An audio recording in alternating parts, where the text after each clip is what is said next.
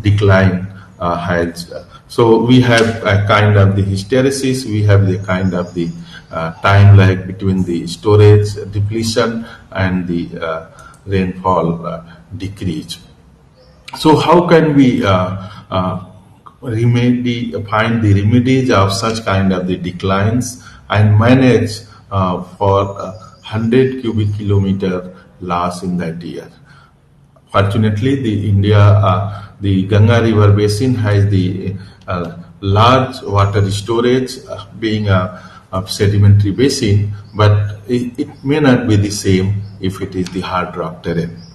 So here we used a way of making a numerical simulation, and we used the different kind of data from the well data, land use, land cover, drainage pattern, and we estimate that how much every year or that specific year there is a evapotranspiration, there is a groundwater recharge, and so accordingly we can define our usage. The same thing can be done at the smaller scale, at the water storage, at the watershed level, and what we can see, it's again the balancing of the influx and outflux, and this has been done using the fluctuations method. And what we find here, if you all can see, that if we decide to have a decision support methods, we can see that the groundwater can be predicted if we put the artificial recharge, as well as if we change the crops. So if business as usual, it's one of the watershed near to the hard rock terrain, near to the Hyderabad in the hard rock terrain, Maheswaram watershed, and if we go to business as usual, the water level declines fast. If we change the crop pattern, it might go for a few more years, but if we combine crop pattern change as well as the artificial recharge, which managed aquifer recharge, often called artificial recharge, so there is a possibility of having the groundwater available for the all the time in the coming years. And this has been very well demonstrated by CSIR and GRI by making a percolation tank, and we found that if we do, we were able to raise the groundwater level even with one or two percolation tanks, hundreds of square 100 meters, as well as the hectares of the paddy fields are regenerated. So to conclude, what I would like to say that the satellite-based observations can be used to understand the basin scale, large scale water storage variability and budgeting. And we find that even over a basins, a part of the India, the 2009 drought was so impactful that it was almost like 100 cubic kilometer. It's very large, and we need to make a decision support tools available which can take care of such kind of the loss. And decision support tools can be made available through the hydrological model simulation for the requirements during the droughts period, particularly for the agriculture and drinking water purposes. We also find that the recovery time for the droughts is variable. It's not the same over the India, and it is varying between few 1 year to a couple of years, and sometimes particularly the places like Ganga Basin, it does not recover. So probably what we are finding that the decline in the northern Indian region of the groundwater is not only the over exploitation of the groundwater for the agriculture purposes, but it is a combination of the climatic impact which has been reflected in the droughts, and the recovery has not been the full. So successive droughts has also led to the decline in the groundwater scenario in the northern India. With this, I thank the organizer for giving me opportunity to reach out the colleagues working in the areas of the water and groundwater management, particularly to Dr. Saha, Professor Shakil Ahmad, and Professor Singhal. Thank you. Okay, thank you so much.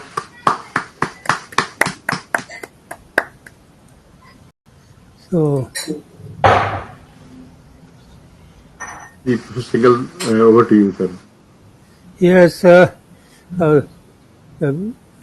you very much, Dr. Tiwari, and we are really enlightened to hear some ideas on this auspicious Science Day from you, and we are really grateful to you that you have given some idea of the kind of work which you and your team has been doing in NGRI, and I hope that we will get more opportunities to listen to you in near future or something whenever there is a some kind of occasion, um, and then IH, our Indian National Committee, is planning from time to time. So with this, I hand over the mic to Dr. Shakil Ahmad to kindly say a few words. Thank you very much. Sir, you can. We wanted to felicitate. Of course, it is not a physical seminar. If it was a physical seminar, we would have got him and perhaps presented some memento. But we would like you to felicitate him with your words only on that. So with that, we'll finish the session. So over to you, Dr. Singhal.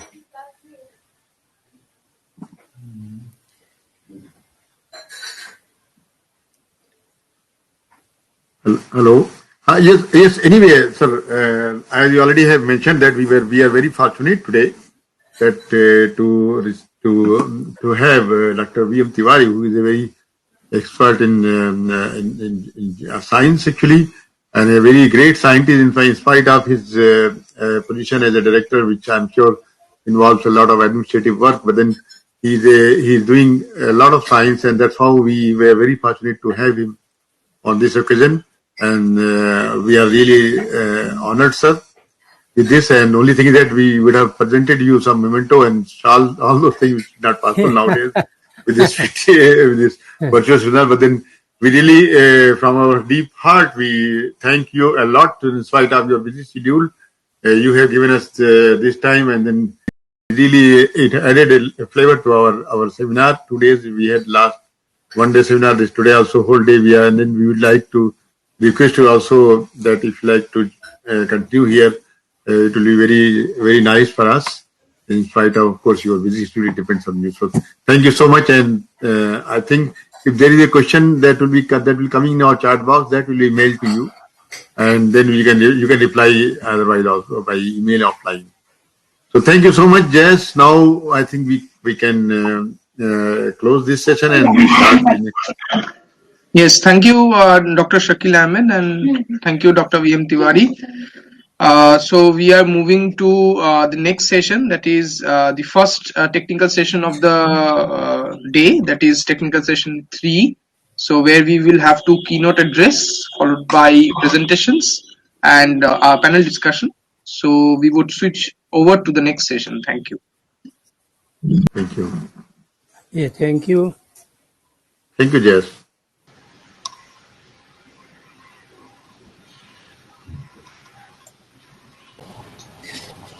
Hello, good morning to you all.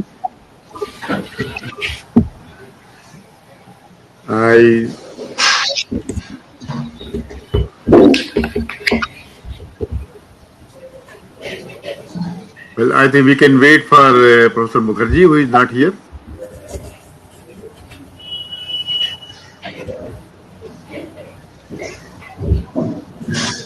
Jayesh and Anuva is there. What about Professor Mukherjee? Samita Mukherjee is there, I think. No. Today we have just a second, sir. Samita, yeah, Samita Mukherjee should be there today. Yes, from JNU. Right. If you can get him also here. We have co-chair and The co-chair is there. Dr. Ashok Kumar and Prabir Naik as rapporteur. Dr. Chandra for the first keynote and Dr. Madan Jha for the second keynote. Yes. We are waiting for Professor Mukherjee. Yeah. Yes, Anuva is informing Dr. Shah. Okay. Has he joined the seminar or not? Tomorrow, yesterday I haven't seen, but I'm seeing the attendee list once. No, today he is to chair. Yes. He is to chair the session. No, Dr. Arunangshu Mukherjee is there. No other Mukherjee except me is there. Really? Okay, just we can wait only 2 minutes or 1 minute maybe. Otherwise, I'll request Dr. Ashok Kumar to take care of the session.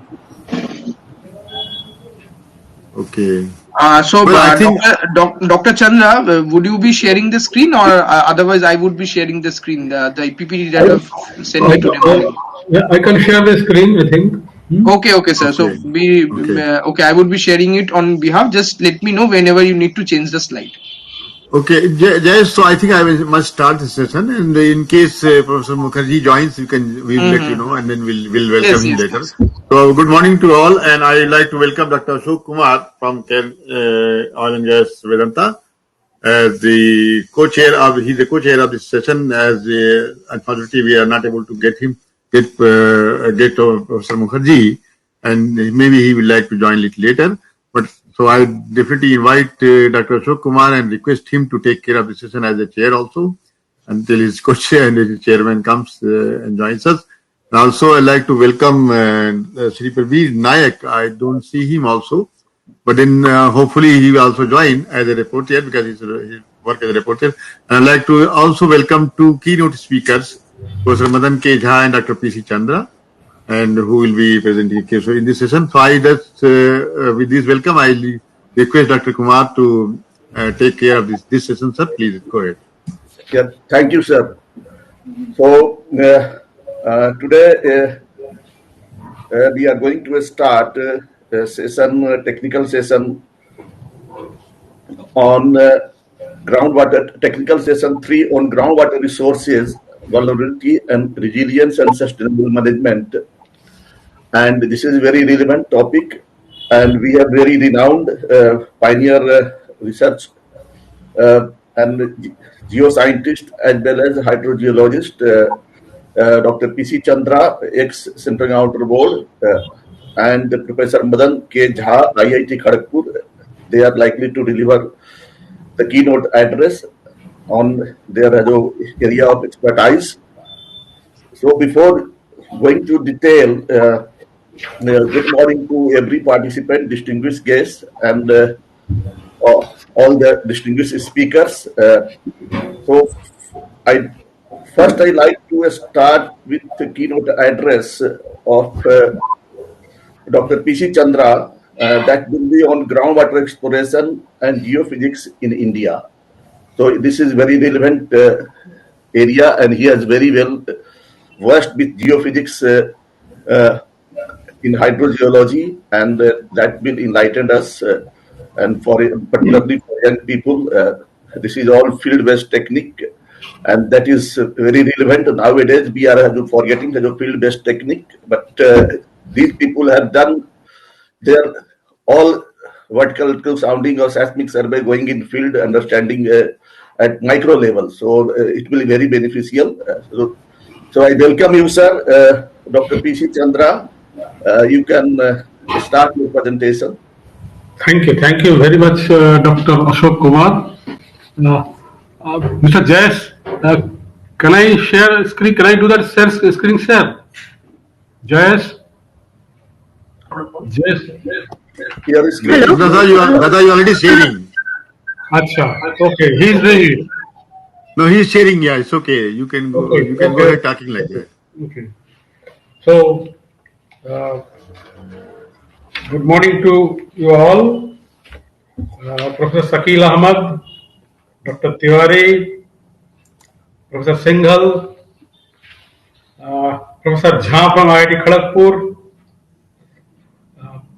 then Dr. Ashok Kumar, Chairman of the session. Really, it is a very glad moment to join this web seminar.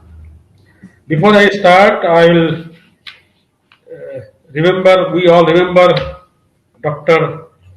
D.K. Chadha, whose date of birth was 27th February, yesterday. And he was a great promoter of geophysics for groundwater exploration in India. And when he was chairman of the Groundwater Board, he tried to do a lot for the development of groundwater geophysics. Now, as we see from the records of Geological Survey of India, 1981, there is a report by Mr.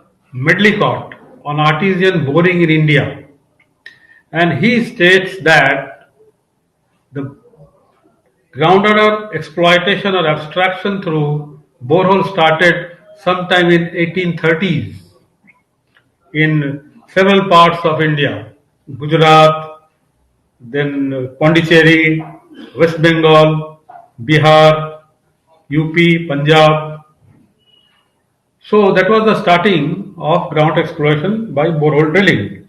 Systematic survey started in 1950s by Geological Survey of India, and ETO started systematic drilling in Gangetic Basin.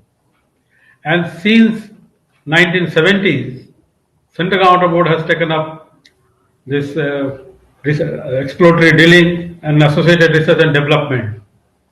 Also, some state agencies took up the work. As far as geophysics is concerned, the first geophysical survey for groundwater was conducted by Mysore Geological Survey. It was followed by the surveys conducted in Maharashtra, somewhere near Pune, by GSI in 1945. And the geophysical logging of boreholes started sometime in 1950s by GSI to support the well assembly designing for the boreholes drilled by ETO. Subsequently, in 1970s, Central Groundwater Board started the work. Geophysical surveys for groundwater started after GSI by CSIR NGRI sometime in 1966, and other state agencies, they also took up the survey. Now, as we see that application of geophysics in groundwater exploration is very challenging because the resource is hidden in the subsurface. It is time and space variant in quality as well as in quantity. And most significant is that by the presence of groundwater or absence of groundwater, there is very little variation in the physical properties which we are going to measure by geophysics. So that creates a big problem. Now, Jayas, next slide please. Now just I will show you how these things are complicated. See, we are showing this alluvium. In alluvium, we are seeing very thin layers of sand and clays. Whereas if we go for this granite gneiss area, we see dolomite dike, then sheet fractures, then vertical fractures, semi-vertical fractures. We have got weathered zone, we have got a saprolite here, and this saprolite is something like this. You have got topsoil, then we call it morum. Then we got this saprolite where the basic structure is maintained, but it is not compact rock. Then we start fractures. Now these three examples I have taken. One is basalt. In basalt we get, this is a single flow, unit flow of basalt. This part is amygdaloidal basalt and this part is compact. This is one single flow. Then these are the fractures where we get some water. So, and this is the compact part. Now, for geophysics, our objective is not only to delineate the shallow weathered zone here, but to delineate these fractures, whether it is sheet fracture or vertical fracture. Similarly, these fractures or these thin sand layers and clay layers. So that is a big problem, and for this we have been using in India. Next slide, please. Jayesh, next slide. Jayesh, we have been using geophysical measurements on ground, that is electrical resistivity, sounding and profiling. Then we do cell potential surveys, then we do missile mass surveys and induced polarization surveys. These are the surveys, techniques of electrical method. Then we use electromagnetic, that is frequency and time domain electromagnetics and very low frequency electromagnetics. Then we use magnetic, and in borehole measurements mostly we carry out resistivity, SP logging, natural gamma radioactive logging. Besides this, we have got temperature logging, caliper logging, but mostly we are using resistivity, SP and natural gamma radioactivity. In airborne measurement, recently NGRI carried out heliborne surveys. There we are using time domain electromagnetics and magnetics. These are the things, these are the instruments, these techniques which we mostly use for groundwater exploration. Out of these, the most popular technique is electrical resistivity, whether it is sounding or profiling. And then it is followed by magnetic or electromagnetic. Then recently it is being done by heliborne surveys. So these are the techniques which we use. Next slide, please. Jayesh. Now, if you can see that I have just taken this from Aquifer Atlas prepared by Central Groundwater Board. Here we are seeing the aquifers in alluvium, sandstone, shale limestone, basalt, granite, schist, carbonite, quartzite, khondolite, banded granite, gneissic complex, gneisses, intrusives, laterite, and unclassified. Here I have kept separately alluvium, and then sandstone, shale limestone I have combined. I have kept basalt separate, and then all this granite, schist, up to intrusive, I have made one, and then this laterite and unclassified. And the areas are given, the extent is given here in this column, and the states, what type of surveys is being carried out or to be done is given here, before drilling and after drilling. So mostly we see that in alluvial area, vertical electrical sounding and time domain electromagnetic is sufficient. You can do ERT, earlier you can do ERT, that is electrical resistivity tomography also, but for this hard rock area, for hard rock, we have to carry out the lineament mapping, then VES, and then resistivity profiling and ERT. All these things are to be carried out in hard rock area, because in hard rock area what is happening, the hydrogeological conditions are varying rapidly, it is highly heterogeneous, and it is not possible to infer the hydrological conditions, say about 15 to 20 meters from the borehole where you have drilled the borehole. But to have a practical approach, what I think that for alluvial area or sandstone, shale, limestone area or basalt, measurements at 5 kilometer by 5 kilometer grid is sufficient, whereas in this granite schist, gneiss, Chernobyl quartzites, it is essential that we have 1 kilometer by 1 kilometer grid. We can call it aquifer grid for the entire country.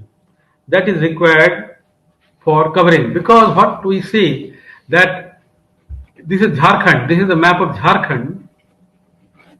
Now, based on the VS sounding data conducted in Jharkhand, we have prepared this near surface layer resistivity and near surface layer bottom depth. What we see that from this, we see that the western part of Jharkhand has got higher resistivities for the near surface layer, and the thickness of the layer is not much. That is all. But this may not be, no, please get back. Yes, please get back. But what we see that this type of inference, it is totally point specific. Soundings are totally point specific information, and preparing such maps may not be useful. As we see near Ranchi to Palandu is hardly about 20-25 kilometers distance. We have conducted about 50 vertical lateral soundings, and we see a big variation in the weathered zone bottom depth. That means that our spacing between two soundings have to be kept minimum. But practically we have kept it, let it be about a kilometer, unless and until we are very much interested to go for a site specific information. Now for hard rock area, it is essential that we go for gradient resistivity profiling. This shows, this figure shows that the boreholes drilled on the basis of gradient resistivity profiling, they are highly successful, yielding very good water. This is from gradient profiling, what we have been doing for the last 30, 35 or 40 years. And from sounding, also we have tried to find out the fracture zones, because that is our objective in hard rock, to find out, to delineate the fracture zones. So for that we try to find out in the sounding curve the kinks in the sounding curves, supported by increase in the current, automatic increase in the current, and then a factor curve that is computed, and the flat part of the factor curve associated with a kink in the curve and increase in current intensity indicates that you are going to get a fracture. This empirical method has been quite successful for depth up to say 100 or 120 meters. Next slide please. Now when we are going for integrated surveys that is required for site specific in hard rock, if we have got aeromagnetic data, it is quite useful, because then you get an aeromagnetic linear, and across this aeromagnetic linear you can carry out a variety of geophysical surveys, ground geophysical surveys like gradient resistivity profiling, frequency domain electromagnetic, vertical electro sounding, and magnetic. Combining these results of all these surveys, you can go for drilling, and as you see that boreholes drilled on the basis of these survey results are very successful with more than 20 liters per second discharge.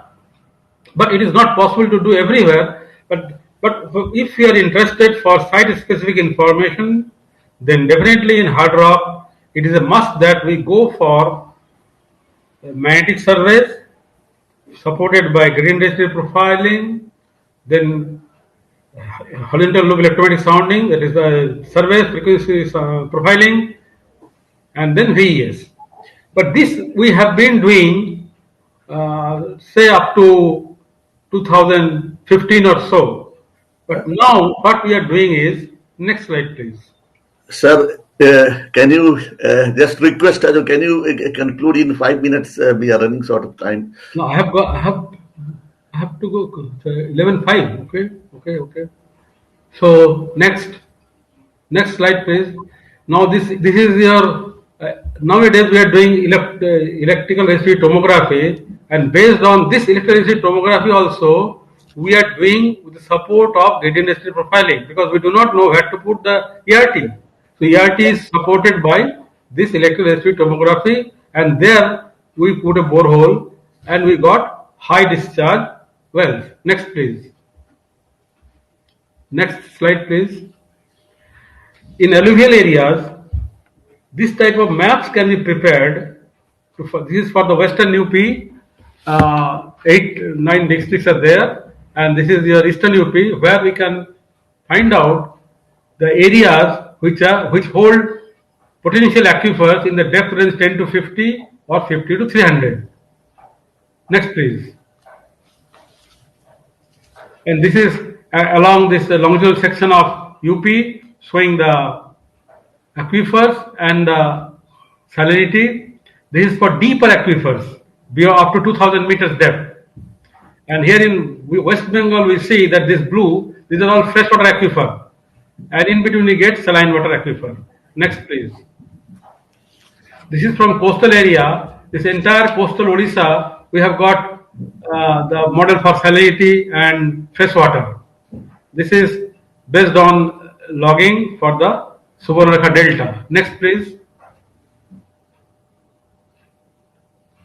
This is for Gujarat, where this monitoring of seawater interface, freshwater interface, is done by geophysical surveys.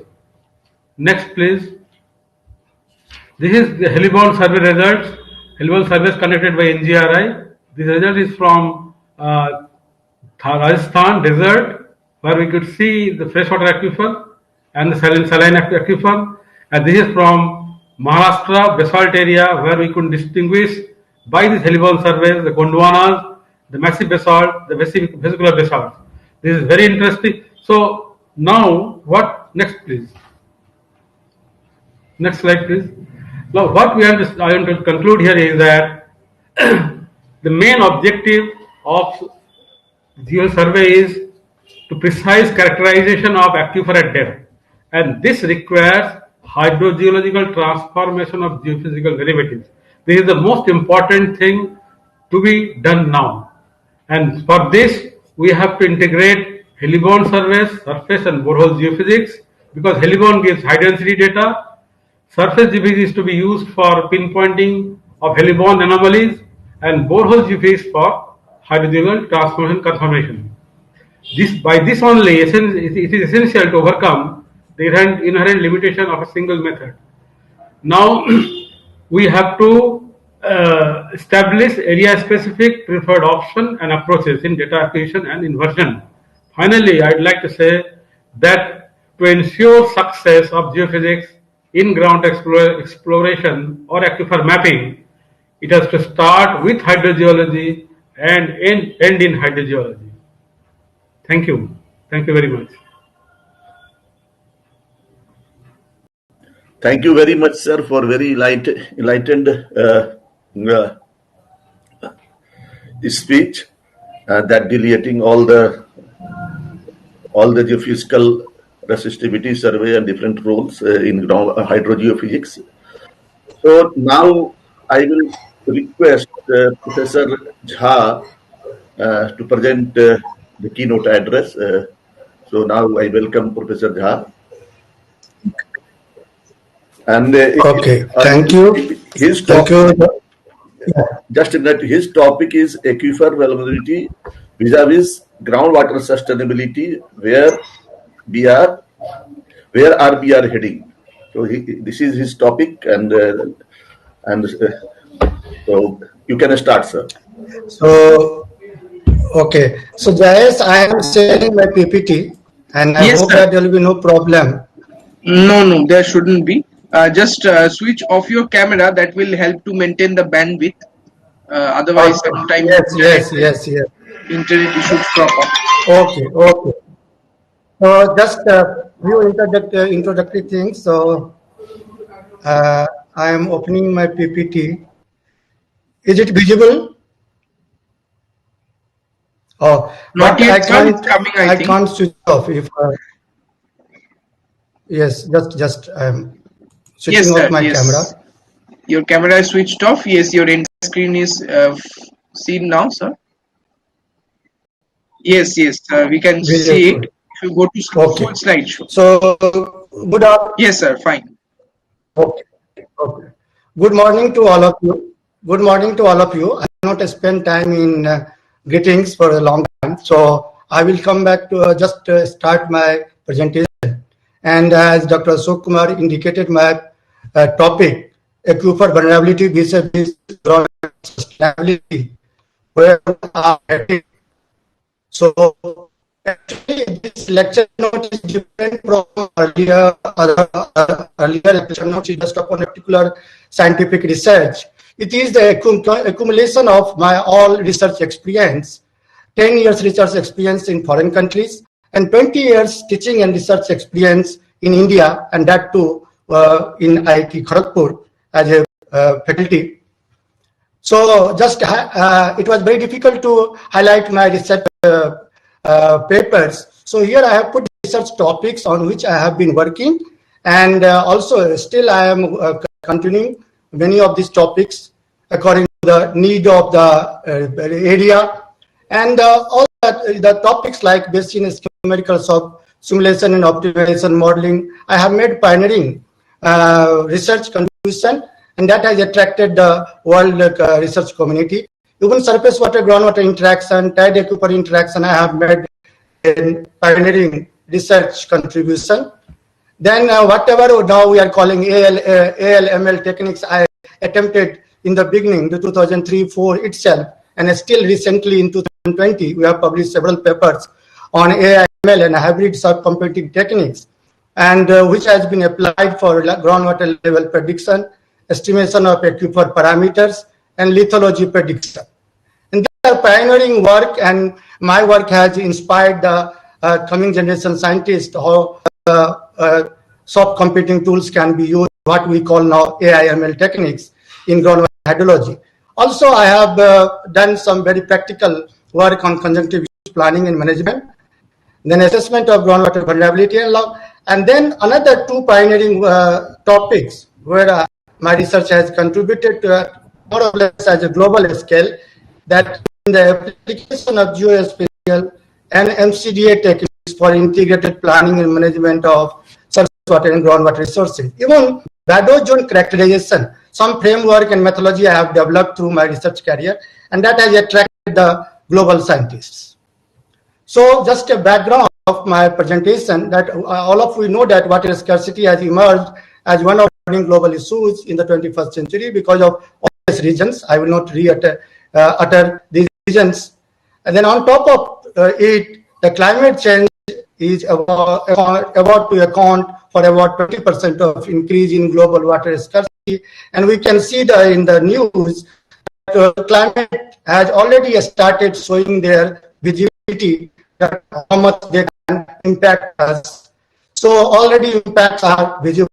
India is no exception. It is suffering from increasing water scarcity, increasing water pollution, and as a result, it threatens the sustainability of water supply and ecosystems in the country. Therefore, India's water security, food security, environmental security are under serious threat, and many people's life and livelihoods are at risk. And as we know that groundwater is a major source of fresh water, it is the largest source of fresh water on the earth, and it supports life, irrigated agriculture, ecosystems, and socio-economic development of a country. Despite this importance, in the 21st century, the main concern is how to maintain long-term sustainable yields from aquifers and how to protect our vital groundwater resources for the present and future generations. If the current scenario is like this, what will happen in 2050 when our water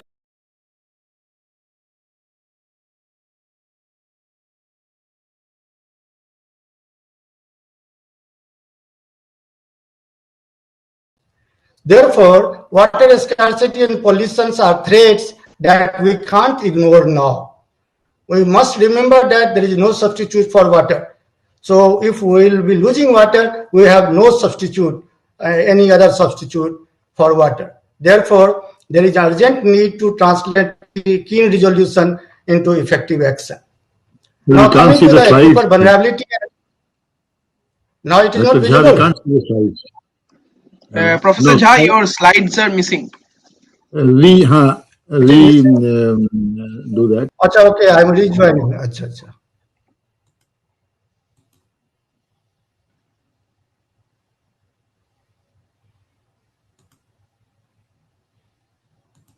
Now it is visible?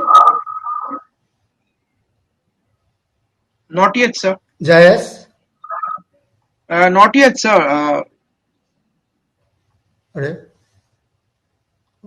am just sharing. Share a screen, so I am checking this. Then share.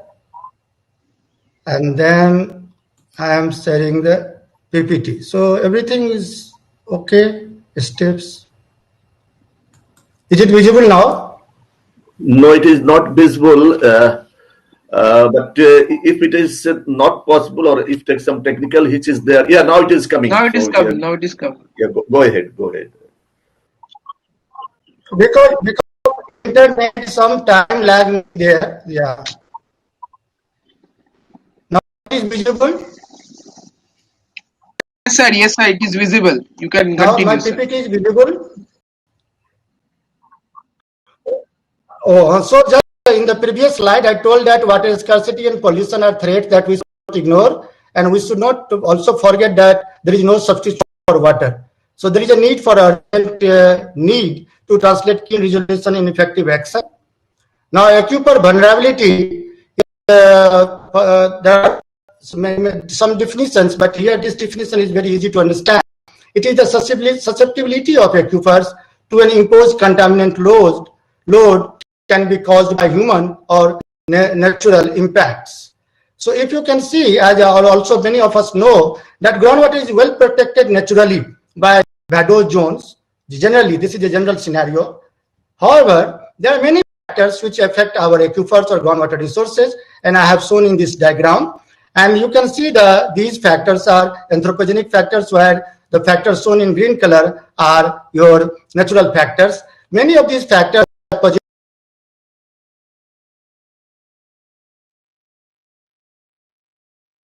Am I audible?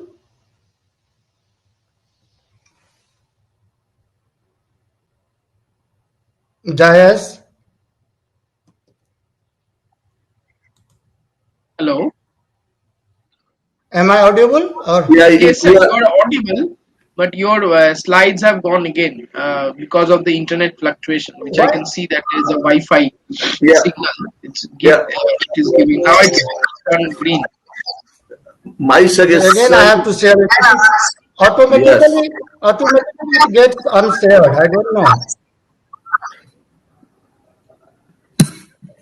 Is it okay now? No, sir, it's not visible. What I will suggest, if there is internet connectivity, then you may proceed without slide. Yeah, now it is coming. Now it will be coming. Actually, without slide, very difficult to really. Okay. For the audience, it has no meaning. You continue. Yeah. So please, Jayes, I request you that you please inform me whenever slide is not visible. Sure, sir. Sure. For me, I will not get disturbed. Okay. So what I want to say that So, so some factors. There are many factors. Which I am teaching. I teach students also in detail, but here that time is not for detail. So some factors have positive impacts on groundwater resources. Some factors have negative impact. Some of the factors have positive or negative impacts. And these three factors, natural factors, have disastrous impacts on groundwater. There are many ways in the field which we have seen in the past. And this slide I am showing 14 major sources of groundwater, sources of contaminants which are generated by human activities and that contaminate land, surface water, backward zone, and aquifers or groundwater. So vulnerability assessment can be done in two ways, the two approaches, but second approach which considers both natural and anthropogenic factors, this is technically on. And apart from vulnerability, I would like to request all the researchers that we should also assess risk, and there is an integrated risk assessment framework and which considers vulnerability, hazard, and consequence. So that, sorry. Yes. So this is the, can you see the slide? Yes, sir. We can hear you, I guess. Yes. But your slide is now aquifer vulnerability and risk.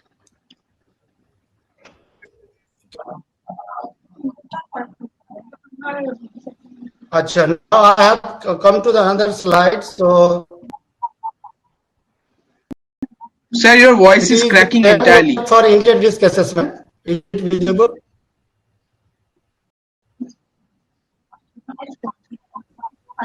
Okay. My internet signal is 100% showing. I don't know.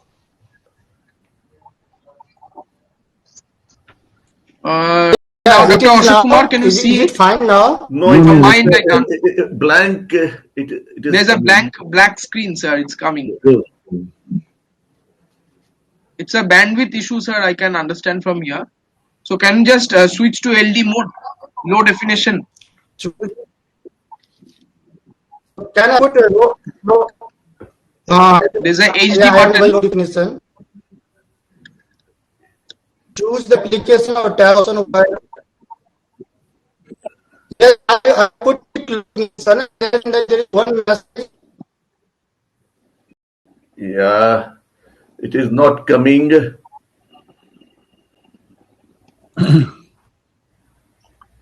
I think it is better if he concludes his talk by going to the conclusion only. Yeah.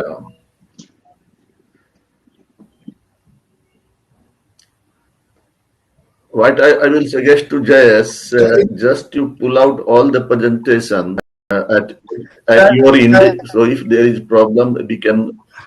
We have asked it for sir from many, but many didn't respond till now.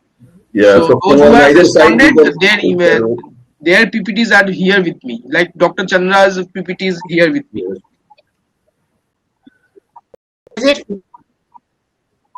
No, sir, it's not visible. Now it is visible, sir. Now it is visible. It's visible, but we can't hear you properly.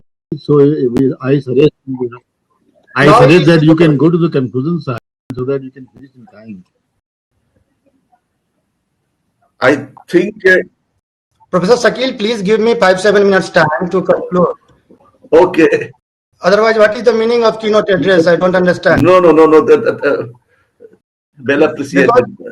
That is fine, but let us have the slides properly, because we can't doing like this. So yes, it's true. So I am just will conclude in 7-8 minutes. No problem. So now the slide is visible or not? Visible. Yes, sir. It is fine. Visible. So please don't go to full slide mode. Continue from here, sir. Okay. That will integrated framework. Yes. So please.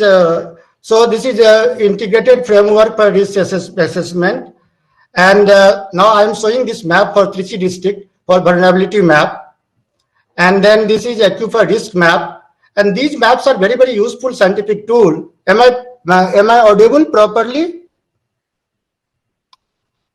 Yes, sir, you are fully audible now. Okay, thank you. So these maps are very, very useful for scientific tool for creating public awareness and also for formulating guidelines for groundwater protection from contamination. So these are the publications, 3 publications we have published in high impact factor journals regarding ecostability and risk that can be referred.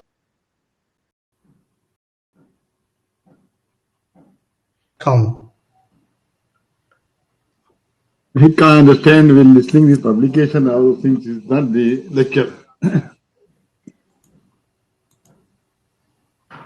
No, I am just referring it for detailed thing. Sir, this is all you can go ahead to your slide. It's important. Like that, the connection is creating problem. So to manage that, you please go to the slide which is important and convey the message for your presentation. Okay. Is it my slide now? Yeah, Yes, it is visible now. Resilience. Yes.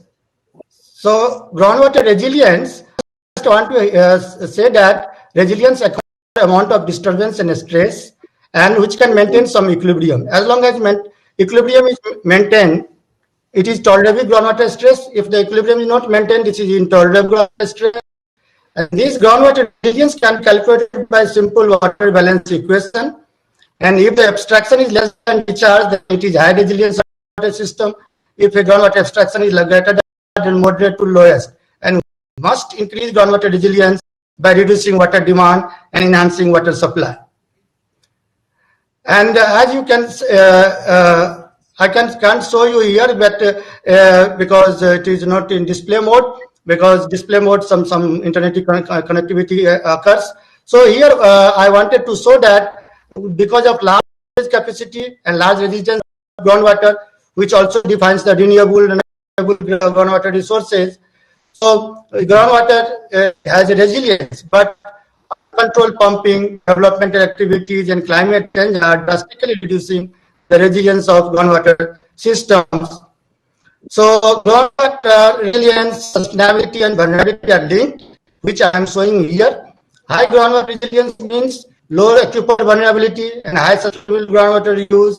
Low groundwater resilience means high aquifer vulnerability, and which indicates unsustainable water use.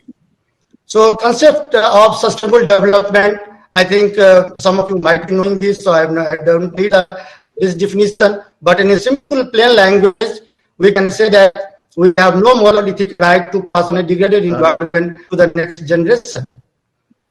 And sustainable systems like others, we are running short of time. Can you conclude within 5 minutes? Yeah. Okay, that I can do, sir. So sustainable management is rooted in nature, what we call now nature-based solutions, smart solutions, eco-friendly solutions. And here, IWRM concept, I want to say, which many people don't know, and it has widespread visibility in the developed world. In developed countries, it has not gained the visibility, so it needs to be made visible. It has very important features which can enable us for water demand and supply, which we should not forget. Regarding sustainability goals were first formulated in 1996. 7 goals were formulated. Still, these were not very much attracted by the global people. So, in United Nations, in the beginning of 21st century, they proposed 8 Millennium Development Goals, but still the target was not fulfilled by 2015. Then now they have, United Nations have proposed sustainable development goals, and if you look at the 17 goals proposed, 10 goals water has a direct role to play. So that if you want to have sustainable development goals to be fulfilled, then we must go for efficient water management, and can ensure the sustainability. So active management is a new concept, and which should be included in our practice. And this is this diagram, and this is a virtuous cycle which can also enable us from past mistakes which the scientists or planners have. Then I have noted here some misconceptions about water management. Groundwater resource can be managed alone. This is a misconception. Groundwater management is limited to the domain of a particular specialization. Sustainable management or IWRM is merely a theoretical concept and it cannot be adopted in use of water for irrigation should be avoided to ensure security. Then fifth one, modern tools techniques are panacea for studies of water management. Misconception is emerging that global scale research may replace field-based research. Second last slide is salient negligence and ignorance. So ignorance of system approach. So I want to show, I don't know whether this internet will support or not. So there is a system approach we should not follow. Always is a very old approach and nobody is following these days. And also we are neglecting land and hydrogeologists water in groundwater studies. We are also neglecting heterogeneity in history. I have seen several research in developing countries. Negligence of well hydraulics and interaction between aquifers also are neglected. He talks about adequacy of data, quality of data, less interest in comprehensive field-based research, adopt integrated approaches compared to the modeling, which has become just an easy tool, and negligence in implementing modern water management concepts and promising for real world water problem solving and decision making. And poor coordination among scientists. This is a very severe problem in developing nations and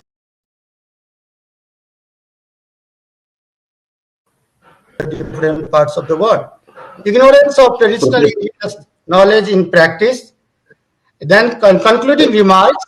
Just this is the concluding remarks. I am just concluding. Can you allow me 2 minutes? Yeah, just to conclude briefly, because we are already running sort of time, we are 15-20 minutes late. Yeah, okay, conclude. Control pumping, water auditing, proper water pricing framework, and a strict regulation for pollution. Am I audible? Yes, sir, you are audible. Please continue, sir. And with strong willpower and visionary plans are cost-effective measures for sustainable water management in developing countries. And there are some methods: rainwater harvesting, artificial recharge, reuse of water, blue-green water concept, which is missing, and holistic management concept is also missing. And these are very good potential for sustained resilience. Radical changes in current thinking and actions are essential in order to achieve these securities and therefore to ensure sustainability on the earth. Please remember that delay in action or negligence will aggravate water and environmental problems to the extent that cost of their remedial measures may exceed the affordability of developing nations.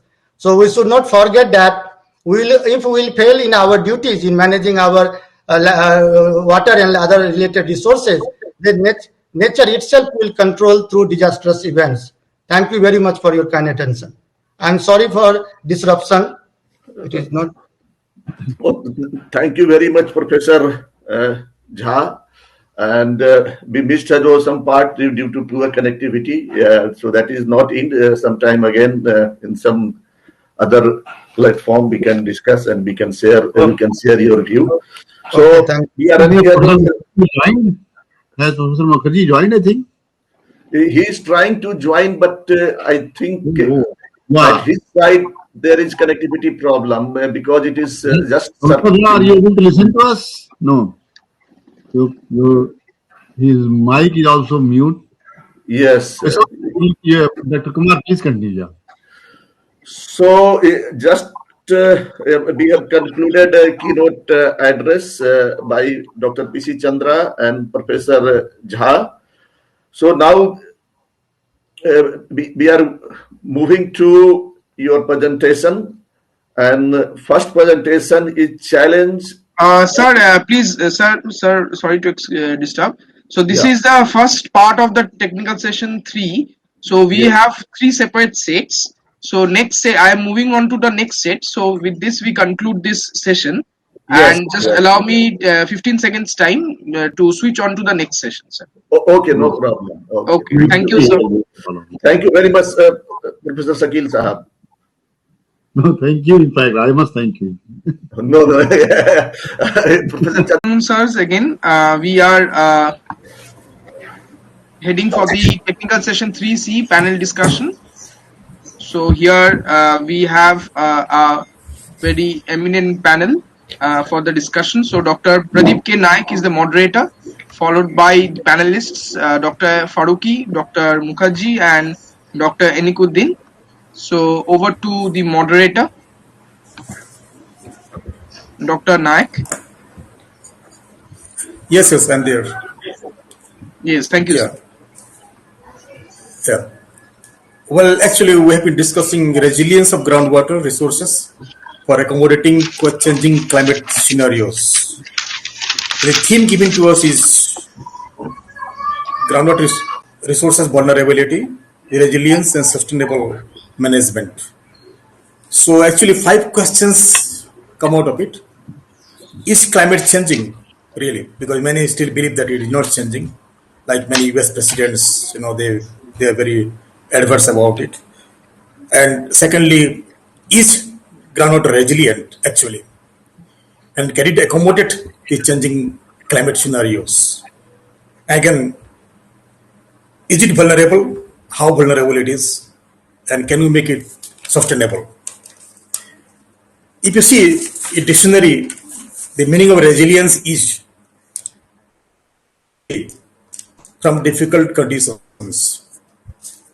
In this case, it is climate change, and we believe it is happening. We have 3 eminent speakers today, panelists. Dr. M. A. Faruqi, an eminent scientist from CGWB. Dr. Arunanshu Mukherjee, a professor at Maharab Rachana International Institute of Science, Research and Studies. And Dr. Muhammad Ikunuddin, he is associate professor at NIT Rourkela. So I'll straight go to Professor Dr. Faruqi.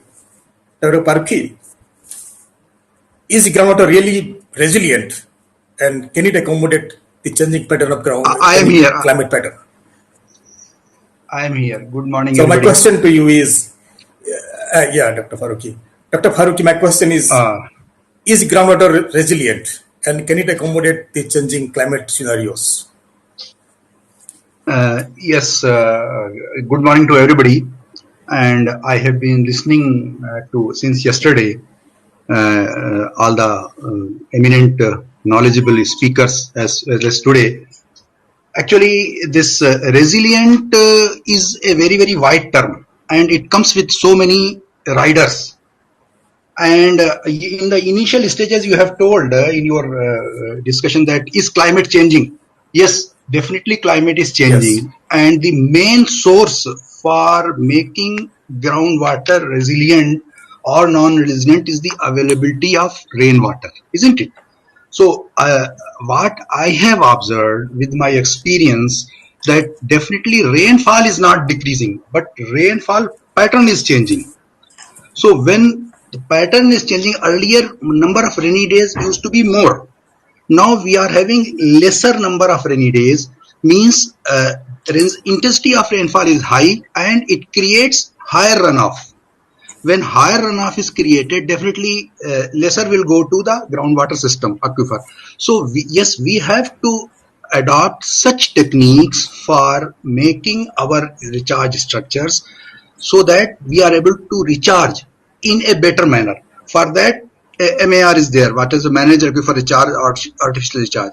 And it is not so simple that whether we can take it. For example, my experience says that we are leaving that quality aspect separate. Yesterday, Professor Sikdar was telling about talking about the source of the pollution. When we are seeing that nitrate is less than 45, we are happy that okay, water is. But from where that nitrate is coming, then if it continues to come, it will definitely increase and it will become a threat.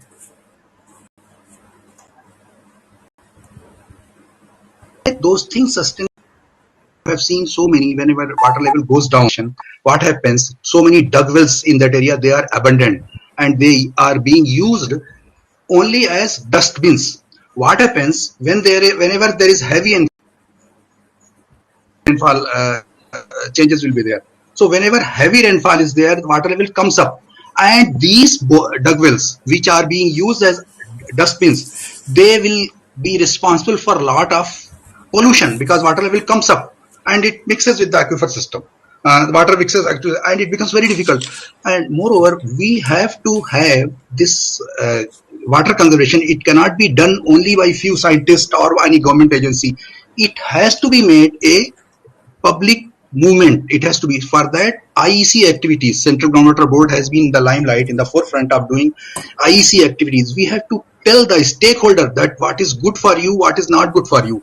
Yes, definitely groundwater is having that much resilience to accommodate these climatic changes, because basic source is rainwater, and it is not reducing. Rainfall has not reduced. Once again, I am coming to the same point. Only thing we have to prepare, we have to once again reorient all our efforts to recharge the system in a better manner. We have to, our structures should be able to withstand the sudden surge of rainfall, whatever we are finding. And during this, I was, some lectures were there, speakers were there today, especially this about when Mr. Praveen Kumar has told, has taken on about the Mehboob Nagar experience. In that, he has shown, he has told that during pre-monsoon level, he has found that increase is 60%, and post-monsoon it is 68% in water level. We have to study these things. These, there, our question, our answer lies in these things here. How that during post-monsoon in that area more rise has been seen, and how during pre-monsoon area less rise has been seen. We have to study those things, and we have to have a better monitoring system. We have to have a better monitoring system, and see, we have to whenever we have to change our cropping pattern also. We have to educate our farmers. Recently, Central Groundwater Authority has come with some policy as per new guidelines. Agriculture has been totally kept outside the ambit of regulation. I think that is a retrograde step.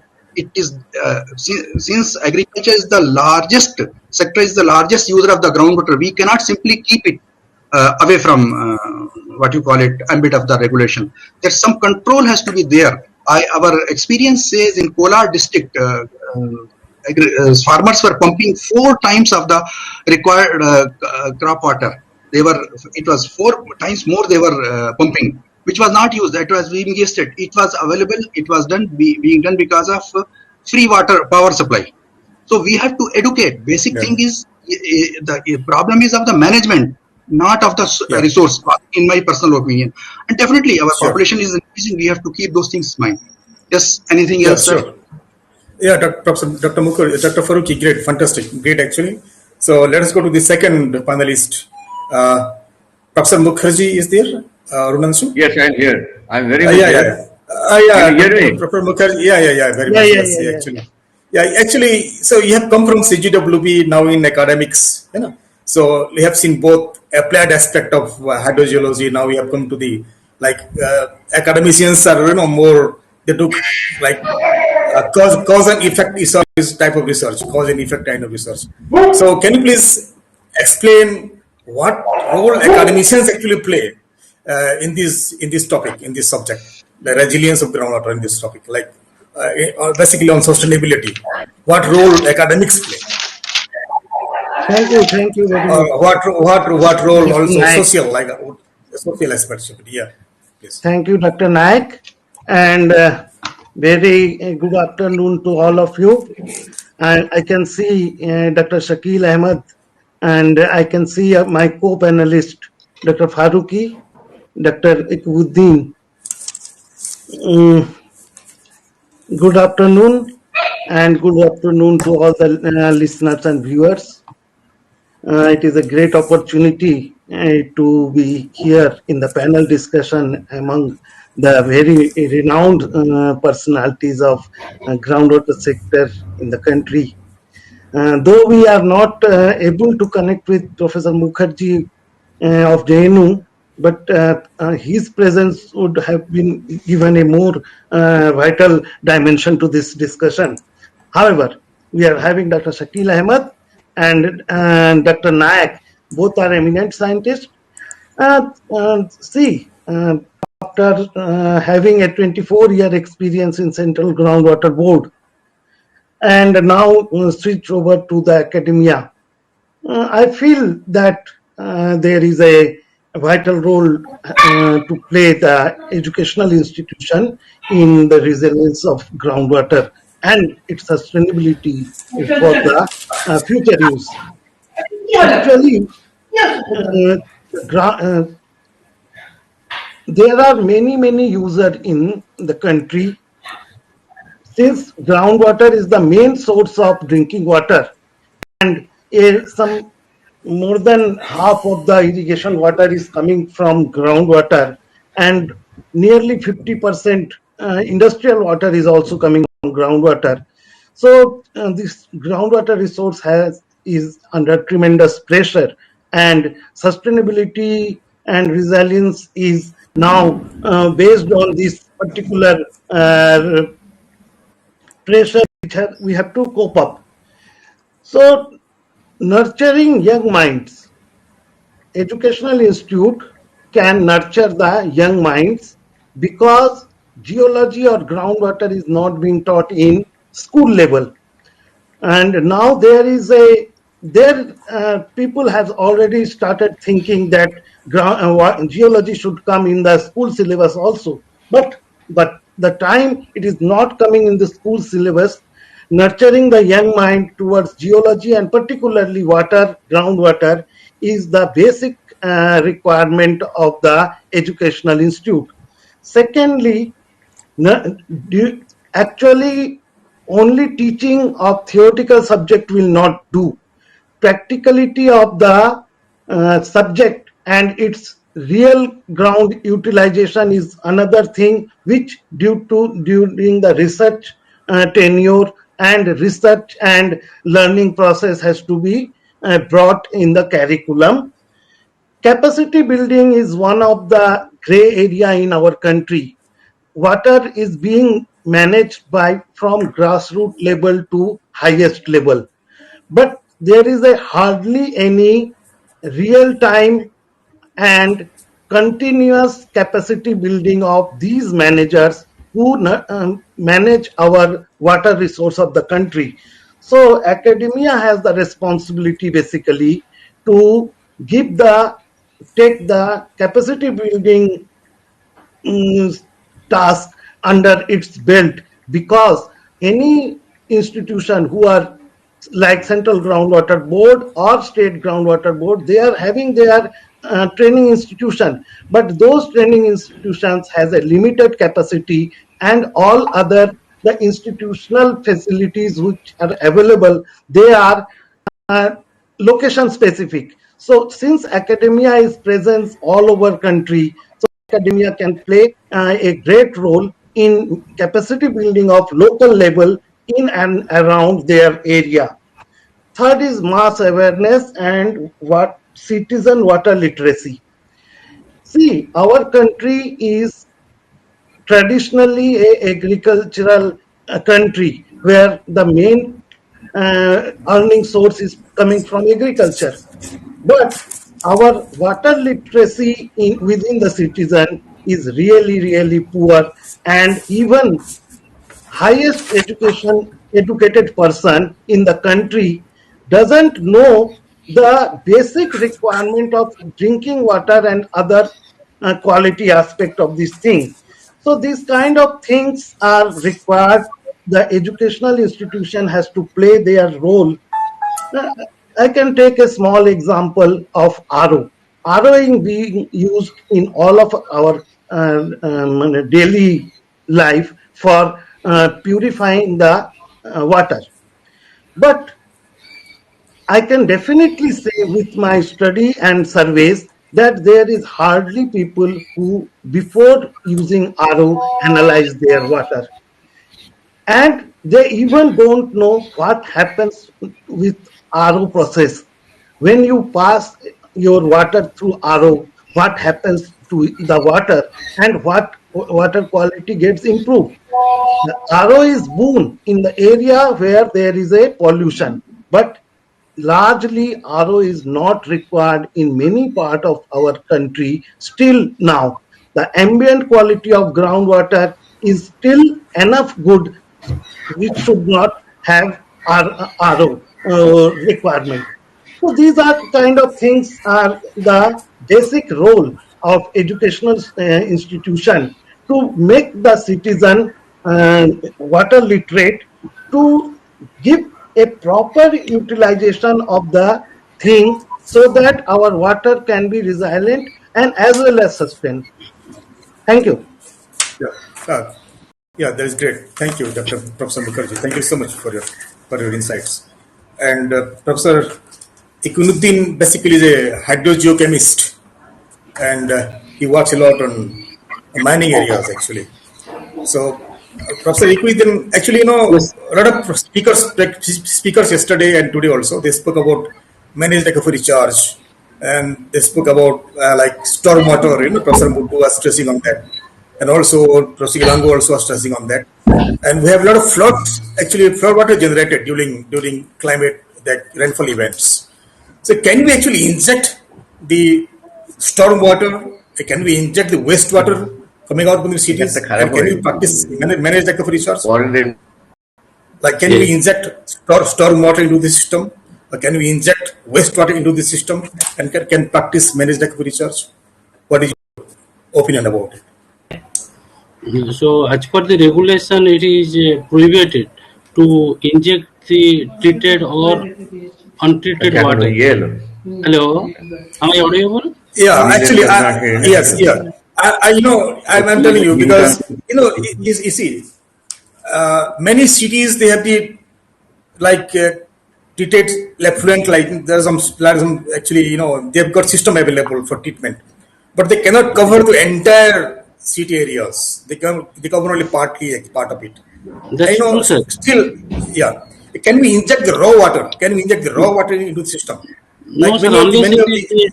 Unless it is the water surface runoff meets the quality of the groundwater, we cannot inject into the ground aquifer system. This is highly prohibited. Even if after treatment also, this is not desirable to inject into the aquifer system. And particularly in mining industry, in pen and paper, they are very meticulous to show that our discharge water is meeting the quality, but in practice, it is not so. In most of it is not the case. And but I'd like to highlight one aspect here. I have worked in many mines to see the surface runoff management study. I have seen that in last couple of years, every mining industries have been educated and they have been aware of this importance of this surface runoff, which is generated particularly during the monsoon season, and they are trying to store and utilize whatever they require. And also another important point, what they are doing, they are making the pit ready to store the runoff, and whenever there is mining activities, simultaneous mining activities, they are discharging it, and also they have to discharge from the settling pit. Without settling pit, without proper garland drainage, they cannot discharge water directly outside the mines. This is what the regulation is. But still, in many cases, they are discharging without following the guideline. Hope in future, if we put some of the stringent rule as it is currently prevailing, so mining industries will definitely come up to uh, maintain the quality of the water, surface water which is being discharged. And another point I'd like to highlight here, since all the mining activities are surrounded by agricultural field, so mining industry should, as the water of the mining industry is not has not that much contaminated many places, except very few hazardous element and turbidity, total dissolved solid that can be easily treated and can be allowed for the irrigation purposes, because they are meeting the irrigation standard as per our Bureau of Indian standard. So instead of drinking purpose, they can be utilized as irrigation purpose. And in irrigation purpose, we cannot, the village people can be restricted to utilize the groundwater. So that can, I think, balance the extra demand of the groundwater for the irrigation in the nearby area, in mining areas. Yeah, great, fantastic, great actually for your viewpoints. Actually, one thing also I find that a few months back we are actually asked a question by we got a star question from the Parliament that how much of climate impact studies on groundwater has been done in India. Actually, I just contacted NIAS, I contacted many organizations, even NGRI. We have got some tidbits like very small amount of work. Actually, Professor Mudu also was stressing most of the work has been done on surface water rather than on groundwater. So I think Professor Jha also was telling that, and Professor Tiwari also was telling, like, we have two components, human and climate. So we have to do, I think India needs to do some kind of extensive climate-oriented work on groundwater system and differentiate between the human component and climate component. I was personally involved in the US when I was doing a postdoc, and I found that human component is much more than the climate. Actually, we have taken the project in our RGI in Raipur on Punjab and Haryana, the climate impact of groundwater. And when you start modeling, you find that climate impact is much less than that of human. Human impacts are enormous actually.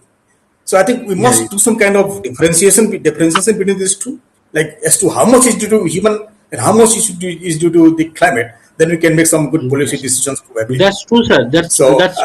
Yesterday I had some of the lecture from Professor Sekharan from IIC Bangalore, then from today by Professor Jha from IIT Kharagpur.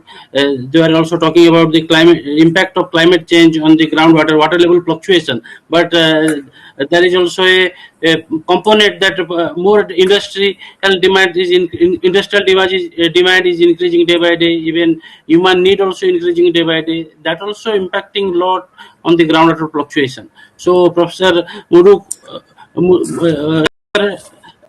Sekharan in yesterday lecture, he pointed out the gap.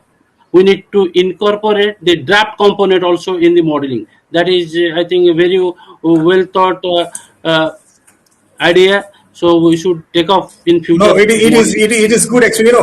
It is very difficult with the draft component. That is the question, like how to include, because so much of draft is there. If you go to Punjab and Haryana, and there is enormous quantity of volume of draft actually. So it suppresses all climate impact. You understand what Dr. Faruqi was telling? We cannot consider this where there is other factors, but we need to take up some of the case study. We have to select some of the type area where we can see the draft component, climatic factor. Accordingly, we can take up. We need to choose the type area for the study carefully. Otherwise, this is difficult. Fantastic. Well, we don't have a lot of time actually available, so I just simply conclude from Thank this. Thank you very much. I'd like to put a record of special thanks to Professor Shakil Ahmad for arranging the fantastic 2 days national seminar. Hope once this pandemic gets over, we can meet physically and have very good seminar in future. Thank you very much. Fantastic. Dr. Nayak, I like to add, you were talking about norms for your wastewater disposal. That is mining area, but I can say for oil field in EPA rules, there is provision for your wastewater disposal in deep aquifer, where you have to meet only 3 criteria. That is oil in water 10 ppm and TSS 10 ppm, and it should be below 1000 meter depth from the surface level. So in oil field, we are using this technique for disposal, but it should be in deep aquifer, deep aquifer 1000 meter below. So that is as per Government of India, your Environmental Protection Act, it is possible. Yeah, actually, few years back, I think there was a meeting in Delhi, and Dr. Peter Dillon also was invited, whether to treat the Delhi, so much of wastewater is coming out of Delhi actually, it going to Jamuna River, it's contaminating the river. So can we make use of these untreated wastewater coming out of Delhi? I think INI in Sri Lanka is doing good amount of work actually. So I think we need to probably go in this direction. There is one Professor Asit Biswas. You must have heard of it. Professor Asit Kumar Biswas. I think he lives in Mexico.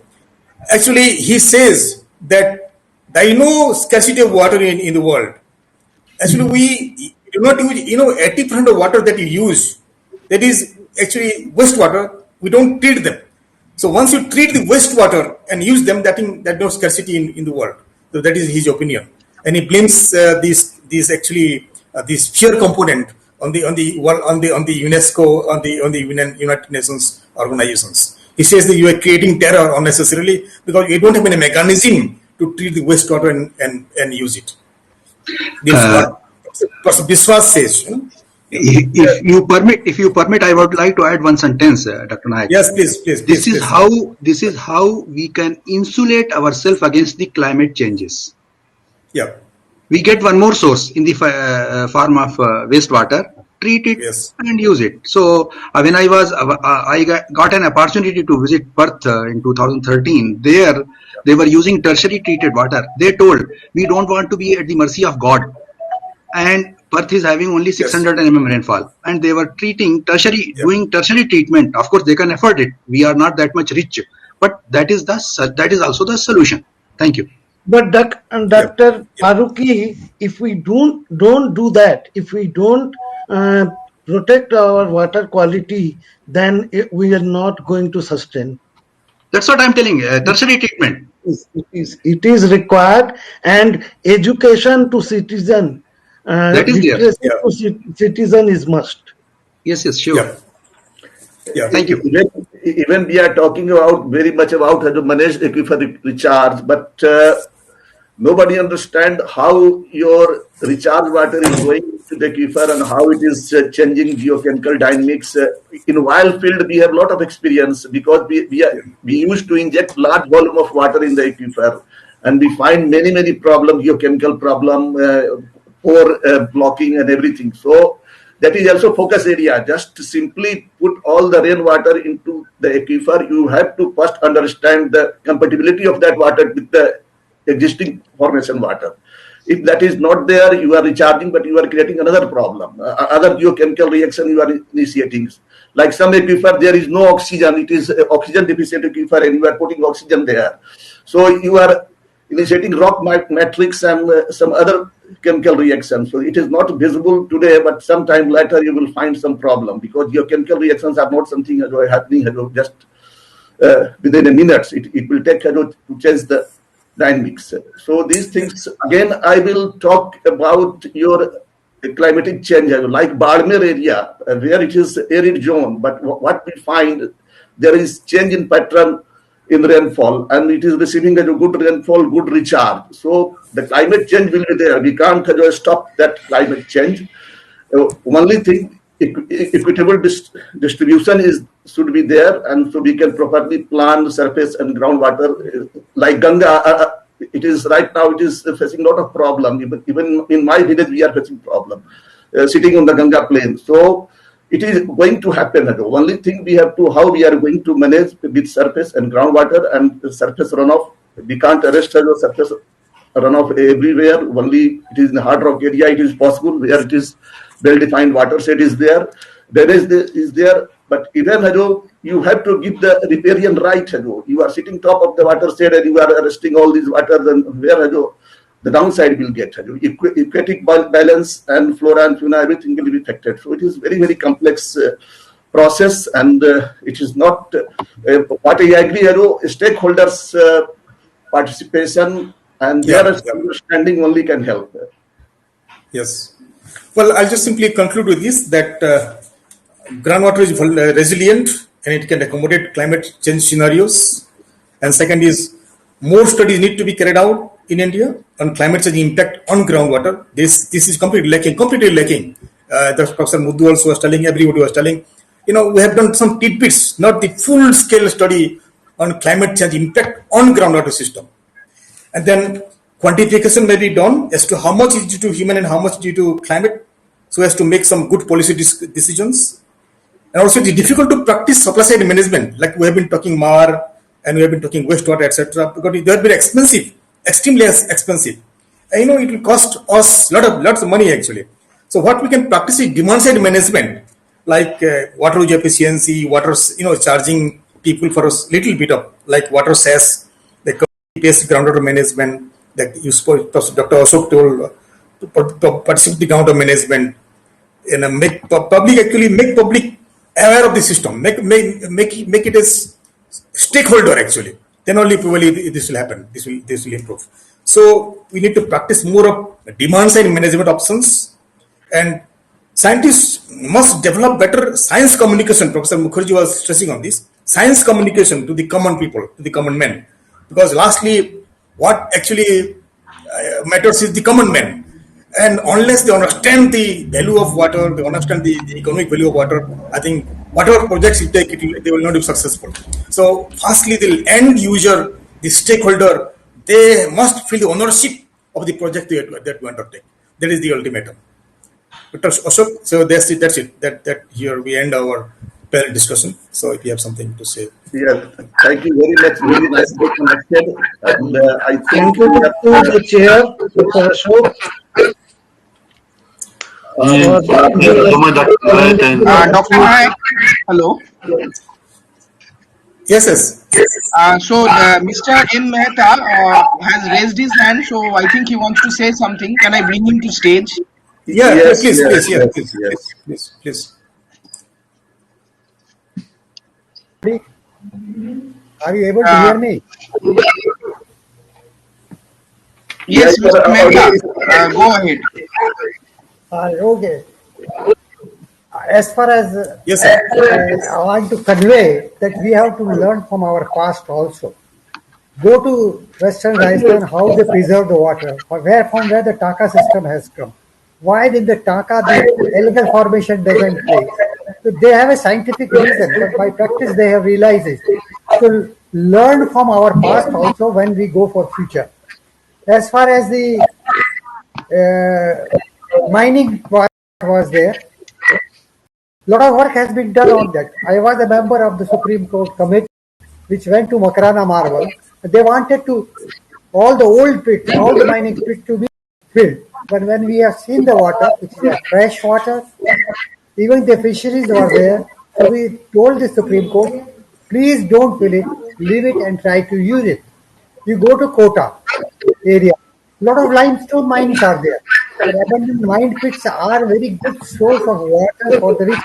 Initially, if you go there and you test the water quality will not be good because number of years water is not taken out. Once you take out the water, the fresh water when it comes, it can be used for recharge even for direct supply.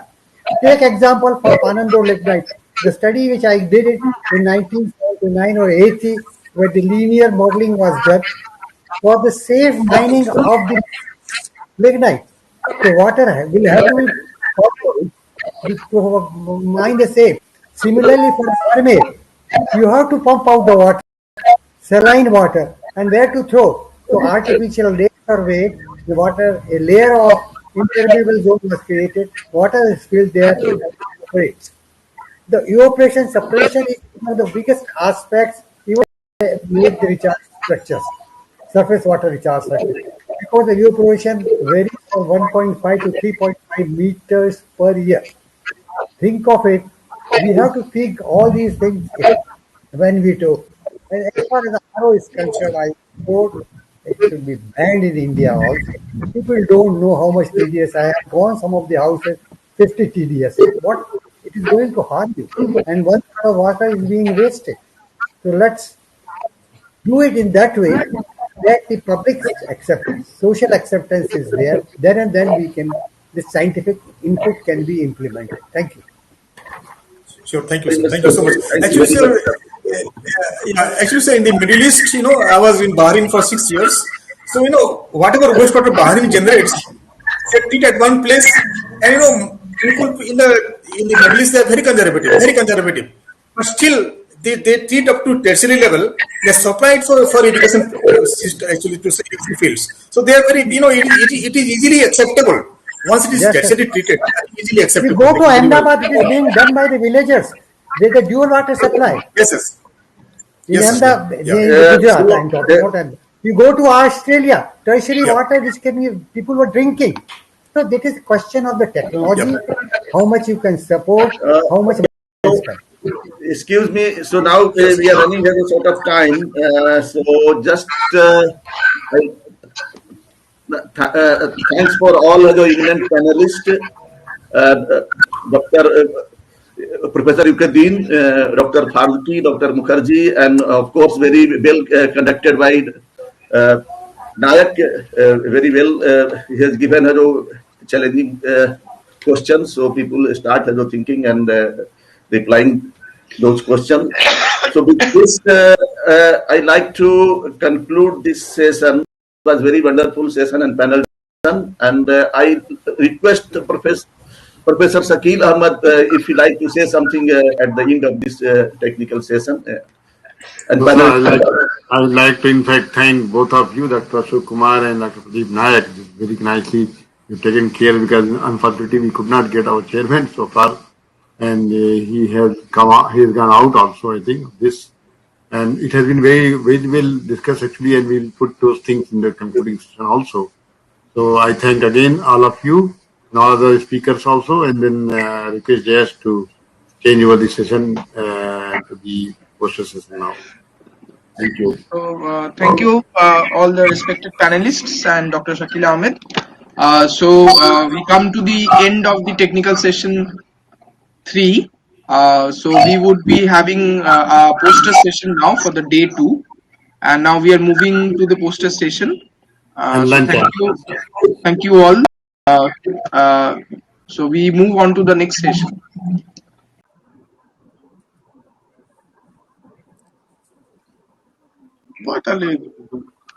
Hello. Hello, Dr. B.S. Chaudhary and Ranjan sir. So we welcome you. Hello, Yes, so we welcome to you all to the poster session for the day 2 of the final day. So we should be having 8 posters in this session, and till now I find Arfin Hydri is only present. So up to you to take up, sir. How many are present? At present, sir, I can see only Arfin Hydari, and others I don't see any others. Dr. Anil Kumar is here. Dr. Anil Kumar? Dr. Anil Kumar is also not here at present. Anadi Gayan? Anadi Gayan is also not there. Whoever would be there, sir, he or she would be appearing on the list beside your main box. Okay. And Jace, do you have the posters with you, or they will be presenting themselves? Yes, I have Arfin Hydari's poster. She has sent it to me, so I can share my screen and can show it to you. Only one, I mean, as of now. Yes, as of now. And Dr. Richa is Jayesh, I will take a minute, and or you can make a request from here that if there are, the posters, the authors whose posters are mentioned in this poster session, they may be requested to report to you, or they should put up in the chat box that they are here and they will be presenting. Okay. So, yes. So, yes. Actually, let me just bring in Shakil sir once. So, where is Shakil sir?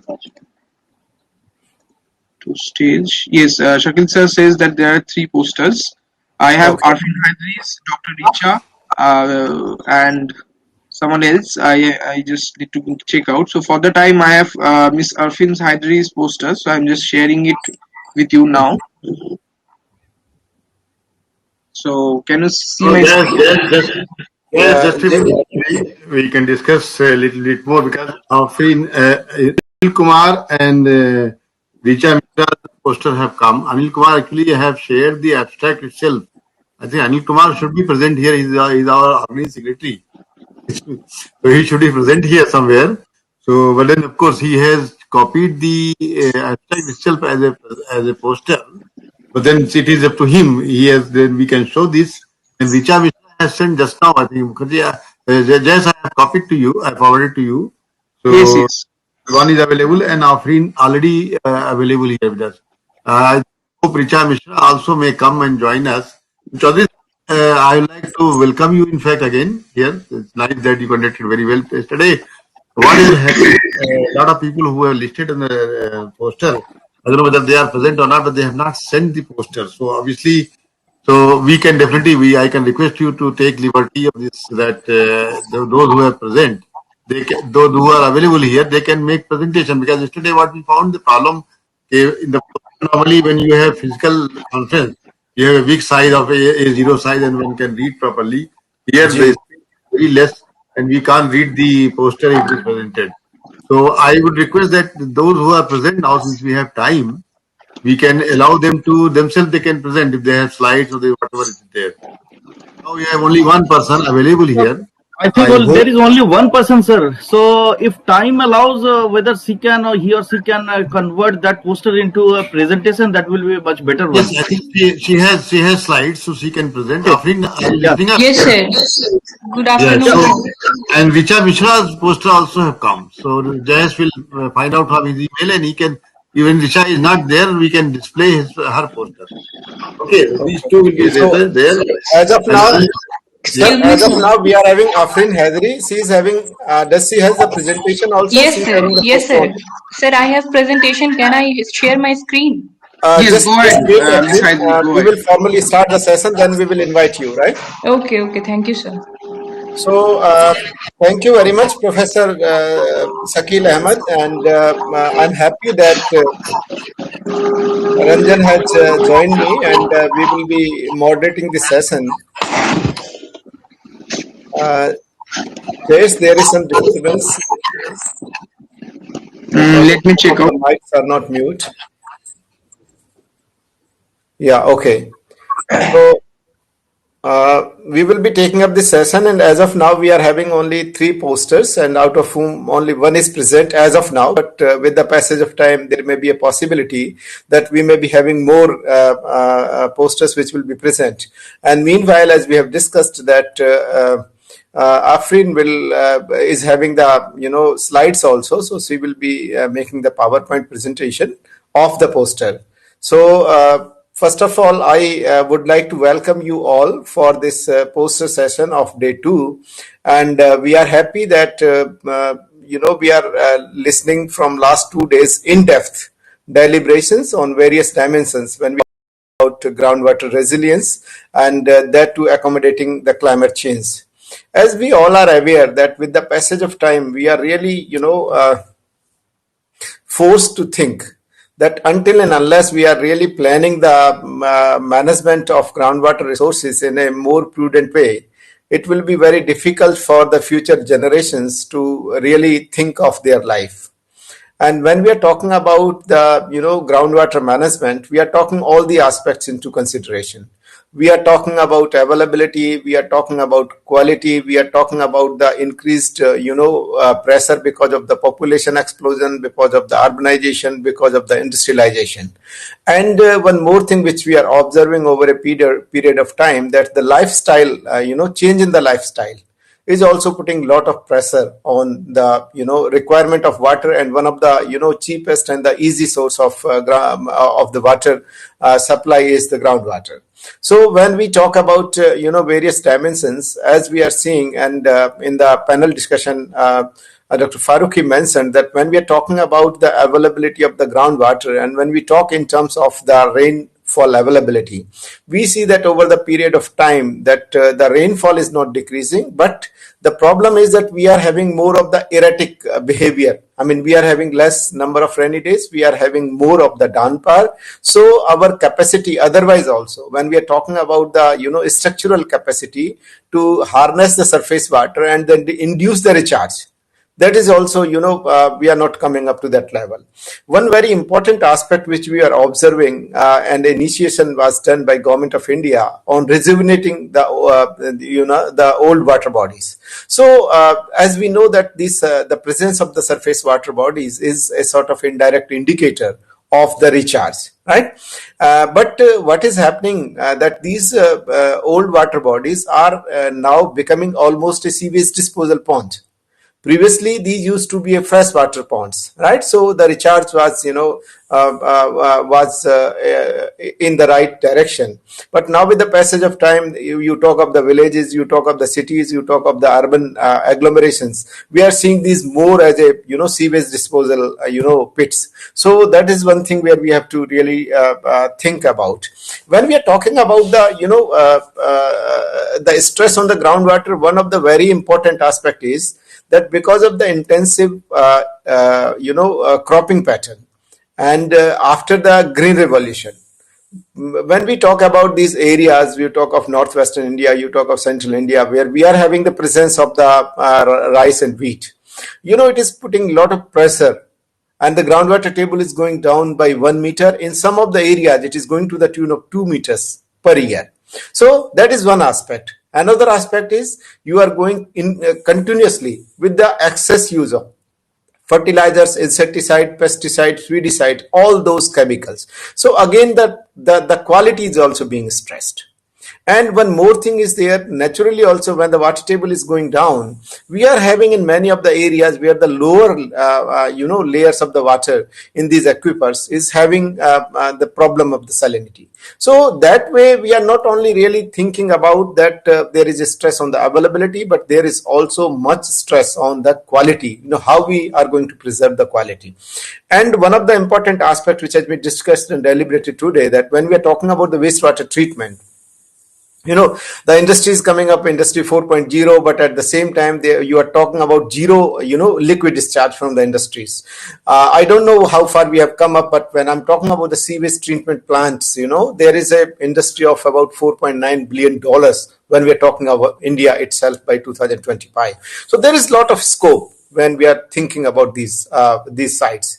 So I will not be just want to give you a few insights, and I am having the co-chair, my colleague Dr. Ranjan Sinha, and with these few words I would like to switch over to Dr. Ranjan Sinha for the further conduct of the session, and I'm quite sure that we are going to see good deliberations whosoever present over there in these poster sessions. Over to you, Dr. Ranjan. Thank you, Dr. Chaudhary. So I welcome you all after a very good lunch. I hope everybody is having a lunch, or many of us might have taken. It's very difficult at this hour to sit together after a heavy lunch. So let us welcome all the participants. I think only one participant, Afreen Hydari, is over here. So just to talk about the vulnerability, our topic is basically groundwater resource vulnerability, resilience, and sustainable management. Now, how it is defined basically? So let us start the session with some. As we know that most of the aquifers in India are not only in India but in the world are rapidly depleting. Because of the urbanization, groundwater resources become vulnerable. So let us talk or discuss in this episode. We'll discuss about the groundwater resource vulnerability. So it's a huge, big subject. So I welcome Dr. Afreen Hydari to present her case, and let's discuss what is in her view how to resolve that basic challenging. I mean, the challenging emergency, I can't call it an emergency, basically, water emergency. So, Dr. Afreen Hydari, please.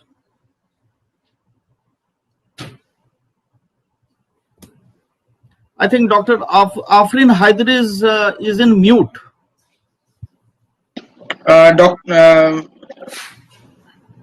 Madam, can you just unmute yourself?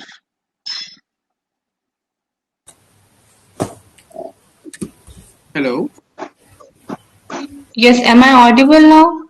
Yes, now you're audible. Can you just share your screen and your poster thereafter? I think she has converted the poster into presentation. I think, right, Afreen Hydari? Yes, sir. Yes. Yeah, I think she will be presenting. Yeah. She will be presenting. Yeah, please. And this, meanwhile, you can take note of whosoever posters are there. Then we can display those, and we can little bit look into the aspects. Yes. Next would be Miss Dr. Richa Mishra. So Dr. Richa Misa is present over here, or we shall go through the... No. She is not present. She is till now. not here, Ranjan. We will try to just go through it and open it to the audience. If there are some questions, we'll just try to see. Otherwise, we will display it for 4 or 5 minutes and then move to the next one.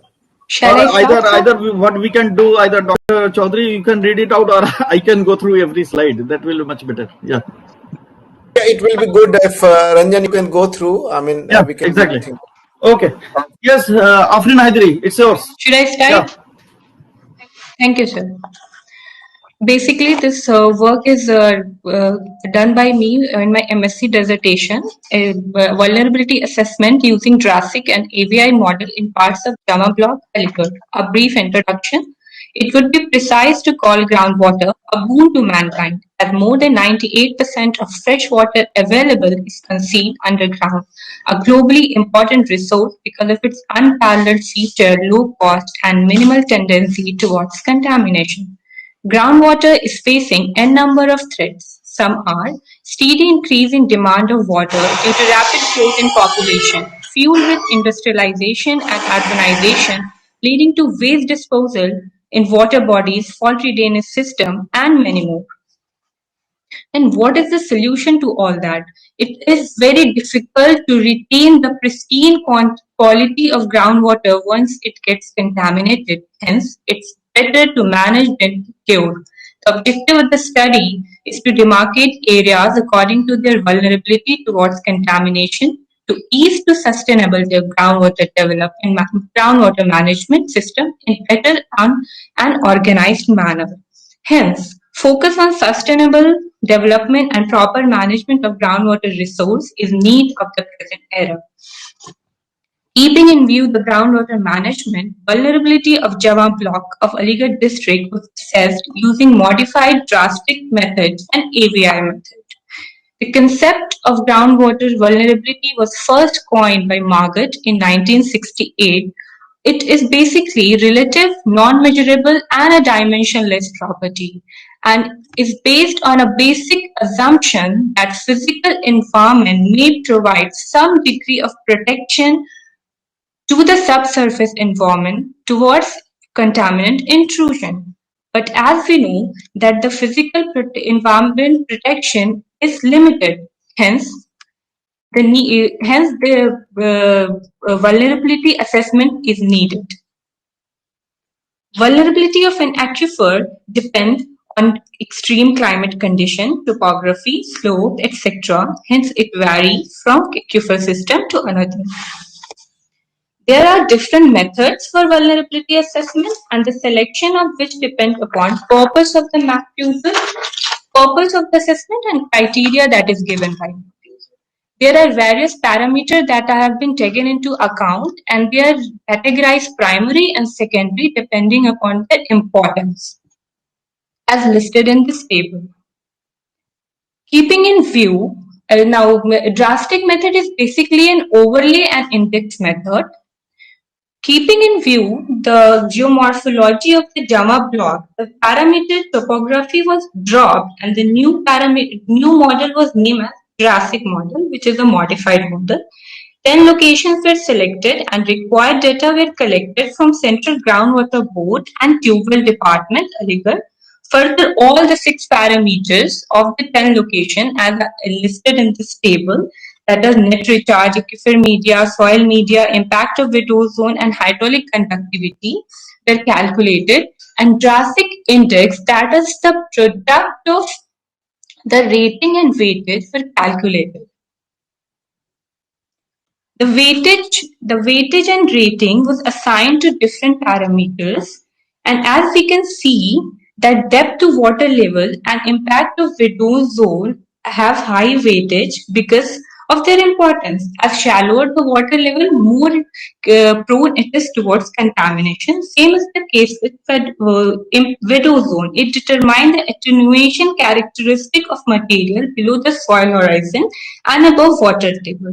Thicker the wet ozone, less prone is the aquifer towards contamination. Third most important parameters are net recharge and hydraulic conductivity. Hydraulic conductivity is basically the flow interconnection of void spaces in the aquifer system, and it controls the flow rate. The more will be the flow rate of the groundwater system, more will be the flow rate of contamination. And so all the products and all the products of rating and weightage were compiled, and they were summed up, and drastic index value were calculated, and the calculated value was ranges from 99 to 119, and a vulnerability map was made using that value. Now, to check the plausibility of the result, another Ms. method. Hydari, your presentation is missing. Can you just reshare your screen? Again reshare it. Okay, sir.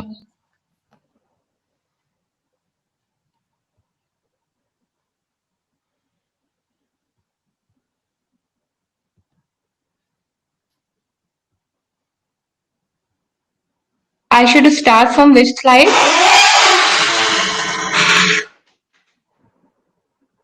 Is my screen visible? Yes, it's coming.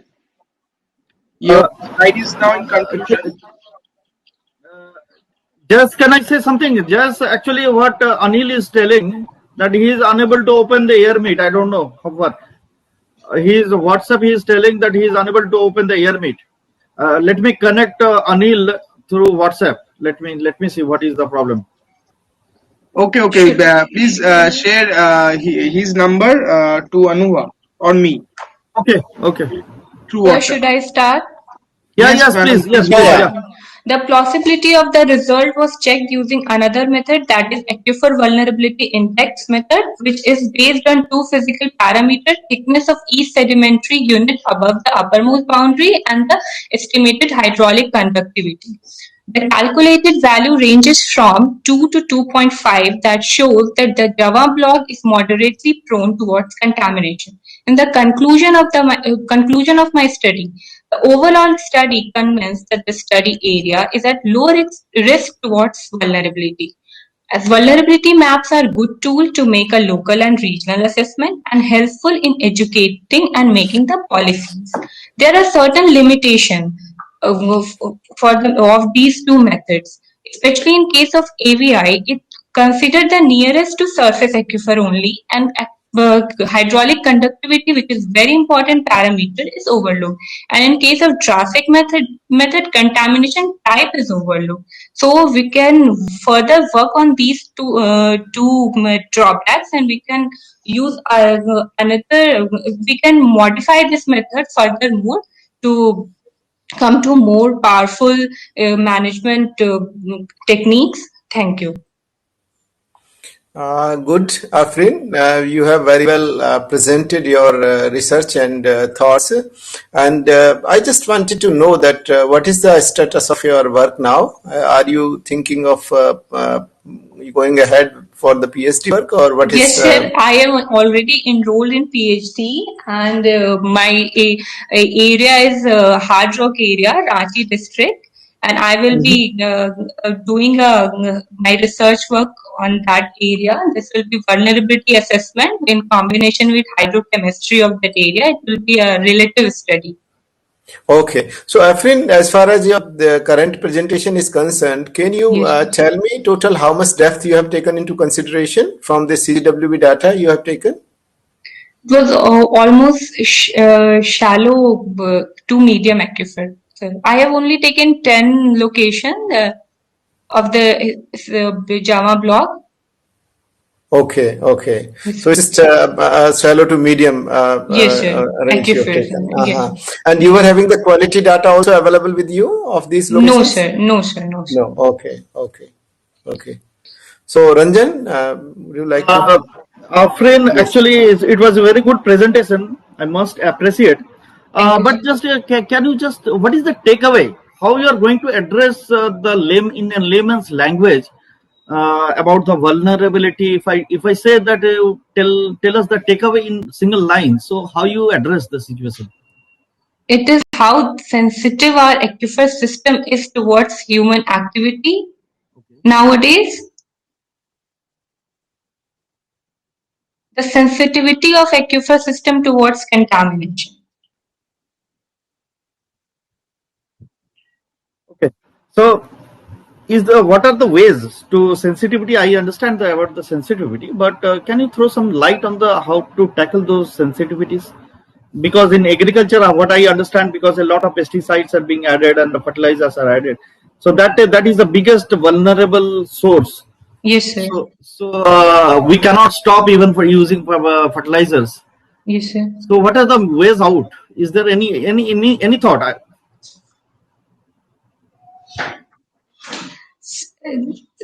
Sir, I will be working on that. Okay, fine. And I will be sharing that to you, sir. Right. So Dr. Chaudhary, so I think she has a very good presentation of whatever she is doing. Yeah. I think Anil is not picking up my phone. Okay. He has not shared. Anubha is connecting with Dr. Anil, so okay. She. In the meantime, can so Jayesh, we can, I think next poster. Yeah. Yes, I am sharing my screen for the next poster, sir.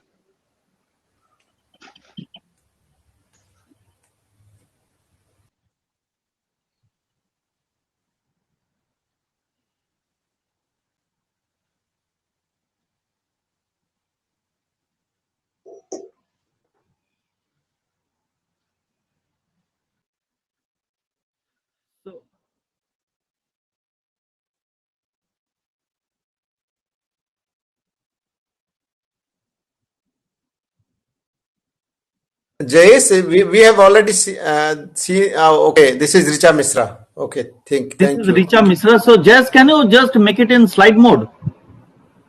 So go to the next one. Yeah.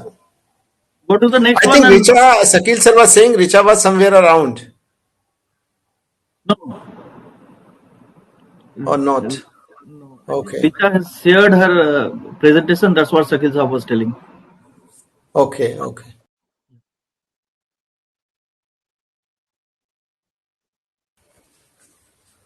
So, Jayesh, you can move to your presentation of Richa. Presentation already he has shared with us, but Yeah, can you just go through. Go to the next slide. Yeah. Yeah. So can I go just read through, Chaudhary, Dr. Chaudhary? Yeah, please go through. Otherwise, actually, the audience may not. So such a small letters are there. So I'm just going through. Just can you go a little bit? Presently in India, the full slide. Actually, I'm unable to see the full slide. In slide mode, just please make it in slide mode. Yeah. So presently, what is the topic? The first slide. Can you go through the first slide? Yeah.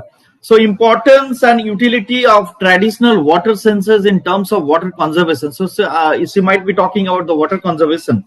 So it's by Dr. Richa A. Misra, Lucknow University, from Lucknow University. So, okay.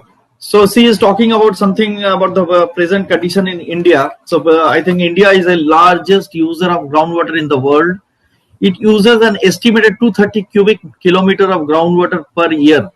Over a quarter of global total, more than 60% of the irrigated agriculture and 85% of the water supplies are dependent on groundwater. So what she actually trying to emphasize that 60% of the irrigated agriculture water and the 85% of the water is being used by groundwater.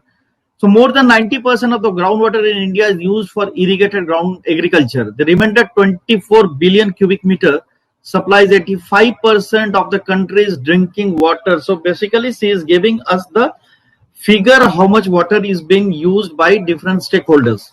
So roughly 80% of India's 1.35 billion residents depend on the groundwater for both and drinking irrigation, right? There are two prominent concepts in groundwater management: safe yield and sustainable yield. Both concepts generally prescribe a relationship between groundwater withdrawal outputs and groundwater recharge inputs. Okay. So safe yield was originally defined as the quantity of water that can be withdrawn regularly and permanently without dangerous depletion of storage reserve. That is what she is defining the C is safe yield. Fine.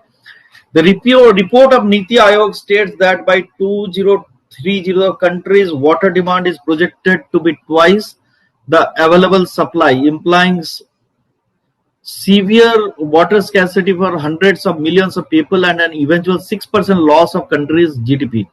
Yes, exactly. So now move to the second slide. So she has basically given us the figure and I mean the problematic statements she has defined over here. So what are the traditional senses? So these are those units of water conservation which are in use by people in past to meet their daily need of water supply. They are important sources of water restoration and regeneration because surface water is not separate from groundwater. Okay. Examples of traditional sensors are ponds, ahar, bawdi, pokhar, water tunnels, wells, etc. So she is talking about the different type of structures for groundwater that are being used. Now the question is why traditional sensors? It is cost effective, more close to the people's heart as they have seen its importance and beauty, and later they have seen it dying gradually. Okay, that's fine. She might be talking about the life cycle of the structure. As water is public interest property, so public participation is very, very important, as this will not only help for initiative program but will also to maintain its consistency. Revival of old techniques can improve the better scenario. Okay, that's fine. So there are certain points she might be talking about. So let us move to the next slide, Jess. Yeah. So this is she might be giving some example of ancient water conservation sensors. So ancient water conservation system example, Kalainai Dam. Okay, Kalainai Dam in Tamil Nadu. It was 2000 years old dam built by Chola dynasty. So and second in the second picture says projecting revival of ancient 15th century water conservation technique was care water tunnel Bidar Karnataka. It seems from the picture, if I am not wrong, Dr. Chaudhary may correct me, I think it's some kind of limestone caves that are being used, right? Yeah, it is. It's Yeah, some kind it of is. cavernous limestone which is being used. That yes, it's a good idea that we can use these limestone caves for water conservation. Next slide, please. Now, a few examples of ancient water conservation sensors. Water bodies transformation by public participation. Example, Sarai Lake Barbaki in UP. Yes, public participation is very, very important. Last session, Dr. Sikdar talked about the social. He talked about. He told that a hydrogeologist should be a social hydrogeologist. Exactly. So that's what. So it should be a public participation is very, very important. So high-end architecture and engineering of ancient Indian water system example, Saha Trailing Pond in Rajasthan. Yes. So all the structures, conservation structures, he is basically presenting. That's a good idea. Okay, next slide, please. So conclusion and recommendation is that the above example demonstrate that ancient techniques of water conservation are effective and reliable. Ancient sensors still have their relevance in the modern world. So, yes, right now we are talking about artificial recharge and water conservation. Yes, it was prevailing from the age-old practice around 2000 years old. If you go to Rajasthan, as Dr. Mehta also told the same thing, it's theirs, and we need to revive all those old structures. So for the continuous presence of water, the pumping of groundwater must be stopped. The surface water must be protected and managed well, and aquifer must be recharged. So TCC is talking about basically to how to some type of optimizing the groundwater and the surface water, and also the recharging the groundwater with the surface water. If I am correct, Dr. Chaudhary, can you throw some light? I think this is what she might be talking for the continuous presence of water. Pumping of groundwater must be stopped. So she must be talking about optimizing the surface water and the groundwater, right? Yeah, actually, there are two things which I could make out. One is she want to emphasize on the traditional ways of water storage and water conservation, and second she is talking about the optimizing the use of water. So that is what we could make out. So as of now, I'm not seeing, Ranjan, any questions in the chat box. So Just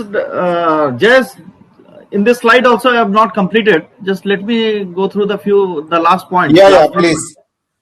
Please go ahead. Initiatives would also reduce government expenditure at the same time. Groundwater level, the full screen. Just something is not visible at the end. On the right hand side, it's not visible. These initiatives would also reduce government expenditure at the same time. Groundwater levels. Okay. That's fine. Let it be. These initiatives will also reduce government expenditure at the same time. Groundwater levels will also improve. Yeah, definitely. She's talking about the recharge. So might be thinking about the recharge mechanism, how to reduce the water level declining. Sprinkler irrigation use in the state should be expanded. Yes, sprinkler. So Dr. Chaudhary, she want to focus on water use efficiency. Yeah. Yes. Sprinkler and drip irrigation, some kind of thing. But I have a question over here. I think drip irrigation is more. I think it's more effective than sprinkler, right? In sprinkler, some evapotranspiration will be there, evaporation will be there. In drip, what will happen? It will directly percolate into the ground, right? That's what my thought. No, you are right, Ranjan. One more thing is there. Actually, depending on the type of the cropping pattern, whether the drip irrigation is feasible, so that will also make the difference. In some cases, it may not be feasible to go for the drip irrigation. Groundwater should not be wasted in cleaning vehicles, and heavy fines should be imposed on them. Okay, groundwater should not be wasted. She might be. I mean, that's an idea. That's fine. But practically, Dr. Chaudhary, every time, even in our daily life, also we cannot do and think about when myself and yourself are cleaning the car. We cannot at that time scratch our mind and just explore the possibility of other source. So those are the practical. Yeah, I mean, these are our ideas. I don't know. Actually, she's relying more on the secondary sources, Dr. Ranjan. Secondary sources, exactly. Yeah. Changes in our day-to-day routine will also help in water conservation. Educating our children today about importance of water will get. Yes, Dr. Chaudhary, this point, educating our children today, that my father was a teacher, so he was talking about the moral science in school should be there, and this groundwater conservation, and this should be right from the school level, some moral science kind of thing, where a student and the children should be taught about the importance of water and creating huge impact on the water conservation for future generations. That's a good idea. Yeah, both these points, second and the last point, the last and the second last point, both are more towards the awakening and creating awareness among the people about this. Yeah. So that was all about from Dr. Richa. So this is what we can come out. So in this, what I can make it out that she is talking about the structure, old patterns of practices, and the recommendation what she feels. So that's a good idea. So, and then there is a comment. There is a comment from Director Groundwater Department, Government of Telangana, and it seems appropriate. He says that I think it is a laterite formation, not limestone. Okay, the formation which we are seeing, where a sort of tunnel was seen, a cave. So that is a lateritic formation he has suggested. Yeah, okay, this one. Okay. Yeah. Yeah, that's right. Yeah. So I think with this we can is there another slide, Jayesh? But yeah, Dr. Sakil Ahmed. Yes, Anil Yadav has sent actually in the form of poster, but it is not a poster. It is his abstract. So, and that too, it will be very difficult to read and all those things. So I think we can skip that.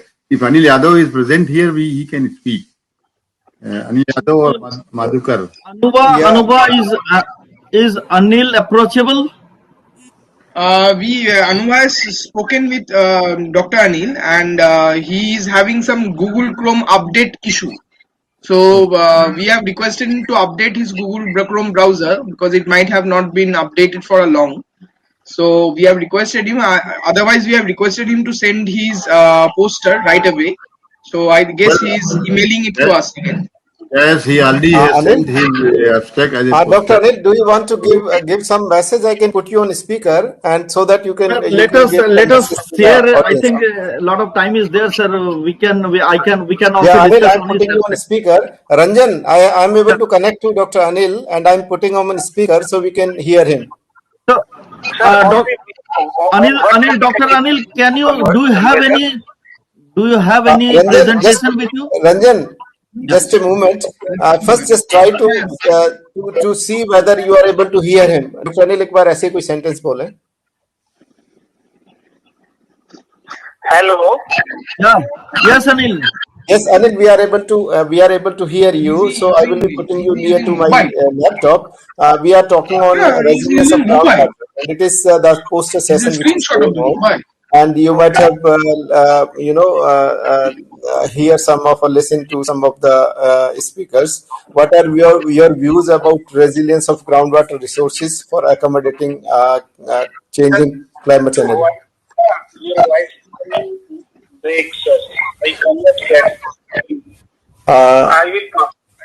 जो climate change scenario है, sir, it's better that if we are having is abstract, we can go through and we can discuss with that abstract only what we did in the last. Sakil sir is saying I think we will not be able to read it, but let's have it if we are able to. Yes, okay, it's okay. Jayas, you have received the mail, I think, no? No, till now no email is there. नहीं अनिल का forward किया था मैंने. अच्छा, okay, no problem. I can see that myself. I will just open that and share this. Give me a second. No, sir. There is no email till now. I have been searching. Anuba has been searching also. No problem. I can just put this.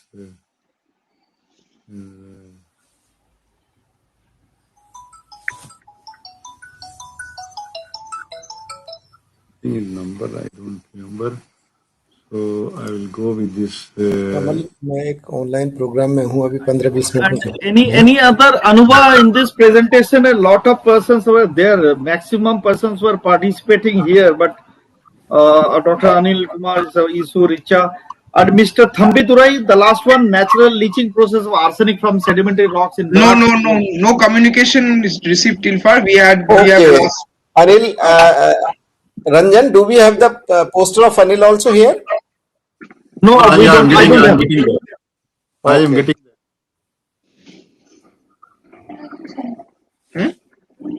Yes. Anil Kumar hasn't sent. We have kept a record, but not maintained that. But he hasn't sent to us. He is saying, but he is not sent. Sakil sir, we are having Madhu Nare from. He is the director, Groundwater Department, Government of Telangana. Yeah. Can I ask Jayesh if he can put him here? He wants to say a few words. Yes, sir. Yeah, but then I'm sharing the poster first. Yeah, please. After that, please hear a few words from him. Yeah. Okay.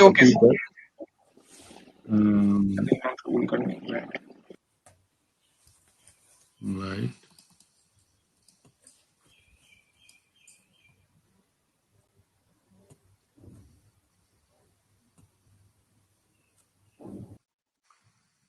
Oh, choose the application while you are on the air with sharing. Okay, so I'll have to choose. Yes, sir. Your screen was shared. No, but it was written that you choose the application center. Application. No, sir. Please just go again. That was okay, sir. Okay. So. Yes. Now it is open. Yes, sir. Fine. So this is I can increase the size also if you. I think. Can you? There is zoom at below. Okay, that's fine, sir. That's fine. I will make it out. Yeah. Right. So So once again, I have to be a presenter, right? If you allow me, Dr. Yes, Chaudhary. yes, Ranjan. Okay. Please go ahead. Okay. So challenges in remediation of water quality issues in Nahar block of Rewari, Haryana, and its water management via local wisdom. Okay, so he's talking CGWB CHQ Faridabad. So he was in, when he was in Faridabad, he might have done something. So challenging. No, it is Madhukar. Madhukar is also co-author, na? Acha, Madhukar Sahab is also Madhukar. Right. Challenges in remediation of water quality issues in Nahar block of Rewari, Haryana, and its water management via local wisdom. So Nahar village located at 28.409 degree northeast east in Nahar block of Rewari district, Haryana, with geographical area of 838 hectares. Groundwater occurs under both under confined and unconfined conditions in the alluvial formation, and water harvesting practices are common by ponds and baudi. So what he is telling about that majority in the area, the groundwater structures that are practiced by the villagers are majority are by ponds and baudi since Mughal era. So it's an old age practice. Nahar block is falls in the arid zone of the state. Arid. Okay. There is no perennial river stream in the area. Average annual rainfall in the district is 605. So, I mean, what he meant to say that there is a very scanty rainfall over here. It's a very limited 605 mm. During 2016, rainfall in the district is scanty, irregular, and uncertain. The major soil type of the Nahar block is about sandy loam, light loam, COT, and rocky surfaces. These soils are good for wheat, gram, barley, and oilseed. Nahar block is deficient in rainfall and has to depend on manual irrigation system. Fine. So basically groundwater is very limited. What he meant to say, and majority is from the irrigation system. So the net annual groundwater availability in the rainfall area is this hectometer on 31st March 2000, and this. So this is what as per CGWA resource assessment might be projecting. This value 30962 on 31st March 2013 and 31st March 2017. So resource evaluation based on the resource evaluation, what we can see, so there is a decrease in the resource availability of the unconfined formation. Earlier it was 30,000 something, and now it is 29 dot something. The chemical quality of water, groundwater representing shallow aquifer, reveals that the groundwater is alkaline in nature and is fresh to moderately saline with pH ranging between 7.12 to 8.76. Their observation towards the groundwater quality, electrical conductivity values are generally less than 33585 microsiemens per 25 degrees C. So basically 3585 as per the BIS norm. If it is less, so it's marginally saline. The groundwater is suitable for irrigation, magnesium and sodium bicarbonate type. The range of major cations are cations this to this, 56 to 73. Magnesium is 52 to 78.25 milligram per liter. Sodium is below detect to 641 milligram per liter. Potassium below detection limit to 8.1. The observed range of major ions are nitrate. So nitrate is a problem everywhere. Am I correct, Chaudhary? So here also, what we could see that nitrate is a basically vulnerable. Now, chloride is below detection limit to 709. Bicarbonate is 529. Sulfate is 59496. Fluoride content is found to range between below detection limit of 1.17. The groundwater related problems in Nahar block can be identified as a depletion of groundwater resources. Waterlogging conditions, water quality problems are there. So depth to groundwater 26.31, so 6.67 to 26.31 during pre-monsoon, and 26.79 to 25. So hardly there is any recharge, it seems, during post-monsoon. Even actually in this area, Dr. Chaudhary, there is a big problem. even there is a rain, groundwater won't recharge. The reason behind is when there is raining during the monsoon period, all the time the villagers or the farmers, they are basically pumping out the water. So water cannot be recharged and cannot hit the water table. So that could be the reason why it is not getting recharged.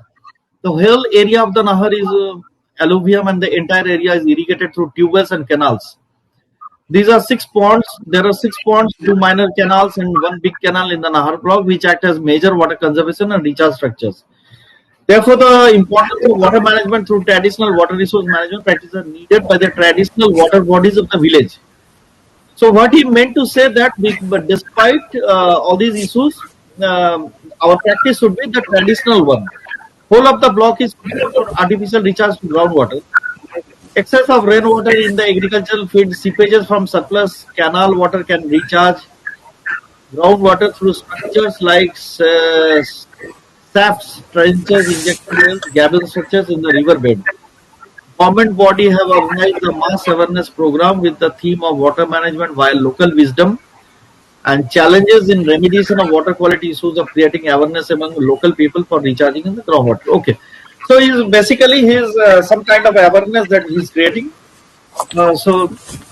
Awareness program, yes. So it's some kind of he's giving some kind of bird's eye view of that particular area about the groundwater regime or the groundwater condition of the area and the general practices of the recharge mechanism. Yes, Dr. Chaudhary. I think, Dr. Sinha, Mr. Ranjan Sinha, I mean, it's nice that he has given a very good overview of the area, and because it is the alluvium. Yeah.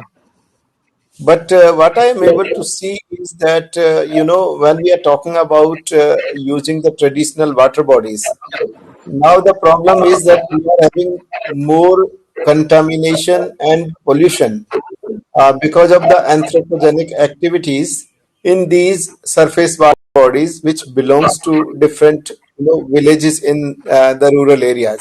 So that is one aspect which is, I think, needs to be taken care of. Otherwise, it is, of course, in the true spirit that we are using the,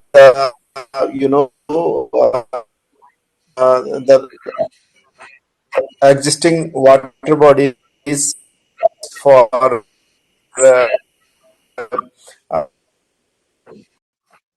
the groundwater recharge. So that seems to. Then I think, or am I audible? There was some technical issues were there, but now it's fine. Yeah.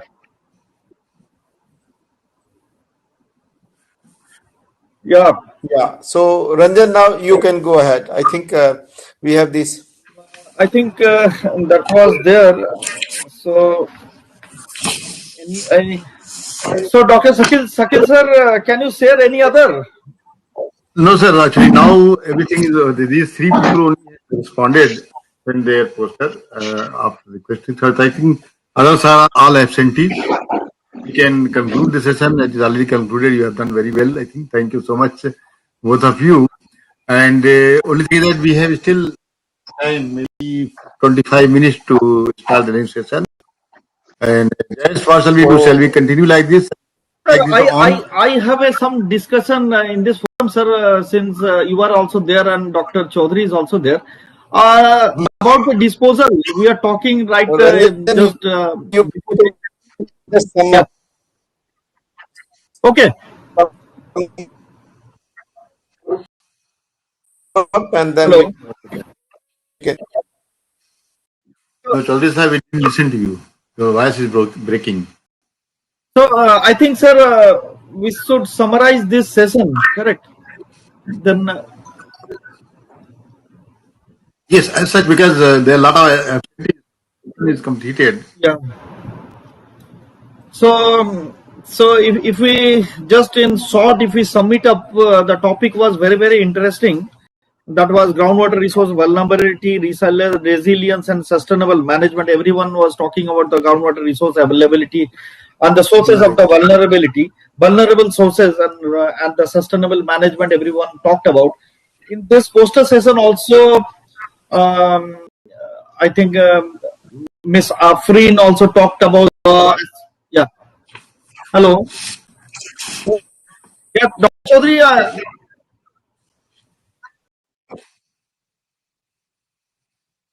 I think Dr. Chaudhary's internet.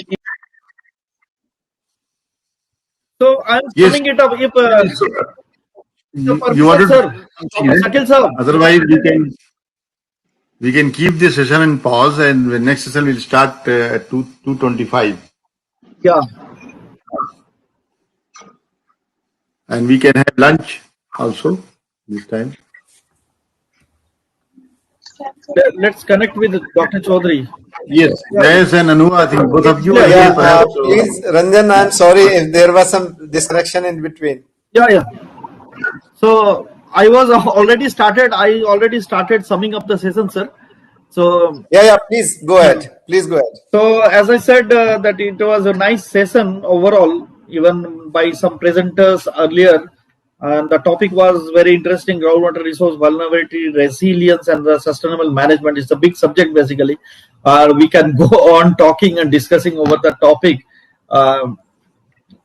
So the way in our this thing in this episode of poster session, Miss Afrin had a very good presentation about the assessment of aquifer vulnerability using drastic and aquifer vulnerability index (AVI) approaches in parts of Jawan block, Aligarh district, India. Yes, she has rightly pointed out the methods and the methodologies. Then it was the second topic was by Richa Misra. It was a very nice one because he talked about the importance and utility of the traditional water senses. I mean the traditional water harvesting structures, the structures in terms of water conservation. It was a nice one. And finally, the last one, it was abstract. It was not in the form of presentation. So we had a discussion, very good. So Dr. Anil Kumar and Dr. Aikya Madhukar, it was a joint, abstract. It's a great challenge. He talked they pointed out the challenges in remediation of water quality issues in Nahar block of Rewari district. So Rewari is in Haryana near to Delhi, and it's a semi-arid region. Yes, exactly. And water scarcity is there. They have pointed out the water scarcity and the water management via local wisdom. So that was all about. Out of the 8, only 3 we could present and discuss. So yes, Dr. Chaudhary, if you can add or top up with my conclusion, it's over to Dr. Chaudhary. Yeah, thank you very much, Ranjan, for conducting the session such nicely, and also play the role of the presenters also in between. And you have nicely concluded all these 3 presentations, and these are in tune and in line with our main theme. So that's all I would like to say. And over to Dr. Shakil Ahmed. Well, I definitely like to thank a lot because this session is not was very easy, but then you have done a lot of effort in spite of the absentees. You people have made it live and then a lot of suggestions as well as read the displays or the poster also. So I thank you a lot. Both of you, and then I think I'll request Jazz to decide whether this session should be kept on pause like that or we close it and restart at 2 p.m. 2:25 p.m. Yes, sir. So now we come to the end of the poster session.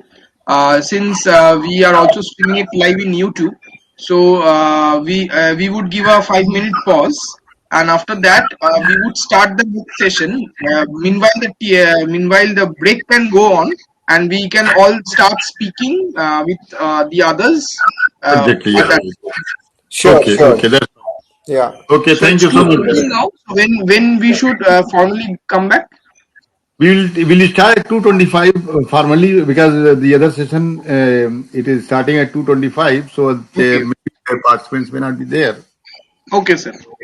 We will start at 2:25. We'll invite the chair and co-chairs. Okay. Thank you. Thank you, Jess. Thank you, sir. Thank you very much. For Shakil sir, it's a supper time. Sir, not dinner time. Yes. It's a supper time. Oh no, it is 1:45 in the night. Yeah, Exactly. That's Sakib what Bhai is happened. in US, so he's in the mid of the night now. Exactly. That's what. So midnight something. The advantage I have got the good internet here without any interruption. Yeah, I am yeah, that's true, sir. suffering from this sleep. True, sir. तो कुछ पाने के लिए कुछ खोना पड़ता है, वही चक्कर है. Okay, sir. Okay, sir. For a short Okay, break. right. Thank you. Thank you, sir. See you soon. Thank you, sir.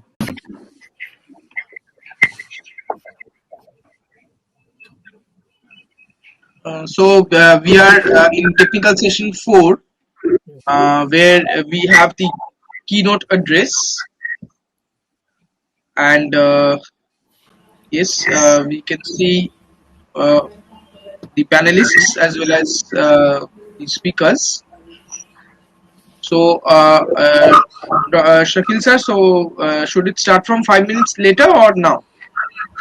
Yeah, actually we have given a time at 2:25. So, but then still, since all other people are there, I can see Himanshu Kulkarni is there, Shashank Shekhar is there, and then Garg is also there. So these people are even the keynote speaker is there. So I think we can start the session if Himanshu, you agree with us, because some participants, most of participants must have taken the lunch also. So I don't think we can keep holding like that. Himanshu, if you agree with me, you can start the session. I'd like to invite you, formally welcome you here. Thank you so much. I am so happy to see you after a long time. And you have lots of big mustache now. No beard.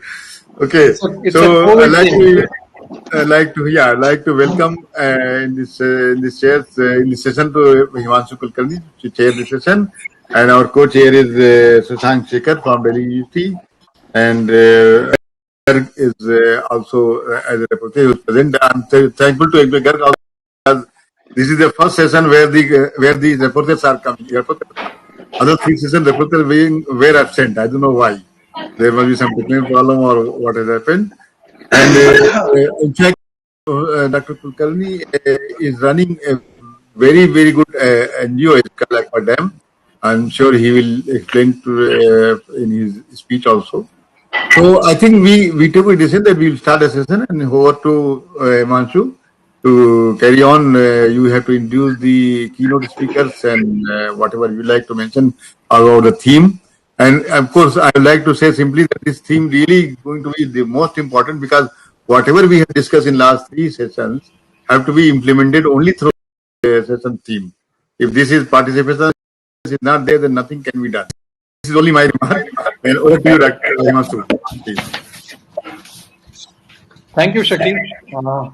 That was nice. And I think without more ado, we'll begin. And welcome to Professor Shekhar and also to Mr. Garg, who are going to help me with the session. It's very likely that I may experience some internet problems because that's what's happened since this morning. I've not been able to get into any session because of my internet. Fortunately, it's holding up, but it may drop at any time. I don't know what's the problem today. So I'm just going to be. I'll be hanging around as much as possible. But in case there's an internet connectivity issue and I drop out, I'd request Professor Shekhar to take over as the chair. Yeah. So I think I'm not going to take too long. I'm just going to quickly introduce our 2 keynote speakers, and I'll do it in my way, not very short introductions.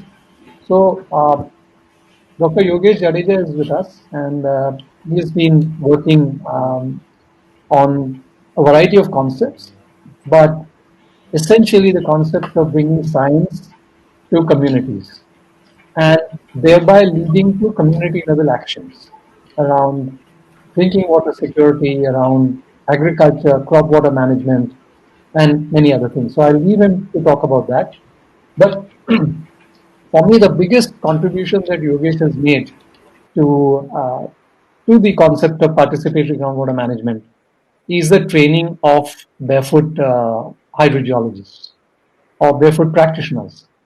And he runs a very comprehensive training program on training barefoot hydrogeologists. And I think the Marvi program, which he includes such people, and it's got a very nice name to it called Bhujal Jankars.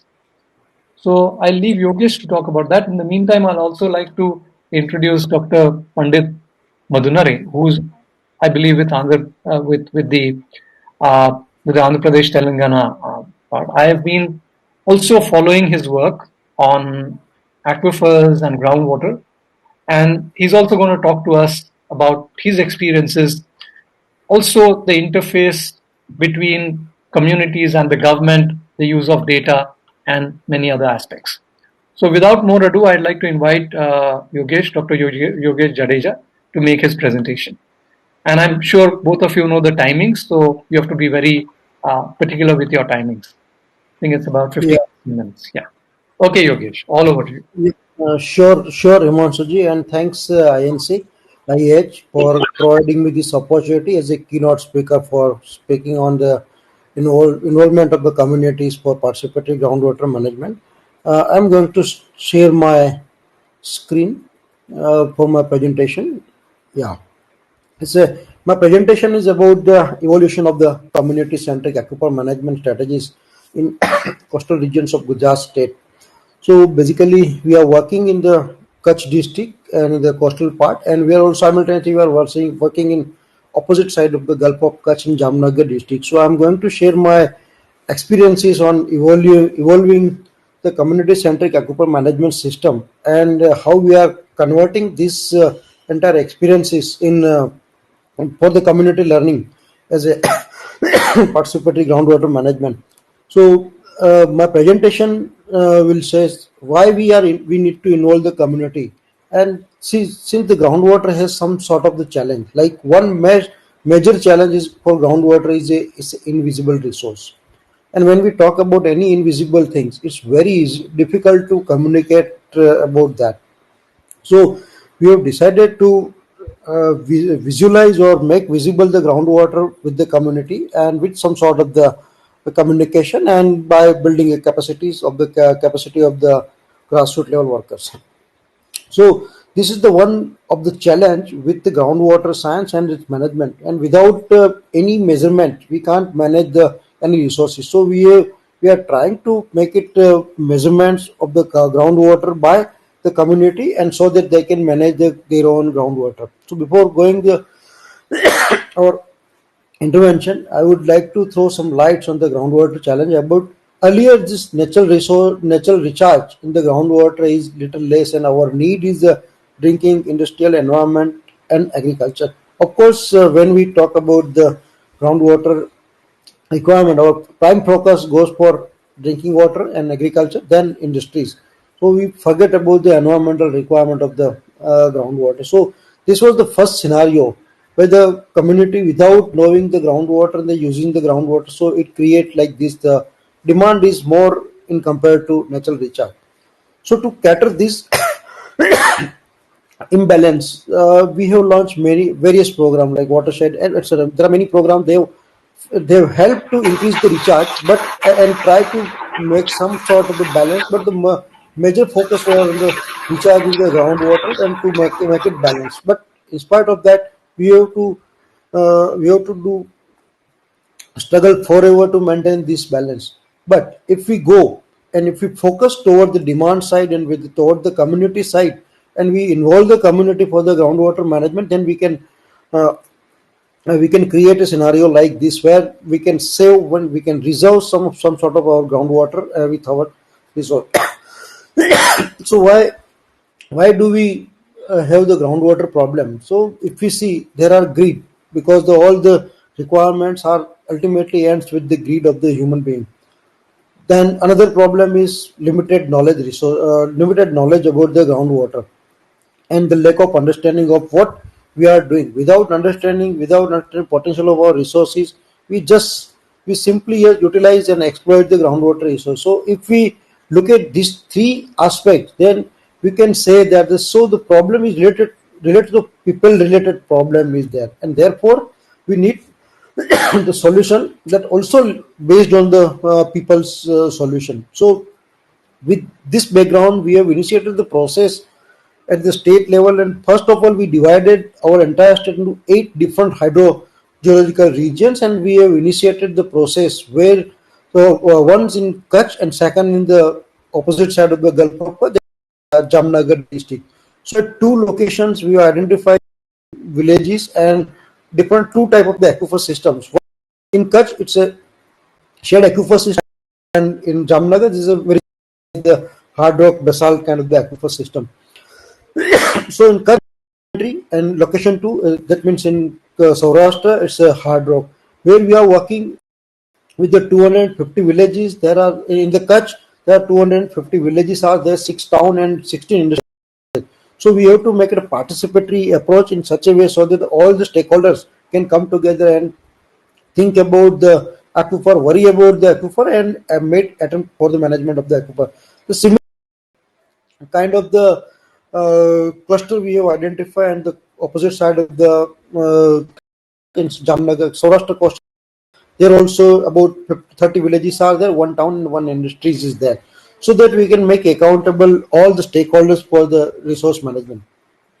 So our main objective is to establish a aquifer management institute, and that should be run and managed by the community with sufficient knowledge system on the groundwater, sufficient understanding of strength, potential problems, all these things. We have initiated some evidences with the participatory groundwater management as a common pool resource, and therefore we have decided our approach to go with the forming a group of the community groundwater users, and then through them and with the help of the Bhujal Jankar's intensive knowledge input, we develop a community-centric solutions there, and so that the community can adopt this local specific solution. Then, in addition to that, we have developed effective communication tools with the government, with the communities on the geological science for the advocacy also. Like simplified water security plan was one of the simple tools for right from farmer to gram panchayat to block panchayat to district panchayat and up to the state. So very simplified version of the water security plan, which include all the information, including hydrogeological information. Then to sustain the entire process, we also build a cadre of the Bhujal Jankars. Those are the really groundwater knowledge holders within the community. Since organization or any institution work for some time, sometimes 5 years, 10 years, ultimately they have to withdraw. And when they withdraw, the entire process gets collapsed. So to prevent this collapse after the withdrawal, we have built the cadre of the Bhujal Jankar and converted this Bhujal Jankar in such sort of the institutional framework, so that their livelihood can be secure and their knowledge support to the other communities, and regularly they can maintain. And again, the other focus is to advocacy the mainstream decentralized aquifer management approach for the convergence action and the future investment. With the same objective, we have first understand our key challenges in both the locations. The first challenges were the environment and natural limitation of the resources. Like in Kutch, if you see the very low rainfall and drought, drought is there. In coastal area, the salinity ingression is there. This similarly lead to the geographical locations like coastal area. Therefore, we have selected the worst come worst area of the Gujarat, and geological and aquifer limitations. With this, to minimize or to match up this limitation, there were attempts have been made in the name of the development, but that development is not actually development, but it's a growth of the area. And when we talk about the growth, there's a vertical growth, not a spread across the various society, and that growth has led the overexploitation of the groundwater resources, that led water level depletion, water intrusion in the aquifers. So far, the growth is concerned, industrialization is there, urbanization is there, and there are centralized supply system is also thought by the government and executed by the large infrastructure. The best example is the Sardar Sarovar project, where the entire Gujarat state is going to with the Sardar Sarovar scheme. But this is regularly, this scheme has as major impact of this scheme is to ignorance of the local potential of the local aquifers. And the entire planning process to to develop the area top to bottom, and that was by decision makers and implementation at the village. So that the top-down approach created some sort of the problem. All this together have created the inter-stakeholders conflicts. Yogesh, 5 to 6 more minutes, please. So, yeah, there's very few slides are there now. So we have adopted the community and aquifer-centric approach, and in that we have adopted three approaches. Like for the community, we have developed a scientific cadre of Bhujal Jankar. So their role is to socialize the scientists as well as scientifying the community. That means they are bridging the gap between the science and society. So their main role is to develop understanding and empower the community for better use or the wise use of the groundwater. The another approach, that is the aquifer-centric approach, where we work on the well, but at the village scale we work at the well. But when we go to the watershed, at that time we work at the cluster level, so that the resource is a common, aquifer is a shared resource among the village, among the watershed. And then later on, for the advocacy, administration and institutional structure, we work at the aquifer as well as the block level structure. And within that, our approach was we identify the core groups with the core groundwater user group. They have demonstrated, adopted the practices, they have built evidences, they spread the knowledge system in the nearby area, and then influence the policies in the concerned area. So like this wise, we have adopted the multi approach for the community and aquifer management. And here you can see the cadre of the Bhujal Jankar, and they have now established a knowledge center, for the participatory groundwater management. Yeah, sorry to interrupt, but I'm still able to see only your key challenges slide. Oh, okay. So your slides are not changing. I'm just wondering why.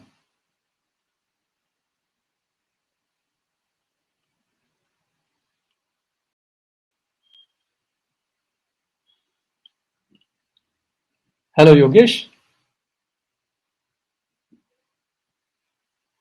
Let's just wait for half a minute. Maybe he's going to join back. I think he's probably disconnected and trying to get back. So let's be patient. Let's wait for half a minute.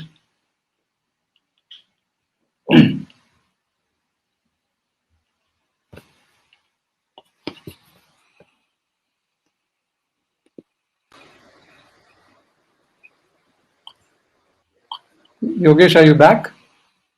Yeah, I'm here. I think some internet problem is there. Yes, we can present. Yeah. Yes. Okay. Yeah. Please go. Please continue. The slide is okay? No? Yes. Now I can see it. So there are the three approaches we have adopted. One is like building a cadre of Bhujal Jankar to bridge the gap between society and science.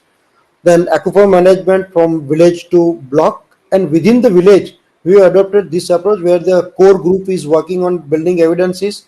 Then Bhujal Jankar spread the knowledge among the community and different stakeholders, and with the help of this entire experience, we influence the policy or the concerned people.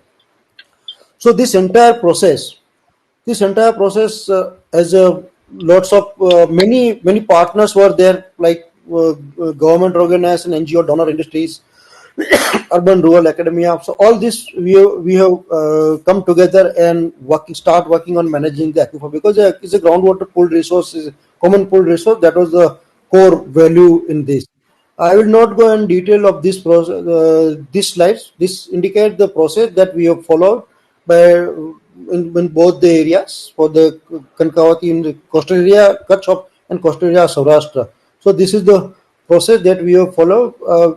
At both the location, we develop the cadre of Bhujal Jankar, then build the prepare the water security plan, establish a groundwater monitoring network, then Gram Panchayat resolution, so that Gram Panchayat take ownership of the groundwater resource, then build a farmer and groundwater user groups for the management. Likewise, and then go for the implementation of the various recharge and demand recharge structure, then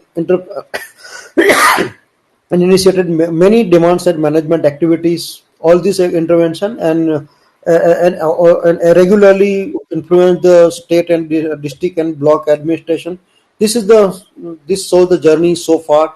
So at present we have constituted Bhujal Jankar's cadre, and they have set up a knowledge center on the groundwater management. They call it the KMARC Center for Excellence on Participatory Groundwater Management. This is one outlet center for sharing the experiences and knowledge across the various society. These are some other stages. Since last 3 years we are working on this, and you can see the major impact on the groundwater level as well as the groundwater quality. These are the intervention, right, starting from supply side management to demand side management. We also demonstrate the allocation of the groundwater resources based on the volumetric and by adding some flow meter. And now we are moving towards the simplified technological version where we are trying to develop an advisory system based on the weather advisory, groundwater level recorders, and then the farmer can utilize this advisory for the use of the groundwater. These are some glimpses of the intervention, like the simplified version of water security plan, monitoring network, geohydrological information, aquifer information in front of the communities, then quick check of the soil and water testings. These some photographs are there. You can see the impact on the water level from pre-monsoon 2019 to pre-monsoon 2020. The water level as well as the water quality. So we have selected this cluster as a demonstration of the participatory groundwater management, and now this entire spreading across the aquifer. That means is reaching to both the side. So impact wise, if we see we have divided impact in the scale, adaptation and sustainability. The community groups have taken up the defunct borewell recharge activities.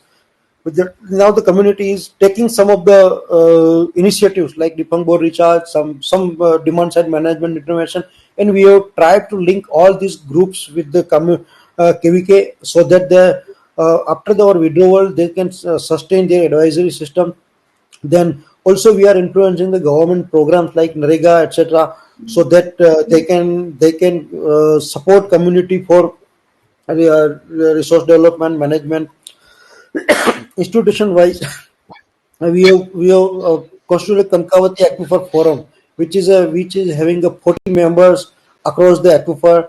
Then expansion of Parab is a Bhujal Jankar Institute, which is enterprise model is there. So earlier they were set up this Parab in only in one block. Now they are working in 3 blocks and they are providing their services. And a knowledge center that coordinated by the Bhujal Jankar on the groundwater so that they can deliver the regular training and experience to the various people. We are trying to collaborate with the 2 important programs, Jal Jeevan Mission and Bhujal Yojana, with this entire experience so that we can reach out to the many people, and especially for the community involvement process and building an institution on the groundwater at the village level. So at the end we can say the technology is there, and technology empowerment and enterprising skill. So we are trying to build skills of the Bhujal Jankar so that they can use the simplified technology and they can provide support to decision makers. Like as I mentioned, we have the KMARC Center for Excellence for Participatory Groundwater Management, and they are now regularly announcing their training programs. This center is working at 3 locations: one in the university, one in our office, and one is at the field office. In our office and field office, the entire training program is coordinated by these Bhujal Jankars and the community groups. So at the end, at the conclusion, the complex problems always require the simple solution. So we have learned that the complex groundwater is a complex, but if we go for the simplify manner, there are the very simple solutions are there. The participatory village level monitoring adopted approach by Marvi and other participatory groundwater management program have helped develop their own groundwater management dialogue and strategies. The communications about what is happening, what can be done, and how it can be done is the key with the common pool and invisible resource such as groundwater. We need to develop and simplify groundwater science that can be used by farmers and implemented by the government agency. That the water security plan developed by us is the best example of this. Bhujal Jankars can collect the highly reliable information for the groundwater level, rainfall, recharge estimation, and BJ collected data can be used for the communication, the village scale groundwater balance analysis and modeling. And villagers can find their solutions if they are supported and nurtured in the proper manner. So with this end, I'm ending my presentation for this entire attempt. These are the partners. I must thank to all the partners and Vijay and the partners. Thank you very much. Thank you, Yogesh. That was quite nice. And you must take care because I could see that you sneezed at least twice for every slide. And Yes. I'm having some sort of coughing because of some yes, traveling. yeah, No. yeah. Be careful. Anyway, that was nice. So hope you'll stay on, and we'll probably come back to some of these questions and points a little later. Again, without further ado, thank you. Just a minute because I have to leave this meeting by 3:15 as we have to go for voting. The election is there today. Okay. So anyway, you can be till 3:15. Yeah. So let us actually get Dr. Madnure to present, and then we can maybe take a 5-minute, 6-minute set of quick feedback. Maybe through the rapporteur we can do it, but please stay on. I'd like to invite Dr. Madnure now for his presentation. Yeah, good afternoon, Kulkarni sir, and the eminent panelists who are here, and my colleagues who are attending this conference online. Yeah, so we are talking about the management aspects. So I will be telling the stories, successful stories from the Telangana government, how they have worked in this sector. So just to let me share my PPT. I think someone is saying that another already is. So you can share your PPT. Yeah.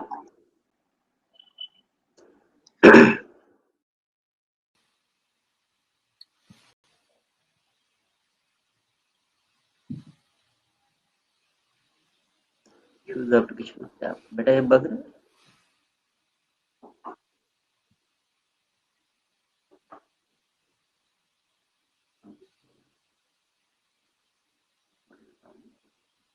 I don't know why we can't see. Yes, there is some problem in.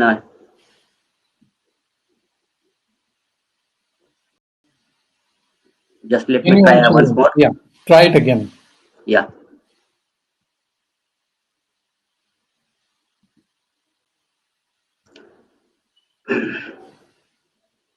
Yeah, Anuva, you can share. I think I have shared my PPT with you. You can just go. Yeah. Is it coming? Yes, it was coming now. Yeah, and now my PPTs are visible, sir. Yes, it is visible. Yeah. Just switch to slide share mode. Put it in slideshow mode. Put it in slideshow mode. Okay, mode. just yeah. Yes. Yes, sir. It is okay now. It is okay. Okay, let us talk something about the community participation. Definitely, community participation in groundwater management definitely it works at the local level. But if you want to improve the situation, overall situation of an area on the larger scale, I think it is very much essential for the government to participate in this initiative on the larger scale. If the institutions are involved, definitely it will have its more effect on this aspects of what we wanted to achieve the goal. So my layout of presentation will be about silent features about the Telangana, their water utilization since 1875 to 2018. Then different water level scenarios, how the water level scenarios were there before formation of Telangana state are the 10 years back, and right now the situation, what is the situation. I think my colleague from the CGWA, Dr. Praveen, also told something about the rising trends in the Mahbubnagar districts. So I will be talking about the entire Telangana state. Then the groundwater resource availability at my state. And I will be speaking on a case study from one Nalgonda districts where very effective results have come up. This is our Telangana state, sir. You know very well, it is the 29th state in Union of India, formed on 2nd June 2014.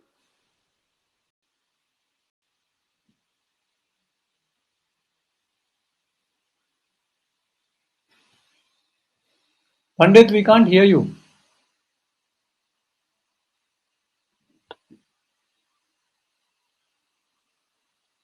Anyway, let's wait for half a minute. Percent of irrigation water goes to Andhra and only 18% Telangana state gets. Pandit, so agriculture sector was in deep distress. Pandit, Sorry to disturb.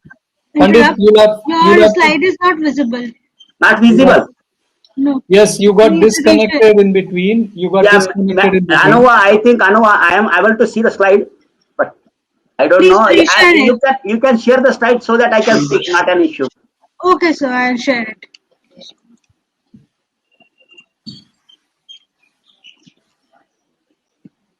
Yeah. Yeah, go ahead. Go ahead. Yeah. Yes. So you know very well that as I was talking about, the agriculture sector was in deep distress before formation of the Telangana state, but now state has become the rice bowl of India as per FCI's record. And after formation of the state, the world's largest that is your Kaleshwaram lift irrigation project in Godavari basin, it has been completed in a record time, and almost 37 lakh acres we are irrigating. We have stabilized as well as irrigating, and additional IACAT of about 10 lakh acres has been created in Krishna basin also. And under Mission Kaktiya program, you know very well, this program has brought the limelight into India under water sector, how they have recharged the aquifers. So almost 26,700 minor irrigation tanks we have rejuvenated, and now they are the perennial sources of water. And almost 640 check dams we are constructing on the 4th and above order streams in the entire Telangana state. And these measures have led to increase about 10 meters in water table in central part of India, central part of Telangana state, more particularly the Sircilla and Siddipet district, and average rise of about 3 meters as compared to the pre-project area. Yeah, next. So, yes, please, next slide. Yeah, this is the source-wise irrigation. If you see that groundwater contribution in irrigation sector, now presently almost 23 lakh hectare of irrigated area is under groundwater irrigation. And the other sources irrigation is not much change has been observed, but now after this 2018-19 onwards, after completion of Kaleshwaram irrigation project, now a lot of irrigation activities under surface water irrigation has been taking place. Now a lot of irrigated area has come under surface water. So definitely this trend will change in future. And as per 6 mile irrigation, there are about 15.8 lakh structures are there in the Telangana state. And almost there is an increase in well density from 5 wells per square kilometer to almost 15 wells per square kilometer right now. Yeah, and the yields, because of that also yields have been reduced. Yes, next. This is about what I was talking about, the average groundwater level scenario in the last 7 years after formation of Telangana states, how the water levels have changed. Now, if you see the 2020 trend, this is the average water level of Telangana state. If you see the 2020, the water levels are at almost shallow levels of about 6 meters during the post right now in the January month, and they were almost at the about 8 point some meters during the last year. So there is a lot of trend. No doubt this year the rainfall is quite high, almost 48% increase in rainfall is there. But in spite of that thing, because of the releasing of Kaleshwaram water and filling of almost 10,000 tanks, my government is filling 10,000 tanks in the entire Telangana state, and that is also helping to desaturate aquifer to rejuvenate. Yeah, these are the multi-prong approach. They are helping the water level to rise. Yes, please. Next slide. Yeah, just I wanted to share this slide of about your water level scenario, if you see the water level scenario of last decade, and if you compare with the 2020 water level scenario of pre-monsoon season, there is during the pre-monsoon season almost less than 10 meter water level has been increased from 33 to 48% of the area. So there is almost 15% area has been increased with shallow water level, and the deep water level area has been reduced by almost 1% of the state area. Next. Yeah, so I was please previous slide. Previous. Yeah, this is about the post-monsoon season also, November last decade. If you see the post-monsoon season, almost 66% of area was covered with less than 10 meter water level in the last decade. But right now in the 2020, almost 92% of my state area is covered with the shallow water levels of about less than 10 meter. So, and there is a decrease in deeper water level area also. Yeah, please next. This is about the groundwater resource availability. So almost the state, almost 65% as per the latest estimations are concerned, about 65% of groundwater extraction is groundwater extraction rate is there. Now in the year 2020, as per the latest, we are computed the resources, and this is the draft report, draft assessment. Almost 56%, it has reduced by almost 9% stage of extraction. This is mainly because of your subsurface, your surface water supply, and dependency on groundwater has been reduced to some extent. Yeah, next please. So I was talking about the management strategies. These are the whatever the slides I have shown you. These are the results of these management strategies by the government of Telangana. We have taken a lot of initiatives, both technological solutions as well as the institutional solutions. Then both demand side as well as supply side management strategies and other strategies also we have adopted. So what are the technological solutions? Mainly we have re-engineering the irrigation projects, which includes Kaleshwaram lift irrigation project, one of the world's largest lift irrigation project. We are lifting the water from about 95 meter above main sea level to about 600 meter above main sea level with various lifts. Then another is the Palmaru Rangandi lift irrigation project, where Mr. Praveen was telling about the rise in water levels in Mahabubnagar district area. That area was covered by TRLS. Then another is the Sitarama project. Yeah. Then Dindi lift irrigation project. Then desilting of tanks under Mission Kaktiya, almost 26,000 tanks we have rejuvenated. Then providing potable water through Mission Bhagirath also. We are providing potable water to the local rural population as well as the urban population. And then another program is the Harita Haram. We wanted to increase our forest cover from 24% to 33%. Right now, almost there is an increase of 4% in forest area. Then construction of check dams, what I have told you about earlier. And we are also doing the injection wells. We are constructing the injection wells in the existing water bodies in the overexploited blocks, so that we can directly take this accumulated water or stored water from the smaller check dams or the percolation dams to directly to the aquifer, where the water table is very deep. Then institution solutions. My government has reorganized the irrigation department and strengthening with 6 ENCs. 19. So on based upon the basins approach, they have reorganized the irrigation department. So each basin is having one chief engineer like that, and it is headed by our principal secretary, Dr. Rajat Kumar. Then demand side measures. We are implemented a lot of demand side measures. That is your farmers managed groundwater system. Then community-based tank management system. Then moderation of tanks under World Bank funded projects as well as the canals. Then water sector improvement projects. Then micro irrigation. These are the different demand side technologies also we have implemented. Then other strategies, that is under Jal Shakti Abhiyan, a lot of various IEC activities we are taking up, almost 137 blocks. The implementation of the Water Act for groundwater regulations, then online permission for various uses. We are having TSI pass, TSI B pass now under Volta, so we are coming under doing ease of doing business. We are improving that thing so that the farmers who wanted to take the permission, there is no need for them to come to the office and take for the permission. Directly they can go through the online and they can ask for the permission. These are the some of the, and another is the implementation of national hydrology projects. Government department is also implementing the national hydrology project on the program of Government of India. we are having the 74 crores project. We are implementing that so that we can improve our capacity as well as the institutional capacity and capability of the institution, so that effectively we can monitor. Next, please. So this is the one model case study which I wanted to take. Main objective of this aquifer level groundwater management was to develop an institutional model for sustainable management of groundwater resources by the community at aquifer Hello, level. Dr. Madhunare. Yes, yes, sir. Yeah, you'll have to just hurry up. Maybe in Yeah, another only 2-3 minutes. 2-3 slides are there, sir. 2-3 slides are there. Yeah, please go. Yeah, by the community at aquifer level and test its variability as well as acceptability by the community.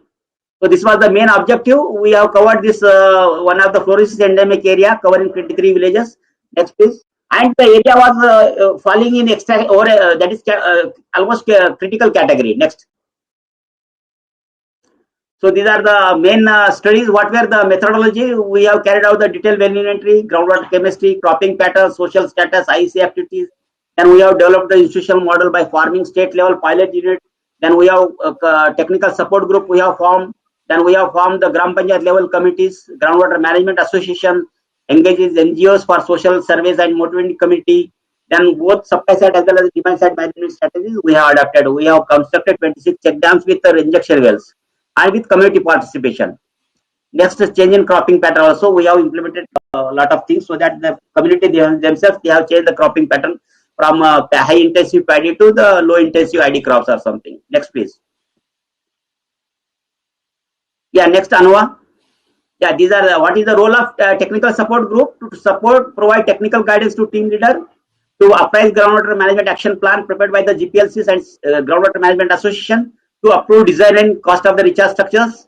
And the role of NGO was to assess the socio-economic status. The beauty of this project is that we have engaged the NGOs so that they can assess the social status of the community, so that themselves they can prepare their plan for the cropping pattern, what activities they have to do based upon the groundwater availability as well as the surface runoff, that is your rainfall in that during that particular period. And role of the GWM was that they themselves, all the GPLC members, they were the part of this association.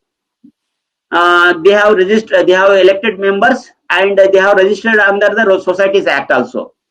And they themselves, they have prepared the groundwater management action plan based upon the cropping pattern and the rainfall during that particular year.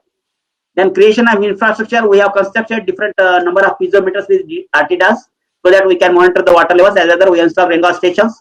Then we have trained the GWM members for water level and rainfall regulatory measures. Next, please. These are the some of the creation of the institutional measures, initiatives, that is piezometer, rainfall. These are the various activities we have carried out. We have carried out the various IC activities through Kalajatas, the local folk songs we have engaged so that they can tell in the local language, focal language, so that the community they can understand very easily. And we have taken a lot of rallies and essay writing competition for the students, slogan writing on the walls, and then what is the rainfall, what is the water level, such type of things they have been displayed on the notice board at the Gram Panchayat level as well as the major centers. And this community persons from the area, they have been taken to the Ralegaon Siddhi area, where they have made our social worker Sri Hanar Hazare ji. And as you know very well, Nagar area is less than gets rainfall. They are very prosperous. The farmers from that area are very prosperous. And so that the farmers from this area, they have taken the visit. So they got a lot of motivated and they have implemented that thing in my area. Next page. Yeah, these are the how the cropping pattern has been changed. You can see the paddy, it has been reduced from 2,500 to 893 hectares only, and the pulses they have been reduced tremendously, increased tremendously to that pulses increase. So paddy, both kharif as well as rabi season, it has been reduced. Next, please. And this because of that there is a change in rise in water table of more than 10 meters. And within a similar rainfall in the last year of that previous year, it was only 2.05 meters. Because of implementation of the recharge structures, the rise was quite high. And the category of this area has been reduced from the critical to now almost it is safe category. It has now it in the safe category, almost 55% only stage of extraction. Next, please. Pandit, you'll have to wind up now. Yes, sir. Yes, sir. Over completed, sir. These are the another based upon these things, sir. The government have implemented, taken up such activity in the different overexploited blocks. Also, we have implemented such things in other overexploited blocks, including CM adopted villages. Also, it is showing the good results. So these are they can go through the PPT, sir. They can so lot of improvement is there in the water table as well as the farmers' income also. Next. These are some of the photographs and snippets. My honorable CM and they are inaugurating that project. Next. Next, these are for that project, the groundwater department has got the National Water Award, sir, under National Water Mission. Our honorable Minister of Jal Shakti, Sri Shekhawat sir, is giving the award to groundwater department, and Secretary sir was also there with Commissioner Kada, and honorable Minister of State is also there. Sir. Next. These are some of the snippets, sir, of our inauguration of the improvement in the structures. Yeah, please. Yeah, this is over, sir. Yes. So these are some of the things. Because of all these things, now the water table has been increased in the particularly the central part of the area. Yeah, please. Next. Over. Yeah, these are some of the things which has been highlighted in the print media also, sir. Yes. Thank you, Pandit. Thank you, Kulkarni, sir. So we have maybe another 5 minutes to go till the next session, and in the timetable we are supposed to take a break. But I'm actually going to use the opportunity to pose a question each for the two keynote speakers from the notes that I've taken. And maybe within a minute, within a minute and less than 2 minutes, I'd like each one of you to respond to these two questions. We'll, of course, maybe if you're going to wait, because I think Dr. Jadeja has to go, so we won't have a longish discussion. But just 2 points that I'd like to highlight. Yogesh, you talked about communication, and you talked about communicating science to improve decisions and actions by communities. So can you briefly tell us what are the key highlights of the communication to communities chain? And I'll also pose the question for Pandit, and if you can, both of you back to back, give us your quick response. So Pandit, it's a very interesting model of institutionalizing aquifer-based participatory groundwater management. And therefore, my question to you is the role of government agencies as facilitators becomes very important. Yes. So what are the 2 or 3 key points that one should keep in mind when a government agency actually facilitates action by communities? Yeah. So maybe Yogesh first and then Pandit. Yes, thanks, Himanshuji. So far the communication is concerned that we build the cadre of the Bhujal Jankar in such a way so that they can develop a aquifer maps and with various thematic map for the water security plan, right from preparing land use map to landform map and geological map, then aquifer map, and then every time they discuss these maps with the community, so present in front of the community and shows the strength, shows the recharge areas, discharge areas, problematic areas, salinity ingression areas. That is one way of the communicating the scientific information to the community. And after preparing every thematic map, they have to sit with the community and share the information with the community. That is one way of the providing the communication. Second thing, nowadays we are introducing some sort of the simple equipment like moisture meter is there, some field level soil water testing kits are there. So they do this analysis at the farm or at the village level. So the people understand what is the quality of their resources, whether they have to give irrigation or not based on the moisture content. So this is another way of the communication with the help of the tools. The third is the demonstration by the groundwater user groups within the area. So they invite the other stakeholders, they shows the results and impact. These are the field level communication is there. And nowadays we are trying to develop some sort of the small videos and PowerPoint presentation with voiceover and case studies and various 1 or 2 page leaflets, so that we can circulate to the larger community in the local language, mostly in Gujarati in case of Gujarat, and when we work in Rajasthan and other states we develop this in Hindi, and and then this material largely consists of the pictures and photographs and sketches and some matrices. So this kind of the communication material we have developed, and all this material is mainly prepared by the Bhujal Jankar, so that they take the charge of this material and they go to the community, and we use the social media like YouTube and many other videos, etc. And we are hammering with this information to the community Thank in you. their own language. Yeah. Thank you so much. Thank you so much, Dr. Jadeja. I think if you ought to leave because you have to attend to the election, you could do that. Pandit, Yeah, your sir. 2 minutes, very quickly. Yeah, sir. Actually, as you said very well, that sir. Actually, when you want to implement such projects for the community in the rural area, I think the role of community is very much essential or very much important, and the role of our government institutions like our groundwater department or any other department who are involved in these things. I think their role should be limited to the finding the technical, giving the technical solutions, and entirely assessing the aquifer geometry of that area and giving the solutions. So what should be the solution to overcome all these problems? If you give the only technical guidance and these things, I think here in Telangana, sir, we have restricted. Initially, we are restricted in identifying the aquifer geometry and their delineation, these things, and then we have carried out the different 100% well inventory for that things, and initially we trained the persons from that areas, local areas, so to how to monitor the water levels and how to take the rainfall and how to make the budgeting. So how much rainfall is there, how much water levels are there, how much is the recharge is taking place in that area.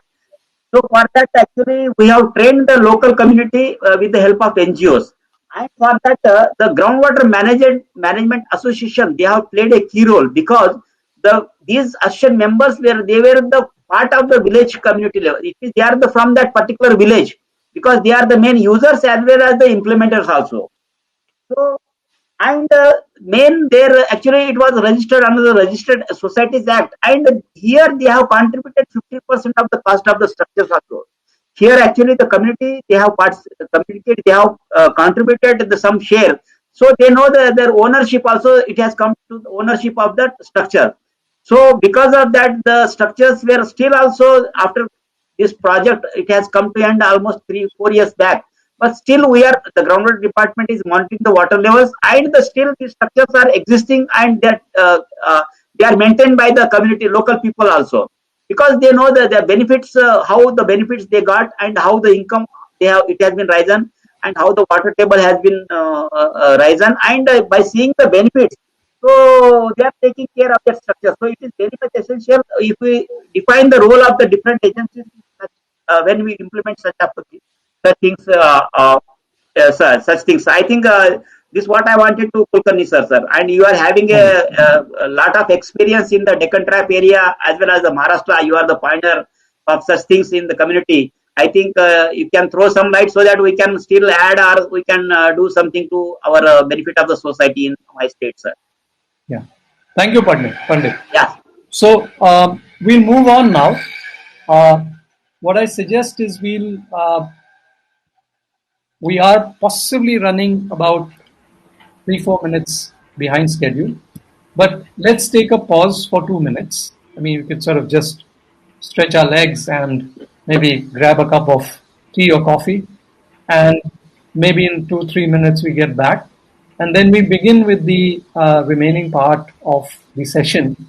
I believe we have 6 presentations, and we'll spend 10 minutes, maybe 8 minutes for each. 8 minutes for each. Yeah, 8 for each, and we can then take it from there. So just a 2-minute break, and we'll get back. Okay, sir. So thank you for chairing this panel session of keynote address. So I'm redirecting you all to the backstage, and then we would start the next session of presentation. Yes. Thank you all.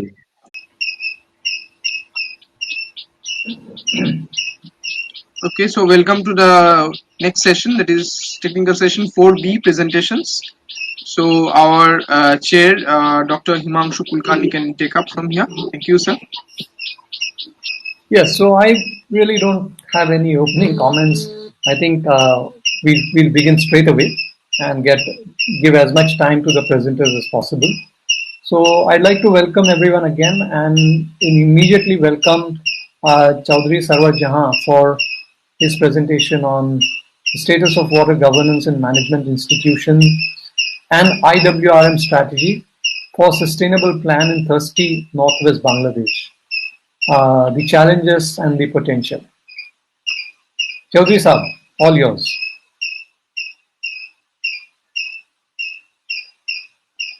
Kulkarni sir, I cannot see Chaudhary sir now. Okay. I think he is not present here. And so we go to the next one. Yes, sir. You can. I can see three presenters at present. One is Mr. Naresh Gaur. Second is Miss Rabab Siddiqui, and another is Yugender Mandavkar. So yes. You can say accordingly. Maybe we can start in the order that's specified, because I don't believe we can also see. I don't think we can see Mr. M.D. Deshmukh. Right? No, M.D. Deshmukh is not there. Okay, so we can start with the third presentation, I think. Yes. Yugandhar, community managed revival of traditional water bodies to mitigate drought. A case study from Bundelkhand. Please go ahead. Yeah. Thank you, Mr. Chairman. Thank you, organizers. I'll start sharing my screen.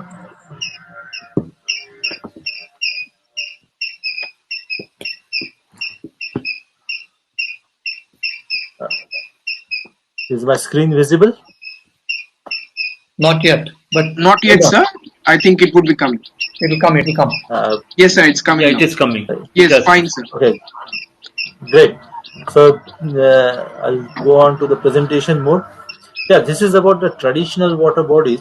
These are traditional tanks set up by the Bundela and Chandela kings in Bundelkhand region of India, which comprises of 7 districts of Madhya Pradesh and 6 districts of Uttar Pradesh. So there have been lots of these tanks which have been the lifeline of the people of this region, because this is a drought-prone region, and the kings have kind of constructed these tanks to make the life of people easier in times of water stress. However, these were constructed between 9th century to 16th century, and subsequently they got neglected because of lack of maintenance and maybe some changes in the land use. Yugandhar. So, Yugandhar, have you? We can only see your title slide. You're not on your next slide, are you? Yes, actually, I'm. Just one moment. It is not slideshow mode. It's not on slideshow mode, and your slides are not changing. Oh, okay. Let me share it once again. Yes.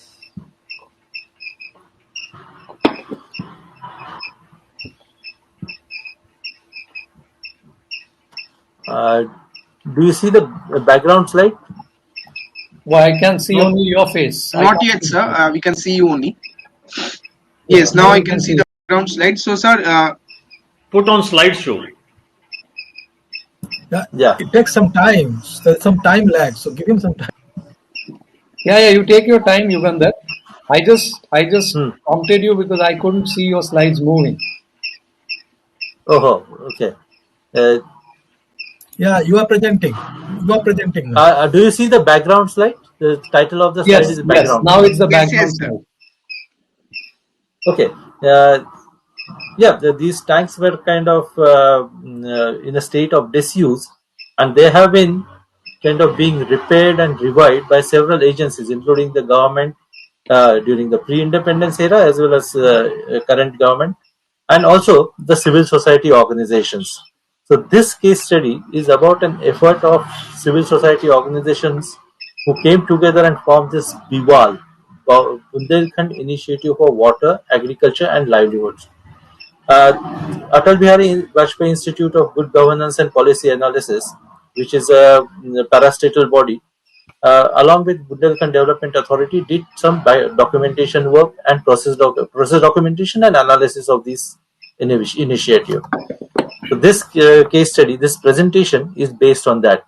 I moved on to the second slide. Do you see that? Sample selection and methodology. I believe it will come on. It's still showing your background slide. It's still showing your background slide. Okay. Yugandhar, wait. Can you switch to slideshow mode? Yeah, it is on slideshow mode. Well, we are still seeing it in the sorter mode. Okay. Sir, just one moment. I think Jayesh, you have a copy of my slideshow, right? Yes, so let me share it for you. That would be easier, sir. Yeah, that would be easier, right? I think, sir, you can see my slides. You can see the slides now. Yes, now it is okay. Now, sir, please go on and say whenever you have to change the slides, please say next. Yeah, you go to the third slide, which is sampling. Yeah, sample selection and methodology. There were 28 tanks that were developed in the Madhya Pradesh area, and another 32 tanks in UP, but we studied the 28 tanks in Madhya Pradesh. We did an analysis together with the community and the CSO partners using focus group discussions, structured questionnaires, and individual interviews. Next slide, please. Yeah. The process that was followed in Biwal was there were mainly five steps. The first one was the identification and selection of tanks. This was done by a singular criteria of the community's willingness, because all the tanks that we studied were feasible as far as technically they were feasible from both groundwater point of view as well as the hydrology point of view. Then the second step was participatory development planning. This comprised of two things. One was the formation of TMC, that is Tank Management Committee, and simultaneously involving these members, community members, into planning exercises.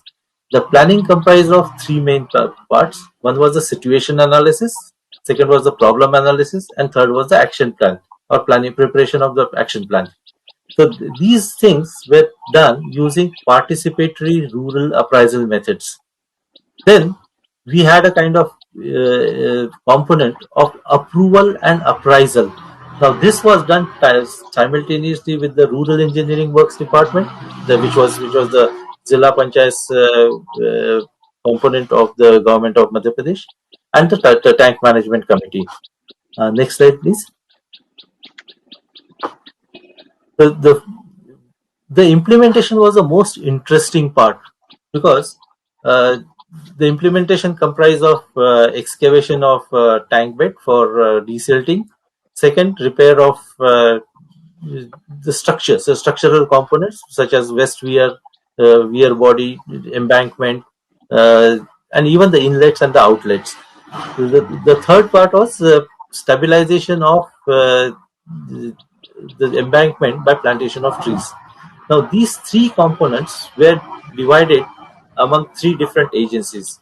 The plantation was done by the community, the excavation was done by the CSO and the Tank Management Committee, whereas the structural repairs of the tank were done by the Rural Engineering Works Department, that's the government agency. And all these three, the involvement of community was the most important part.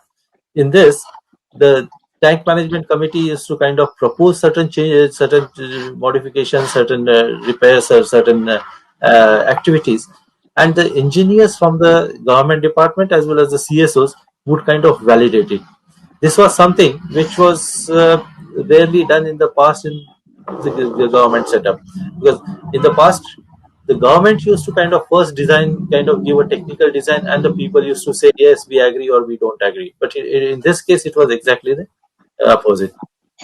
Then the next step was the monitoring part. The monitoring was of two types. One was the quality assurance during the implementation, and second was the monitoring of some hydrologic parameters as well as the water and kind of water use related parameters.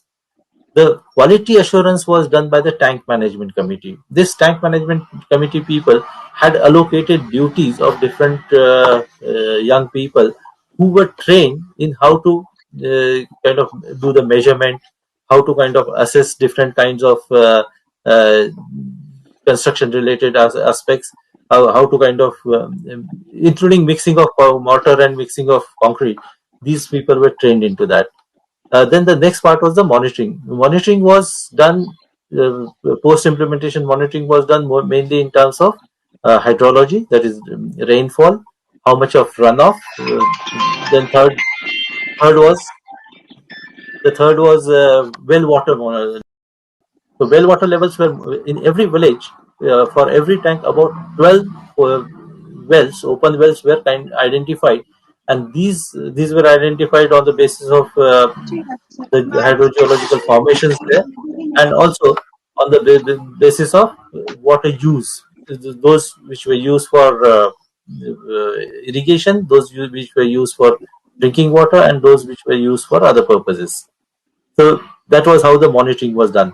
Evaluation is something which will come in the near future. Next slide, please. These are the areas of capacity building the tank management committee as well as the farmers and other members of the community were trained in. I would like to, I mean, this is something common which you may have seen in other places, but here I would like to, sorry, here I would like to add, sorry, can you go back to the last slide, please?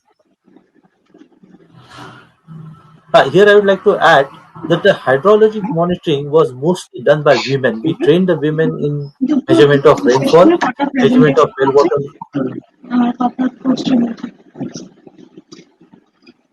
Sorry, is that a message for me or someone is speaking? I heard someone speaking. Anyway, so that was something important, that women were involved in the monitoring of certain of these things. So similarly, maintaining of records and maintaining of accounts, the educated young boys and men were engaged in it. So that was something, a unique feature of this project. Next one. The next two slides talk about the physical impacts. The storage volume increased by something like nearly 8%, 7.83%. The groundwater recharge was almost 19.6%. Out of this, 13.9% came from the tank bed alone, whereas about almost 6% came from the excavated portion. Then the irrigation, this was some of the major visible impact that we could see in the project. It increased by 21% in 4 tanks and 13% in 10 tanks. So this was something like, on an average, you can say between 15 to 25% is the kind of irrigation increase in the area of under irrigation. Next slide, please. Yeah, these are some of the socioeconomic impacts. Drinking water. In terms of drinking water, there are lots of anecdotal stories that people didn't have water in summer and now they are having round the year water, etc. But one single parameter here I would like to present, that there was a kind of number of functional hand pumps that increased by 16.1%. Second, in terms of livestock and fisheries, the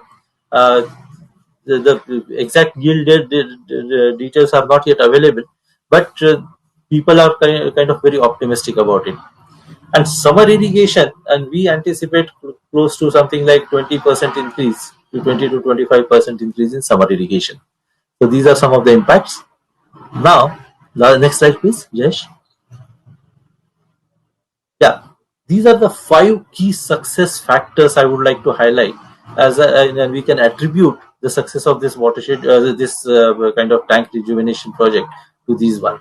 One was a consistent engagement of community. Right from the pre-planning stage, they were involved in all stages, and they were involved not in terms of just being there, but in taking the decisions. So decision making was in their hands. Second was the structure and constitution of TMC. The tank management committees were formed to comprised of all the users of the tanks.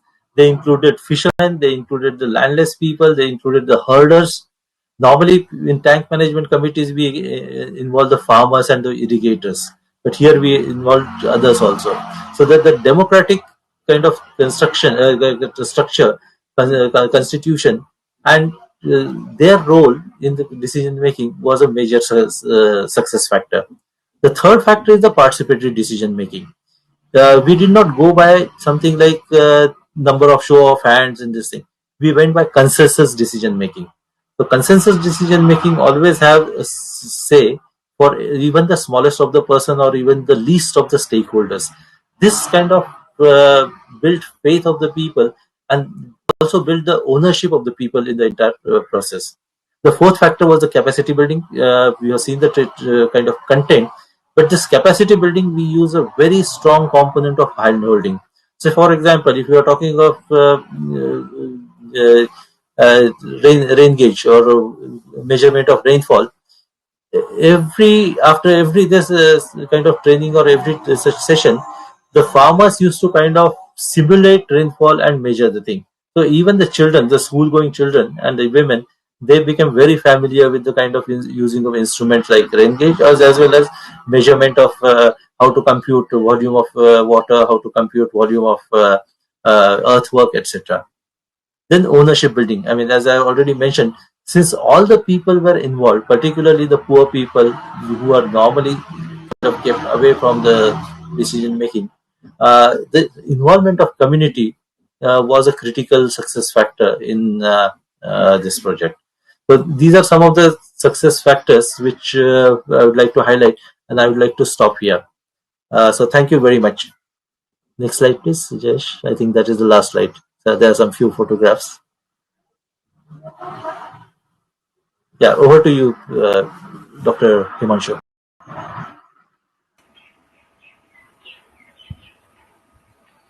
I think Dr. Himanshu is not here right now. Jess, is he here? No, Shekhar sir, I cannot see him right now. So you can take over. You please take over. You please take over. Yes, let's invite Chaudhary Sarwar Jahan. He is here, perhaps. Chaudhary Sahab, are you here? No, he has not joined. I can see him, Chaudhary sir. No, sir, we cannot see him. I think just below Garg Sahab, his name is there. Chaudhary Sarwar Jahan. No, his name is there, but he has not joined. Okay, then maybe we go to next. Who is here?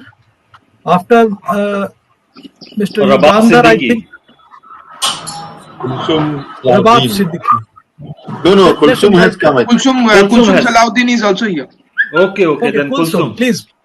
Over to Kulsum for next presentation.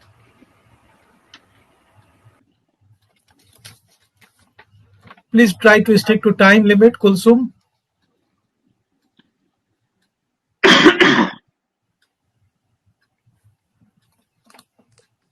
Please start, Kulsum.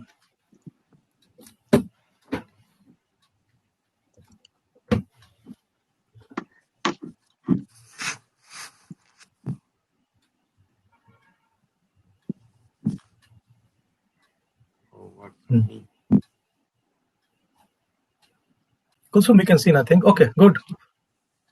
Make it in presentation mode. Yeah.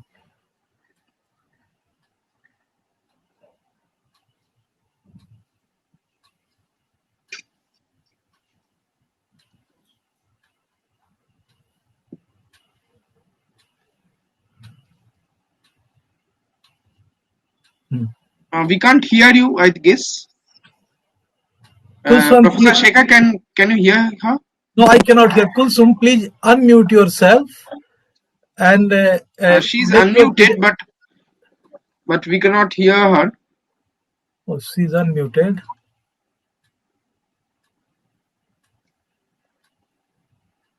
Hello. Kulsum. We can see her, but I think she's unmuted. Unmuted. Okay. Her voice is not coming, is it? Kulsum, please check if you are using the computer's microphone. Perfect. She's online. Kulsum. Check your mic. Check your mic. Say hello. Yes. No, you are not we're audible. not able to hear. If your audio is not coming, just I would request you to refresh the browser, refresh the tab, and join next. So meanwhile, we can move on to the next presentation. Okay. So Rawab Siddiqui, if you are here. Welcome, Rabab. Are you here, Rabab? Yes, sir. Yeah. Okay, Perfect. so Then can you go please to start. presentation. Okay, sir.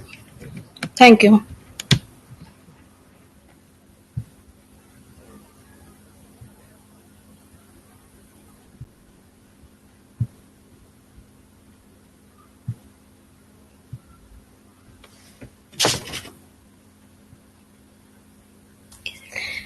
Is it visible to you? Till now, no. Yes, your screen is coming. Yes, perfectly visible. You can continue. Okay, 8 thank you, minutes. sir. Okay, Rabab. 8 minutes. Huh?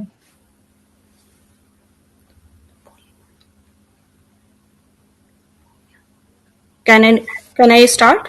Yes, please go ahead. Okay, thank you, sir. I am Rabab Siddiqui, research scholar in Department of Civil Engineering, Jamia Millia Islamia, New Delhi. My presentation title is Hypsometric Analysis of Two Climatically Distinct Watersheds.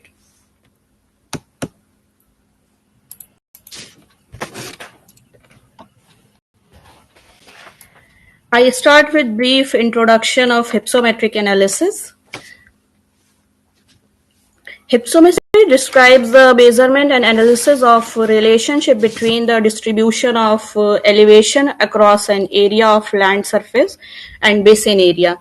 It can be evaluated through the hypsometric curve and hypsometric integral. Geographic information system and digital elevation model have played an important role in drainage basin analysis and for hypsometric analysis.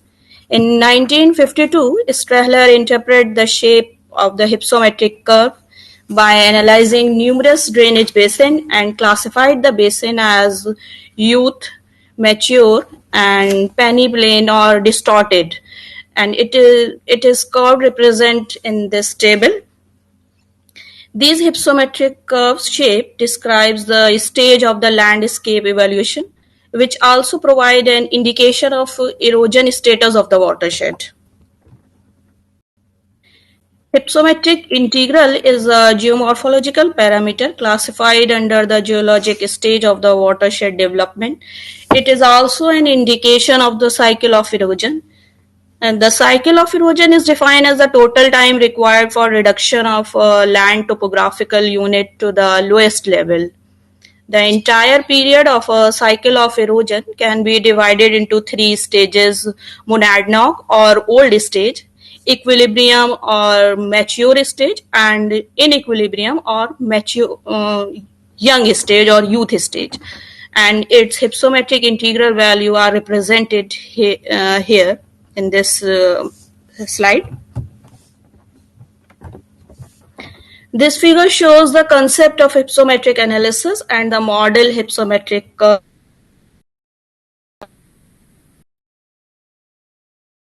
Distribution of area at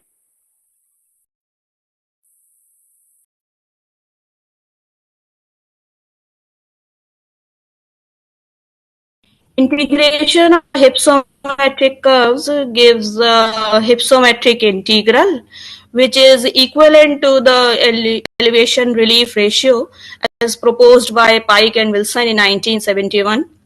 Mathematically, it is expressed by this equation shown in this slide. The objective of the present study is to find out the geological stage of the development and erosional status of the two climatically distinct watersheds and the methodology that may find its usefulness toward improvising effective management strategies and technique to sustainably manage the natural resources within the selected watershed. To analyze the objectives, the study area was to be delineated. The selected two diverse type of watershed so as to minimize the skewness. First is Kosi River watershed. It is a rain-fed watershed, lies in the Nainital city of Nainital district in Uttarakhand. And second is Nagmati River watershed. It is a semi-arid watershed, lies in Bhuj city of Kutch district in Gujarat. Area, longitude, latitude, maximum and minimum elevation, average annual rainfall, and temperature of the watershed are presented here. Here shows a location of Nagmati River watershed. Here, Nagmati River watershed for this used for this study. The data used in this study is presented here. DEM data was downloaded from Bhuvan web portal, topo sheet number H44N for Kosi River and F42D for Nagmati River watershed were used for the delineation of watershed boundary. ArcGIS software version 10.2 was used for creating, managing and generation of different layers. Microsoft Excel was used for mathematical calculation. Here shows the methodology adopted for this study. The DEM of the watershed was employed through ArcGIS software and special analyst tool like fill hydrology, flow direction, flow accumulation, and applied threshold value, and then point tool was used to obtain the drainage pattern and to delineate the boundary of the watershed. And once the boundary of the watershed is delineated, it was then clipped with the DEM and then reclassify the DEM into number of classes. Then hypsometric analysis was carried out. Here represent Carto Set 1 Carto DEM with 24-meter resolution with WGS 1984 UTM zone 44 north for Kosi and 42 north projection for Nagmati River watershed were utilized for preparing the drainage network map. Drainage network map for both watershed are presented here. Stream network for both watershed constitutes mainly of dendritic type, which further illustrate the homogeneity in texture and lack of structural control. From the attribute table of ArcGIS, the area of Kosi River watershed is 77.94 square kilometer, having 285 streams and fifth order drainage system, and the area of Nagmati River watershed is 129.4 square, having 492 streams and 6 order drainage system. Present the reclassified elevation map of watersheds into 12 different 12 classes. In this slide, present the aerial extent and minimum maximum elevation corresponding to each class of reclassified map utilized for computation of hypsometric integral. The hypsometric percentage hypsometric method has been used for this study. There are two ratios involved in this method and plot against each other on a graph. The ordinate presents the ratio of relative elevation and the abscissa represent the ratio of relative area. Hypsometric integral value for Kosi River watershed was obtained as 0.48, and for Nagmati River watershed was obtained 0.45.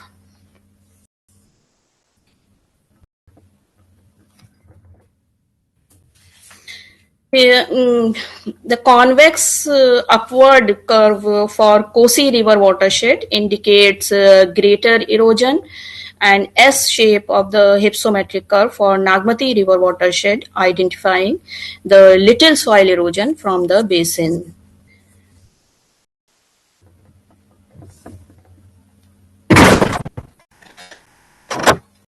The conclusion drawn from this study are present here. Hypsometric analysis was performed to investigate into the phase of landform evolution and geological formation of the selected watershed. Hypsometric analysis of Kosi River watershed reveals in hypsometric integral value is 0.48, indicating the watershed to be still in its youthful stage and progressing towards the maturity stage, and hence releasing more sediments. The hypsometric plot for Kosi watershed illustrate an approaching S-shape curve. In contrast, Nagmati River watershed observed hypsometric integral as 0.45, which suggests the complete mature stage with 45% of the land mass still remaining to be eroded. Although hypsometric plot, it complete S-shape curve and hence releasing little soil from the basin. The watershed which are having high hypsometric integral value needs construction of both vegetative and mechanical soil and water conservation structure to arrest sediment load and conserves water for integrated watershed management practice.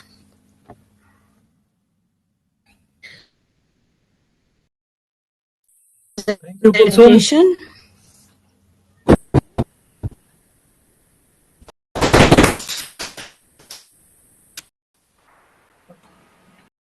Sir, if I am audible, I cannot see the other presenters. Can you invite the next? Yeah. Please. One available. Ms. Siddiqui, can you just stop sharing? Sir, please see the list and invite. I cannot see. Yes. Miss Kulsum was available. If she can join for presentation. Miss Kulsum is not here at present. Okay. We can. Then next is Naresh Goud. Naresh Goud was there. Yes. Naresh sir is here. Naresh sir. Yes, sir. Please. Okay. Am I audible, sir? Presentation. Yes, you are audible. You are audible.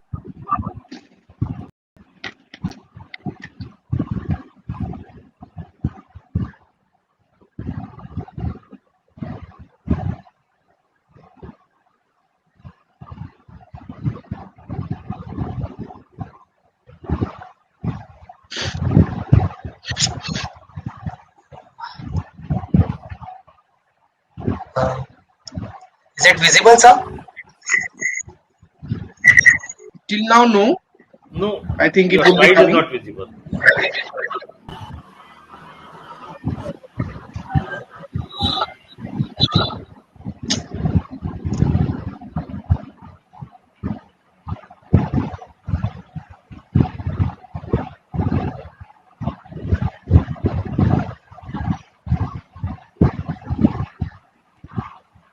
Hello.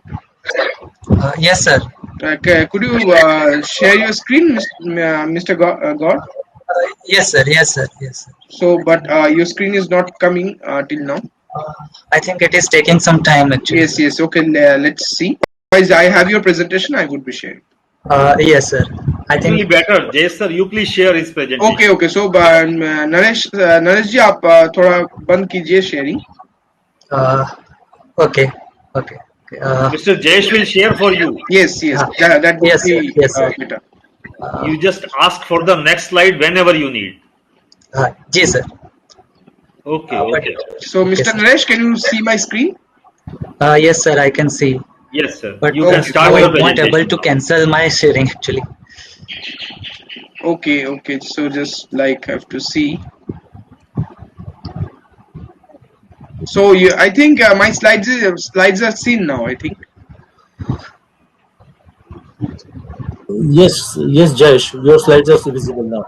Okay. So please go ahead, Mr. Naresh.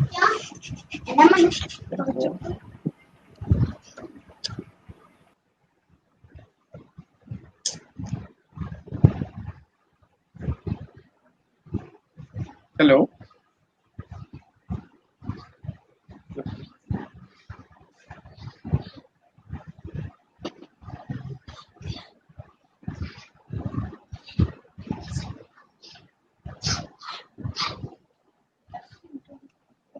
Hello. Hello, Mr. Naresh.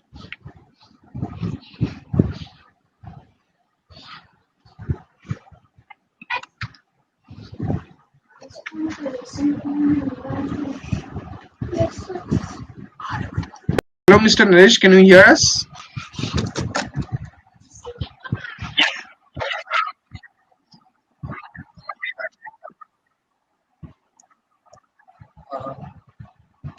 Is it visible, sir? Actually, I won't able to see actually.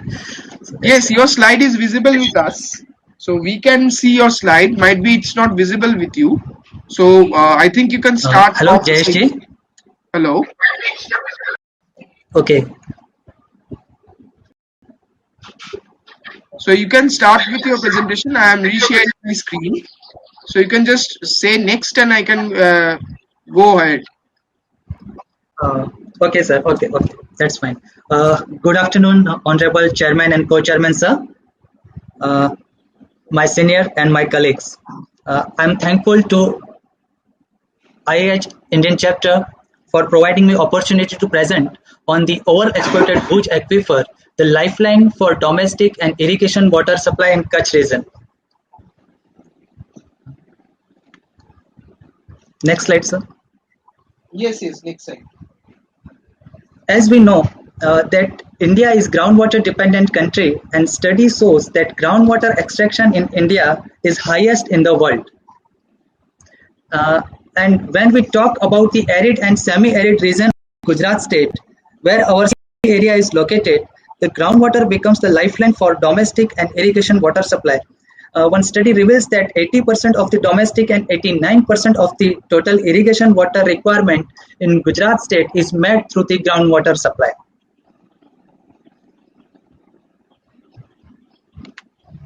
Next slide, sir.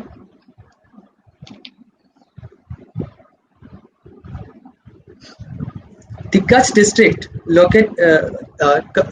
spreads over 45,652 square kilometer area and forms around 23% of the total area of Gujarat state, located in northwestern extreme of the southwest monsoon, and hence suffers from the low and erratic rainfall, where the average annual rainfall is around less than 400 millimeter. And hence it lacks of the surface water resources. And if we look at the demand side, particularly after 2001 devastating earthquake, there is manifold increase in domestic and irrigation water requirement. This again put pressure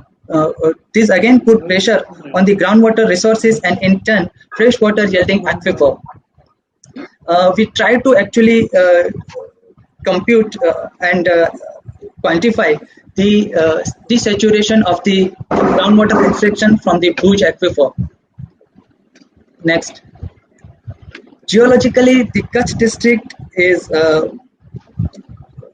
very diversified and complex and crisscrossed by many major faults. In north, Run of Kutch is there. In south, Gulf of Kutch is there. For our study interest, we simplified the geology of the area. The post-Deccan Trap formation, that is tertiaries, it is saline in nature and hence not utilized for the groundwater extraction. Deccan Trap formation is igneous volcanic basalt rock and having very low permeability and low yielding aquifer. Bhuj aquifer, which is the most prolific aquifer, providing the source of water for the district. And formation older than Bhuj are also having limited yield. The subsurface formation, the The Bhuj sandstone spreads over east-west elongated belt from Bachau to Lakhpat, and we draw some selected cross section of the lithologs. The Bhuj sandstone consists of friable, medium to coarse-grained sand with some minor amount of shell. The total exposed area of Bhuj sandstone is 2316 square kilometer, and the total depth is 244 kilometer near Kukma, and the maximum depth is Nakhatrana is also 244 meter. If we look at the groundwater level scenario for the study period 2014 to 2018, there is drastic decline of 20.62 meter for the period of 2014 to 2018.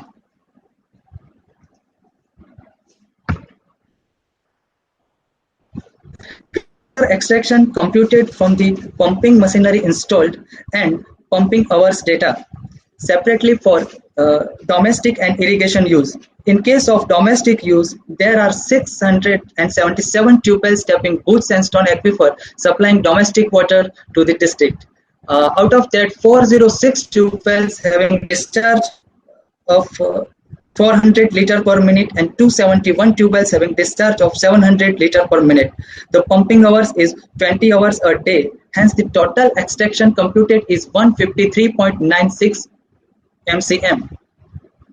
For the computation of irrigation water requirement, there are 24,799 tube wells tapping the Bhuj sandstone aquifer, installed with various capacities of pumping machinery ranging from 7.5 horsepower to 60 horsepower, and they are running 8 hours a day as there is pumping hour restriction of Jyotigram Yojana in Gujarat. The total extraction computed for irrigation is 841.27 MCM. Now we look at the groundwater recharge. The average annual rainfall for the period of 2014 to 2018 is just 353 millimeter. Out of 2316 square kilometer, only 2090 square kilometer is found recharge worthy and having less than 20% slope. If we consider that 2090 square kilometer for recharge, the total recharge with 353 mm average annual rainfall and some other sources like irrigation return flow, canal and tank percolation, the total recharge computed is 103.61 MCM. Now, the extraction is also computed for the period with the help of specific yield and water level difference. The specific yield considered from the pumping test data is 8%, and the total extraction computed with the help of water level difference is 955.23 MCM. If we add that 103.61 MCM as a recharge during the same year, the total volume of groundwater extracted is 1058.84 MCM. It is assumed that the balance extraction 63.51 MCM is done by the industries.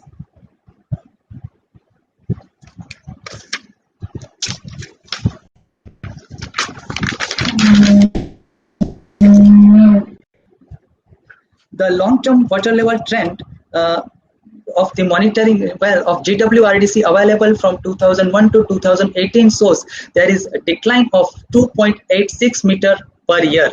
It is located in Sairab village near of Nakhatrana block. Now, if I conclude, the Kutch arid region of Gujarat state having prolific aquifer system of Bhuj sandstone, which is under tremendous overexploitation and having less recharge. And it is computed that the only extraction is extension is 99.39 MCM. Extraction is the groundwater recharge and extraction account of Bhuj aquifer indicated recharge from rainfall is 99.39 MCM, which is merely 9.4% of the total extraction. To remedial measures, government is also trying to tackle the problem by promoting drip irrigation and restricting the power supply through Jyotigram Yojana. We also suggest there should be some prohibition on selling of higher capacity pumps, tightening the Jyotigram Yojana and restriction of the pumping hours. There should be domestic and irrigation metered supply should be there, and mega aquifer recharge scheme targeting depleted Bhuj aquifer should be taken up, where source water can be flood water during the excess monsoon events.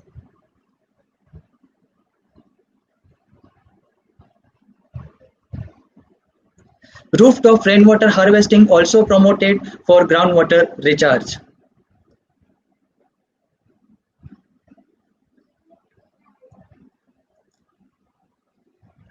Thank you so much, sir.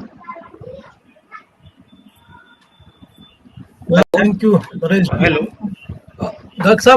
Do we have the next speaker with us? I am seeing. Yes, Hello. Madam Kulsum has come, I think so. Please invite her. I cannot see. Yeah, Kulsum ma'am, please. Kulsum Salahuddin, please.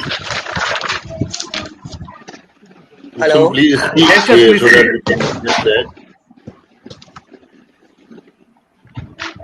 Yes, please see if she is available. Yes, she is available, but I think her microphone is not working.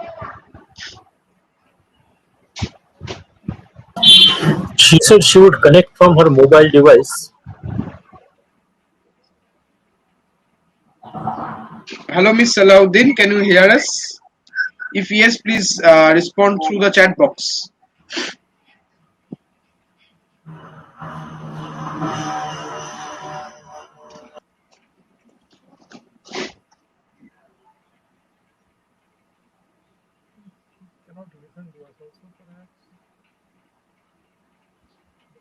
Her mic is unmuted. It is showing. So,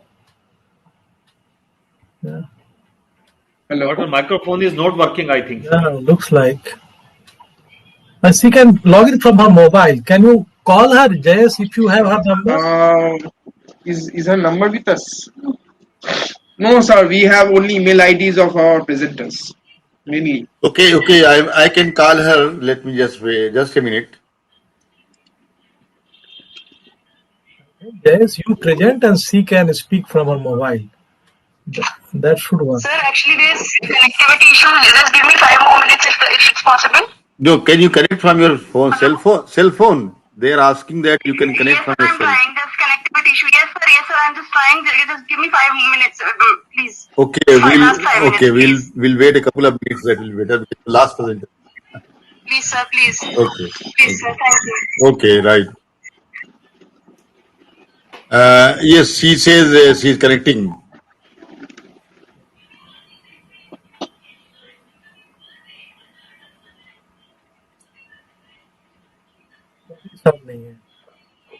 Well, I think, Shashank, is it possible that you can perhaps conclude this, some of the remaining whatever presentation have been already done, because it might take some time. If she comes back, we can allow her. Otherwise, we'll conclude.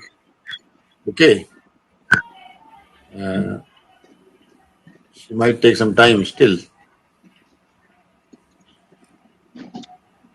Shekhar, I think. You want me to sum up Yes. the papers which have Yes, been you can presented, sum sir? up. Did I hear I think correctly? I would suggest that you can sum up the remaining whatever presentation made already. Okay. And if she comes, That will be great. it's fine. Otherwise, then Yeah. You please sum up. Yeah. So let's sum up what we have listened till now, and this was a wonderful and a very informative session on community participation, governance, and regulation for feasible mitigation measures. Aptly chosen topic, the keynote address by Dr. Yogesh Jadeja aptly highlighted about community-centric aquifer management strategies in coastal regions of the Gujarat state in India. It showcased the effectiveness of community participation in managing the aquifers and emphasized on the bottoms-up approach in planning. The second keynote speaker was Dr. Pandit Madhunare from Telangana with a case study and success stories highlighting feasible mitigation measure in Telangana. He elucidated the effectiveness of community participation hand in hand with government in governance and regulation of the water resources. He stressed on the fact that the prudent land and water resources management in Telangana has reduced the stress on the groundwater resources without compromising on the food grain production. That's a good success story presented by Dr. Pandit Madhunare. Then we had Dr. Yugandhar. He presented a case study from Bundelkhand region in India, which was aimed at mitigation, obviously aimed at mitigation by participatory development planning, that was their strategy, consensus decision making, and community managed revival of historic and traditional water bodies. The revived tanks, they have showcased that it helped in raising the local water levels also. Next, we had Ms. Rabab Siddiqui. She presented hypsometric analysis of two climatically distinct watersheds of Kosi and Nagmati river, and then she emphasized different stage of the evolution of the geomorphology. Just hang on, we will summarize what we have finished and then we will call you. Then after this, we had Naresh Gaur, Mr. Naresh Gaur. He established the importance of Bhuj aquifer for domestic and irrigation sector in Kutch region and highlighted about exploitation of the aquifer by extraction of mammoth 1000 MCM of water per year, which is much above the annually replenishable groundwater resources. And thus the groundwater mining has resulted in declining of the water levels. They suggest that mega aquifer recharge program can be a good mitigation measure. And so let's move on to the next speaker, Kulsum. I think she is she's there perhaps. Kulsum, are you here? Yes, sir. Yes, sir. I'm here. Am I audible, sir? Now? Yeah, I will summarize you again. Don't worry. Yes, yes.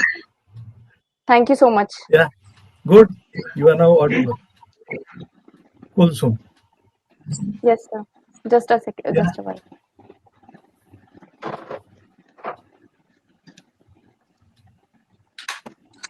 Sir, is my presentation visible?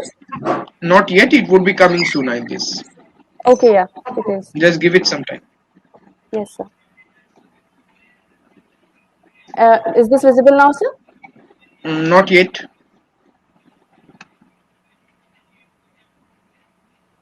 Yes, you present, she will speak. Her mic is working perfectly. Fine. Sure, sure, her presentation is not. I think now. Yes, sir. I think now it's visible. No, it's not visible. Yes, it's coming right now. Okay. Yes, please continue. First of all, good afternoon, everyone, and I'm extremely sorry for the inconvenience and taking time. My system at last moment I didn't know would not be taking my audio, so I had to come to a nearby cyber cafe and adjust things. So I'm extremely sorry for the delay to the esteemed chairperson.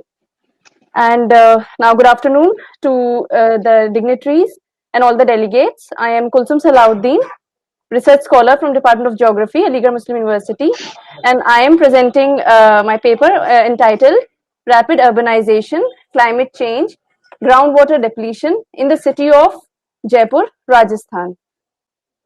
So coming to the, I think I'm audible. Yeah, hello.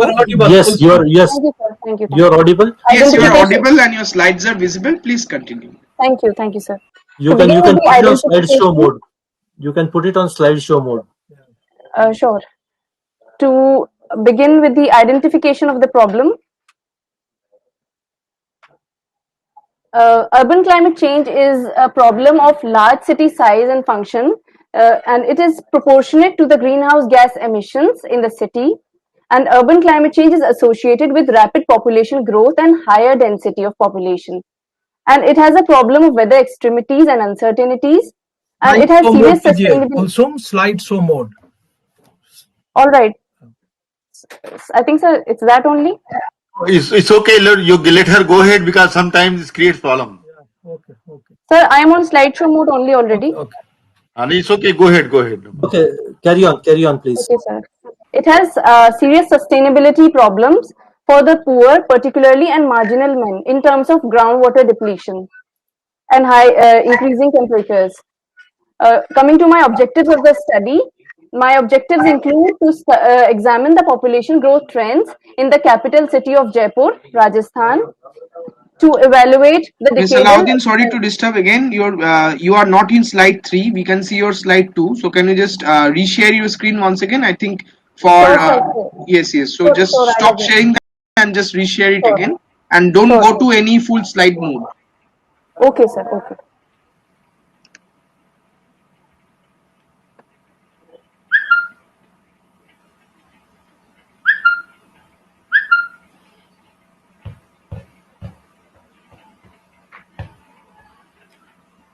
Is it now all right, sir? Yes, it's coming. Wait. Yes, now it's perfectly all right. We can see your of the study. Sure. Yes. So shall I repeat the identification of the problem, sir, or I should go on? No. You can continue with that. All right. Thank you so much. Coming to the objectives of the study, my first objective is to examine the population growth trends in the capital city of Jaipur, that's Rajasthan, and to evaluate the decadal expansion of the built-up area in the city. Thirdly, to measure the urban climate change, particularly temperature, in the semi-arid large city of Jaipur. To estimate the impact of weather uncertainties on the migrant labor and marginal men. To inquire the rate of urbanization and growth trends in Jaipur. Coming to the database and methodology, the study is based on the data analysis of the municipal sources as well as demographic and meteorological data. It includes the decadal analysis of built-up area from 1961 to 2019. A corresponding decadal census data has been employed to ascertain the population dynamics and density in the study area. Temperature data has been analyzed to understand the characteristics of climate change in Jaipur city. Regression technique has been employed to measure the thermal changes, and simple cartographic methods have been utilized for diagrammatic illustrations. Coming to the nature of my study area, that is Jaipur city, it is located on the eastern outskirts of Aravalli ranges at an altitude of 1,417 feet above mean sea level and has a large built-up area of about 487 square kilometers. Jaipur has a population of approximately 3.9 million persons as of 2019. And according to the Köppen's climatic classification, Jaipur lies in the hot semi-arid BSH climate type. And Jaipur is surrounded by Nahargarh hills in the north and Jalna ranges of the Aravallis in the east. The city periphery is drained by Amanisha Nala in the west and Jawahar Nagar Nala in the east. The general slope of Jaipur city is from north to south and southeastward onwards. This table depicts the Jaipur city area population and density growth. This table is computed from Census of India, Jaipur Meteorological Authority data, and it is 58 years data from 1961 to 2019. Here, if we closely examine this table, we can see that since the decadal built-up area expansion has increased exponentially in the decadal years 1971 to 1981, that is from 89 square kilometers to directly to 200 square kilometers, and from 1991 to 2001, that is from 200 to 218 square kilometers. So naturally, the density per kilometer square also decreases, whereas the population of Jaipur city has been steadily increasing all this while. This is the relative location of Jaipur city and surroundings. Results and discussions. So climate change of Jaipur has witnessed a differential daytime and nighttime changes. Nocturnal temperature rise has been twice the daytime temperature growth. This also indicates that the nocturnal comfort levels have considerably decreased in Jaipur city. With higher temperature rise during the summer months, the summer season is becoming even hotter in the capital city of Jaipur. This also indicates that there would be a growing tendency of thermal inversions of high intensity during the summer nights. This diagrammatic representation, this says this is Jaipur city's mean monthly maximum and minimum temperature pattern from 1961 to 2017. In the maximum daytime temperature curve, in the months of May and June, we can see that there is a temperature peak of 40.3 degrees centigrade and 39.3 degrees centigrade respectively. And in the daytime temperature basically takes a dip in the monsoon months of July and August, and again we can see that there is a temperature increase in the months of September and October with 33.8 degrees centigrade and 33.6 degrees centigrade respectively. So there is we can see there is a formation of a type of double maxima pattern in this, and this for the minimum nighttime temperature pattern, there is a single dome pattern. Coming to the Jaipur city mean monthly maximum temperature changes. So if this is the daytime depiction of temperature changes, in this the mean annual temperature has grown by 0.4 degrees centigrade, and the peak is 0.8 degrees centigrade in the month of June. The coldest naturally happens to be the month of January with 0.1 degree centigrade. The Jaipur city mean monthly minimum temperature change, which is nocturnal. This bar diagram depicts the empirical evidence of climate change, particularly in the months of April, May, June and July. We can see there is a peak of 1.3 degrees centigrade in the month of June, and again in the month of January we can see there is 0.4 degrees centigrade of temperature, which is the lowest. This is the day and night heat differential growth from 1961 to 2017, which is a comparative analysis of the previous two slides. It is computed from IMD data, Pune. Coming to the socio-economic impact of urban climate change. So, urban climate change is creating adverse effects on the rising cost of economy and living conditions. It is particularly undermining the nocturnal comfort levels and living conditions of particularly the non-AC middle class inhabitants. This issue is emphasized for the non-AC middle class inhabitants because of the fact that the exhausts of the elites of using the ACs and the all air conditioners is the brunt is borne by the non-AC middle class and poor and marginal men people. Pollution rise, temperature rise and weather uncertainties are leading to growing respiratory diseases and fatigue. Urban climate change would undermine the health and labor efficiency of valuable industrial commercial workers, which are the backbone of Indian economy. The urban climate change with thermal inversions, as I depicted in the earlier slides, would induce general morbidity and reduce the longevity of the poor people. Also, the rapid, I'd like to add to this slide that rapid urbanization and rampant haphazard urban expansion is leading to the groundwater percolation of the rainwater is not able to be done because of the rampant growth and urbanization, which is hindering the groundwater recharge, the natural groundwater recharge in the already shrunken monsoon years in this desert state of Rajasthan. So this is also one of the major issues. Coming to my conclusion, the already hot climate of longer summers is becoming critically hotter in the wake of urban climate change, and the nighttime climate change is considerably higher than the daytime temperature growth. The months of May and June have witnessed the highest nocturnal heat growth in Jaipur. The rapid population, infrastructural growth, and greenhouse gas emissions are the root cause of climate change, urban climate change. And because of very large middle class and marginal population, the weaker sections are more prone to climatic extremities and uncertainties. Thank you so much. Thank you, Kulsum, for taking all this pain and effort. Let's quickly summarize what you said, and then we will hand over to the panel discussion. So, Kulsum Salahuddin, in her study, identified the climate change and its socio-economic impact in Jaipur city of Rajasthan. She highlighted the role of rapid urbanization, resultant population resource imbalance, and climate change in groundwater resources depletion of the city. With this, we will hand it over to the convener for taking the session further. Thank you so much, sir. Thank you so much.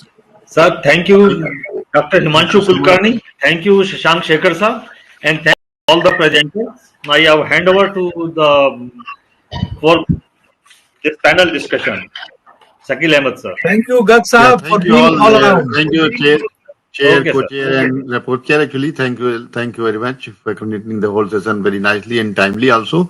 Now, Jayesh will change the session actually because panelists have to come in the room. Hello. Jayesh, With this, we come to end of this session. So just give me some time. I would be muting myself, both me and Anubha. We are trying to connect Dr. Biplab Chatterjee, who is our moderator for the next session. There is a microphone issue on his behalf. So we are trying to connect him through Google Meet, just like yesterday it happened. And so for that, I would take some time and then we can start the session as once we connect with him. Thank you. Thank you so much. Thank you.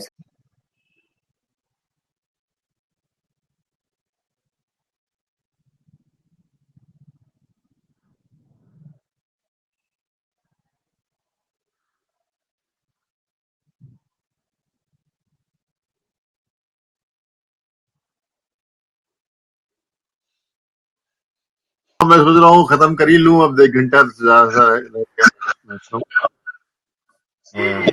हाँ, ये विप्लव चक्रवर्ती का भी कुछ issue है, देखिए अब ये भी कनेक्ट नहीं कर पा रहे हैं। विप्लव चक्रवर्ती का भी कोई इशू है कनेक्शन का, वो इसीलिए हम लोग वेट कर रहे हैं।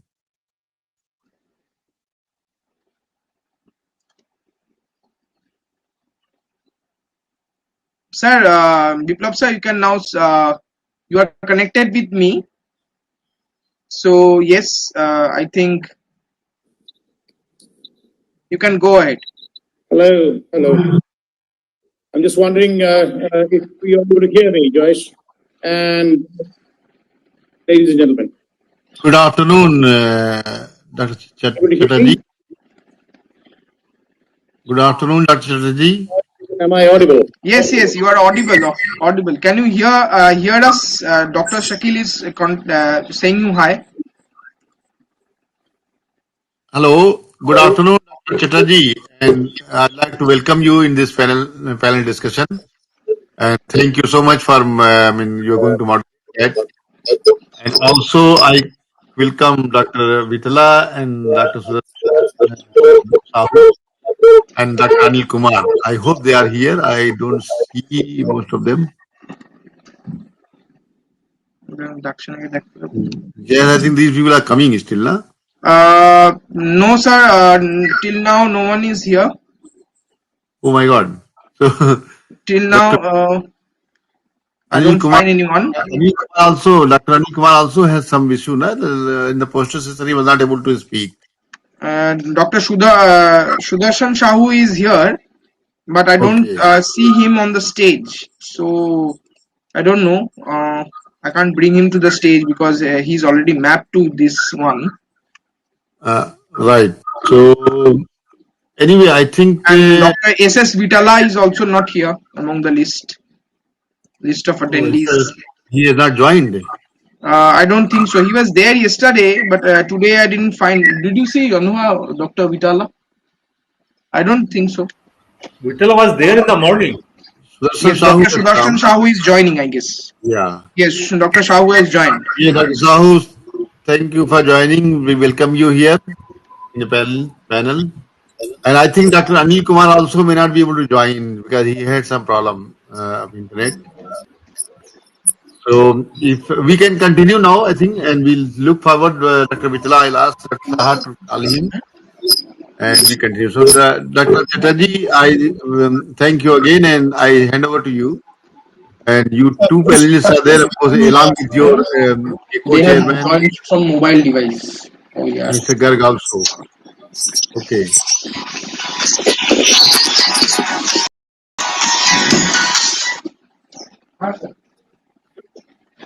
So over to you.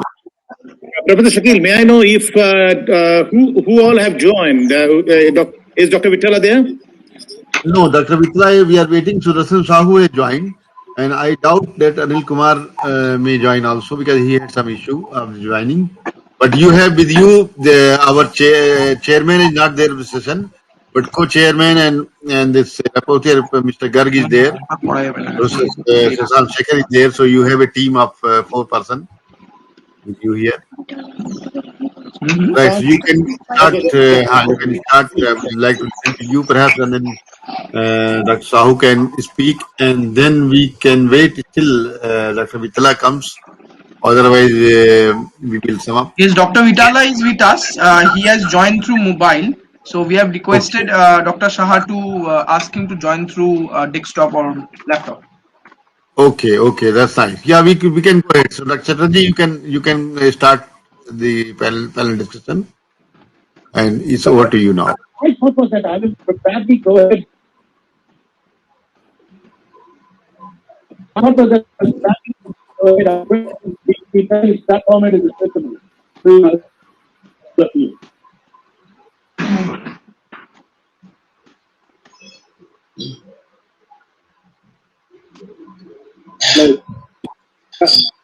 Joyce, are you able to hear me?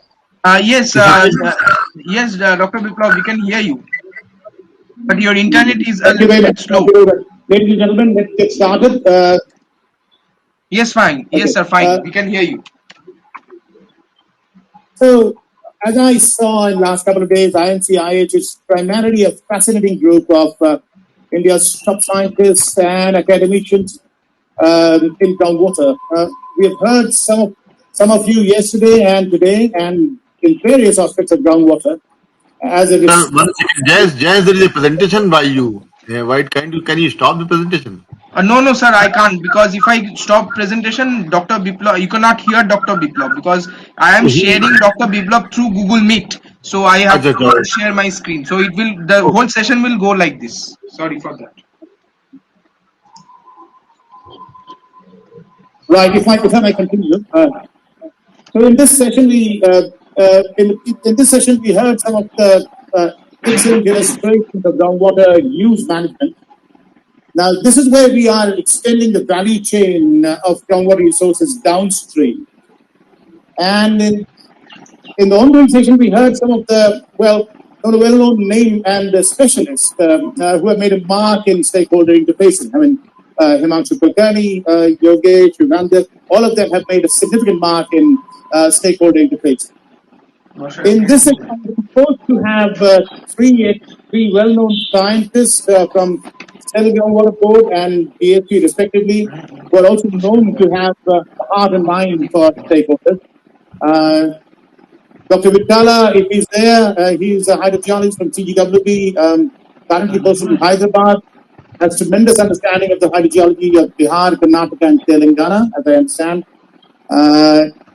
Dr. Anil Kumar is a chemistry specialist, hydrochemistry specialist, and significant experience in groundwater pollution studies. He is currently with Department of Science and Technology. And then Sudarshan Sahu, we would like to hear you. You are a PhD from BHU and you are a hydrogeologist in CGWB. You have major experience in Jharkhand, Bihar, and Orissa.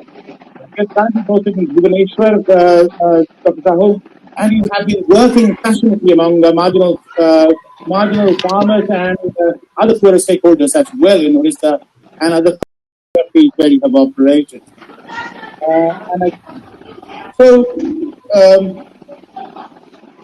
Here are the issues I'd like to know about from you. If Dr. Vitala is not there, probably I may ask Dr. Sudarshan Sahu to start. Or Dr. Anil Kumar. Dr. Anil Kumar, would you, you have worked in groundwater pollution a lot. NGT has been coming down heavily on the industries and fuel bills to mitigate groundwater pollution. However, I'm not sure if we have reasons to be satisfied with, even after more than 10 years of judicial intervention, Namami Gange, etc., which has failed to achieve its goals. For example, in Noyal River in South India, which requires a TDS from 50 to 5,000 in a stretch of 200 kilometers from headwaters to the city of Coimbatore and Tirupati. Now, can you tell us what more can NGT planners and regulators can do to get the desired results? Dr. Anil Kumar. Or whatever way you want to discuss, please go ahead.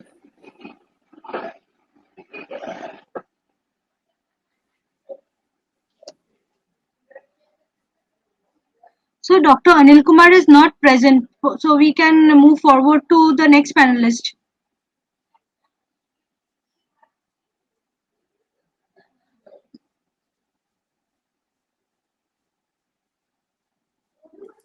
Yes, Dr. Sahu.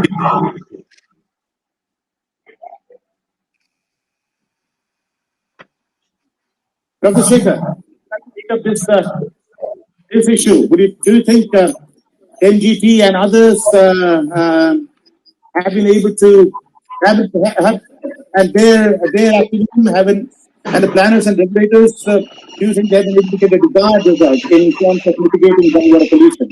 And if not, if yes, where, and if not, why? And how would they get it?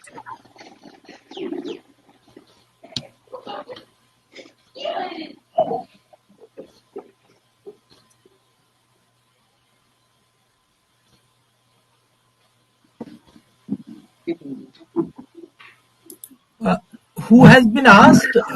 We couldn't hear. I think we can ask first Dr. Sahu to speak. Dr.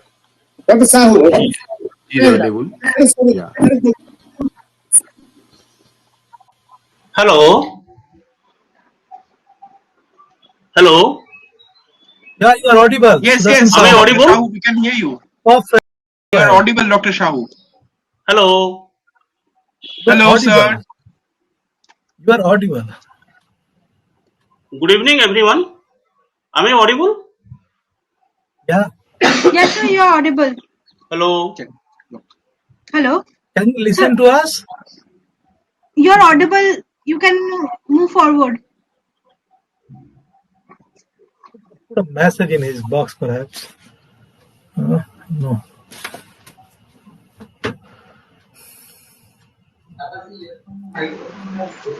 Hello.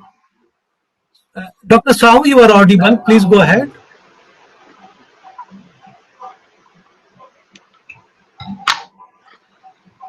Hello. I think Dr. Shahu's headphone is not working. Hello.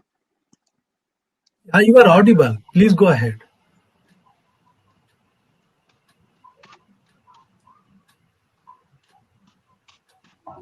We were able to listen to him. Now, I don't know what happened. Hello.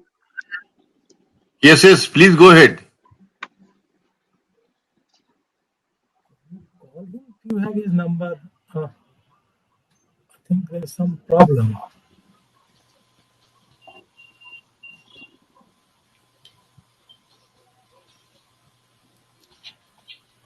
Okay, so I think we can listen to Dr. Vitla, who has joined now.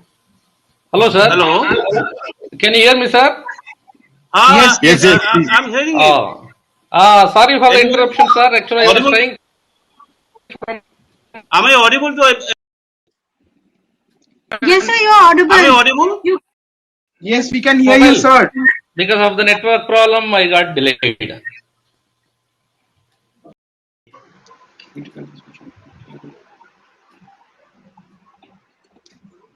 Hello. I think Dr. Sahu, can you just... You are audible. You continue. Connectivity issue here. I think let Dr. Vitala Hello. speak and maybe...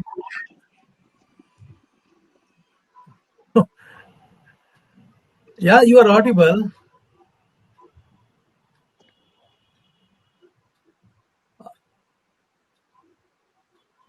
Chatterjee Saab, shall we move on to Dr. Vitala and maybe ask Dr. Sahu to speak after some time?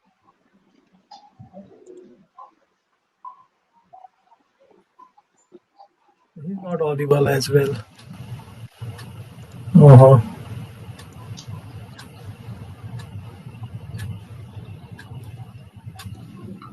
Yes, you have to help.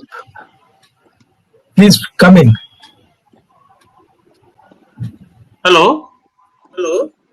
Who is this? Is this Jens? No.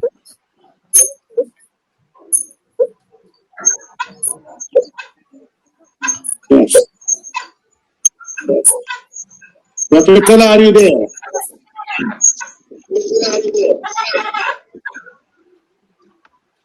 Dr. Vitala and both Dr. Shahu's internet connection is very low, as I can see here, sir.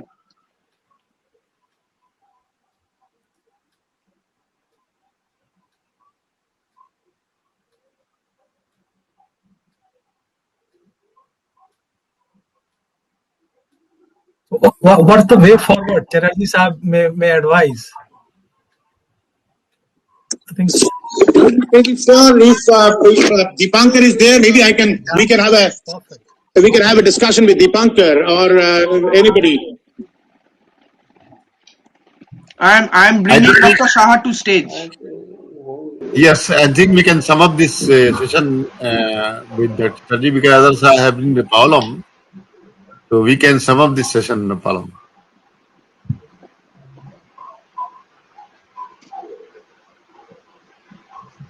Not a problem. Let's complete the session. Probably we will have it another time.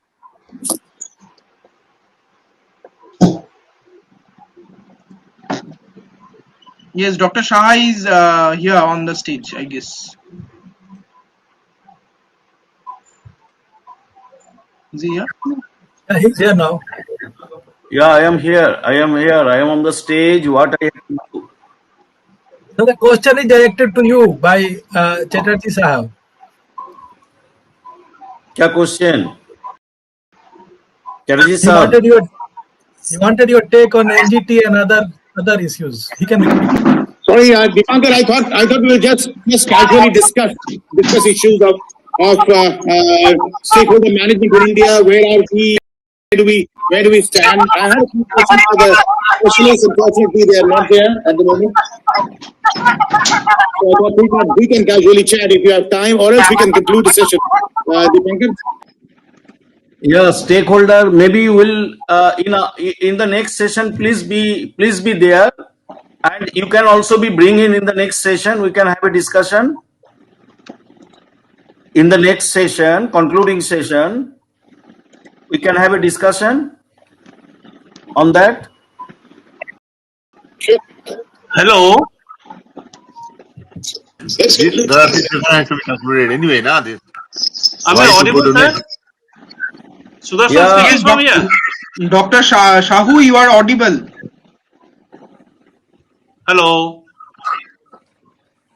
Some problem is going on. Well, I request Dr. Chatterjee to sum up this session. Perhaps we'll close this and then we'll go to next session because we are wasting our time. Yeah, please. That will be better option. Yes, Dr. Sahu. Dr. Sahu is not able to speak. Dr. Chatterjee, I'm requesting Dr. Chatterjee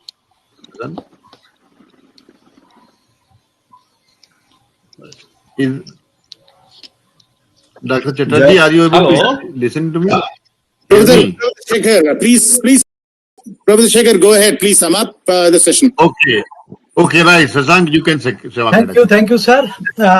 It was a wonderful agglomeration plan, but because of some technical glitch, we couldn't take it up. Nonetheless, the questions raised were very valid, and maybe we can continue to the next session where the panelists can contribute. With this, I thank all the panelists for coming here on the stage, chairperson, our reporter, and all the convener and all the participants. Thanking you all. Thank you very much. Let's move on. Convener, sir. Right. We have to thank you, Sasank, taking very active part and managing the whole session very nicely, all alone. Thank you so much. So just now, I think with this we can close the session and we go back to backstage as well as we start the next session. Thank you. Okay, sir. I'm trying to start the next session. Maybe in next session, if Dr. Shahu or Dr. Vitala is there, we can take them. Yeah, that will be good. Oh, it's okay because already you have many people in the next session. So let's see who Yes, are yes. there. Yes, it is Professor, with me. या इस slides को एकदम लगा दो. ठीक है sir.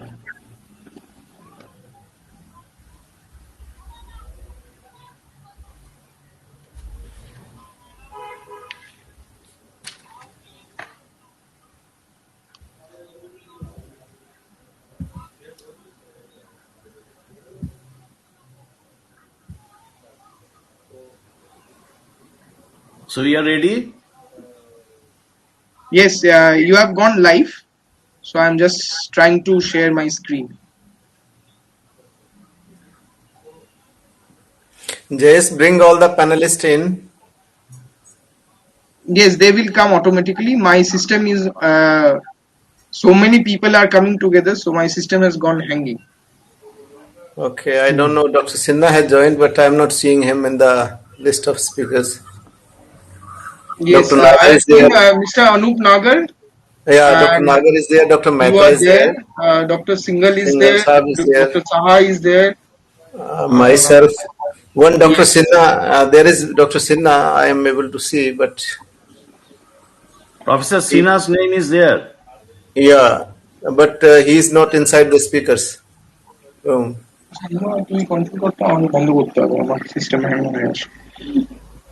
Or tell Anuva to bring in. She cannot do. Yes, she would be doing. My system has gone on a hang. So I'm trying.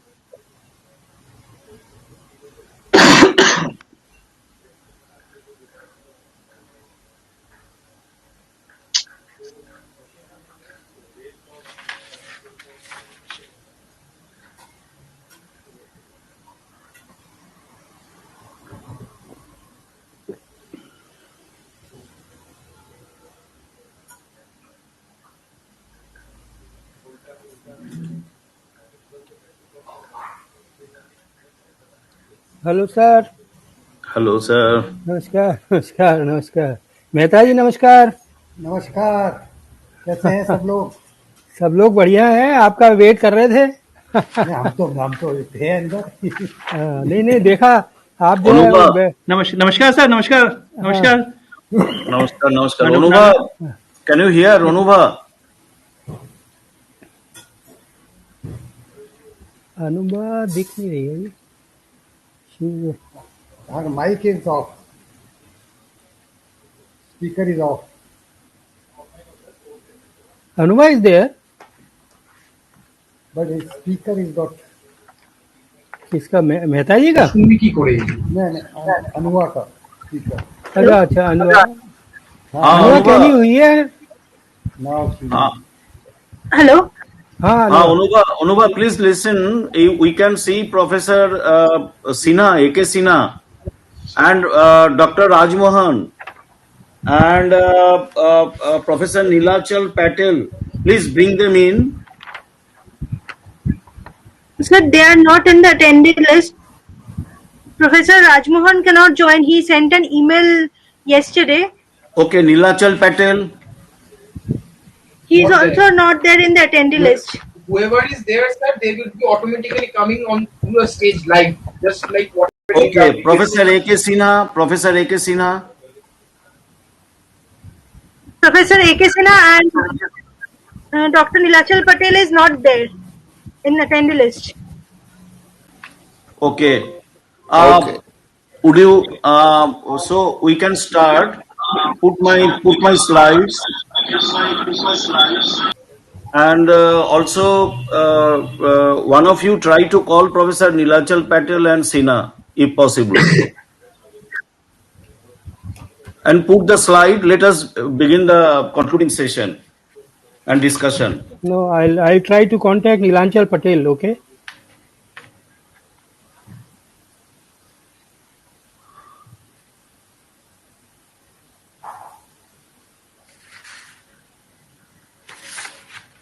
Sir, so we are starting our session.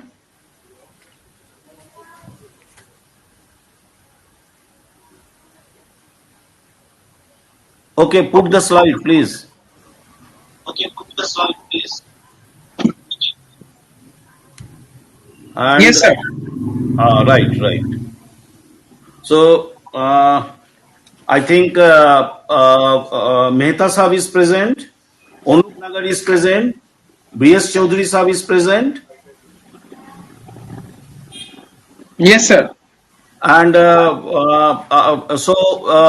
from the previous panel discussion, somebody, if they want to join, can you bring them in? Yes. So, Anuva, can you bring them in? So, in the meantime, sir, let us start our So, we concluding are session. inviting Dr. Sudarshan Shahu. If you are hearing us, Dr. Shahu, please accept the response of coming to the stage. Dr. Vittala or Biplab? And one by one, we can take up.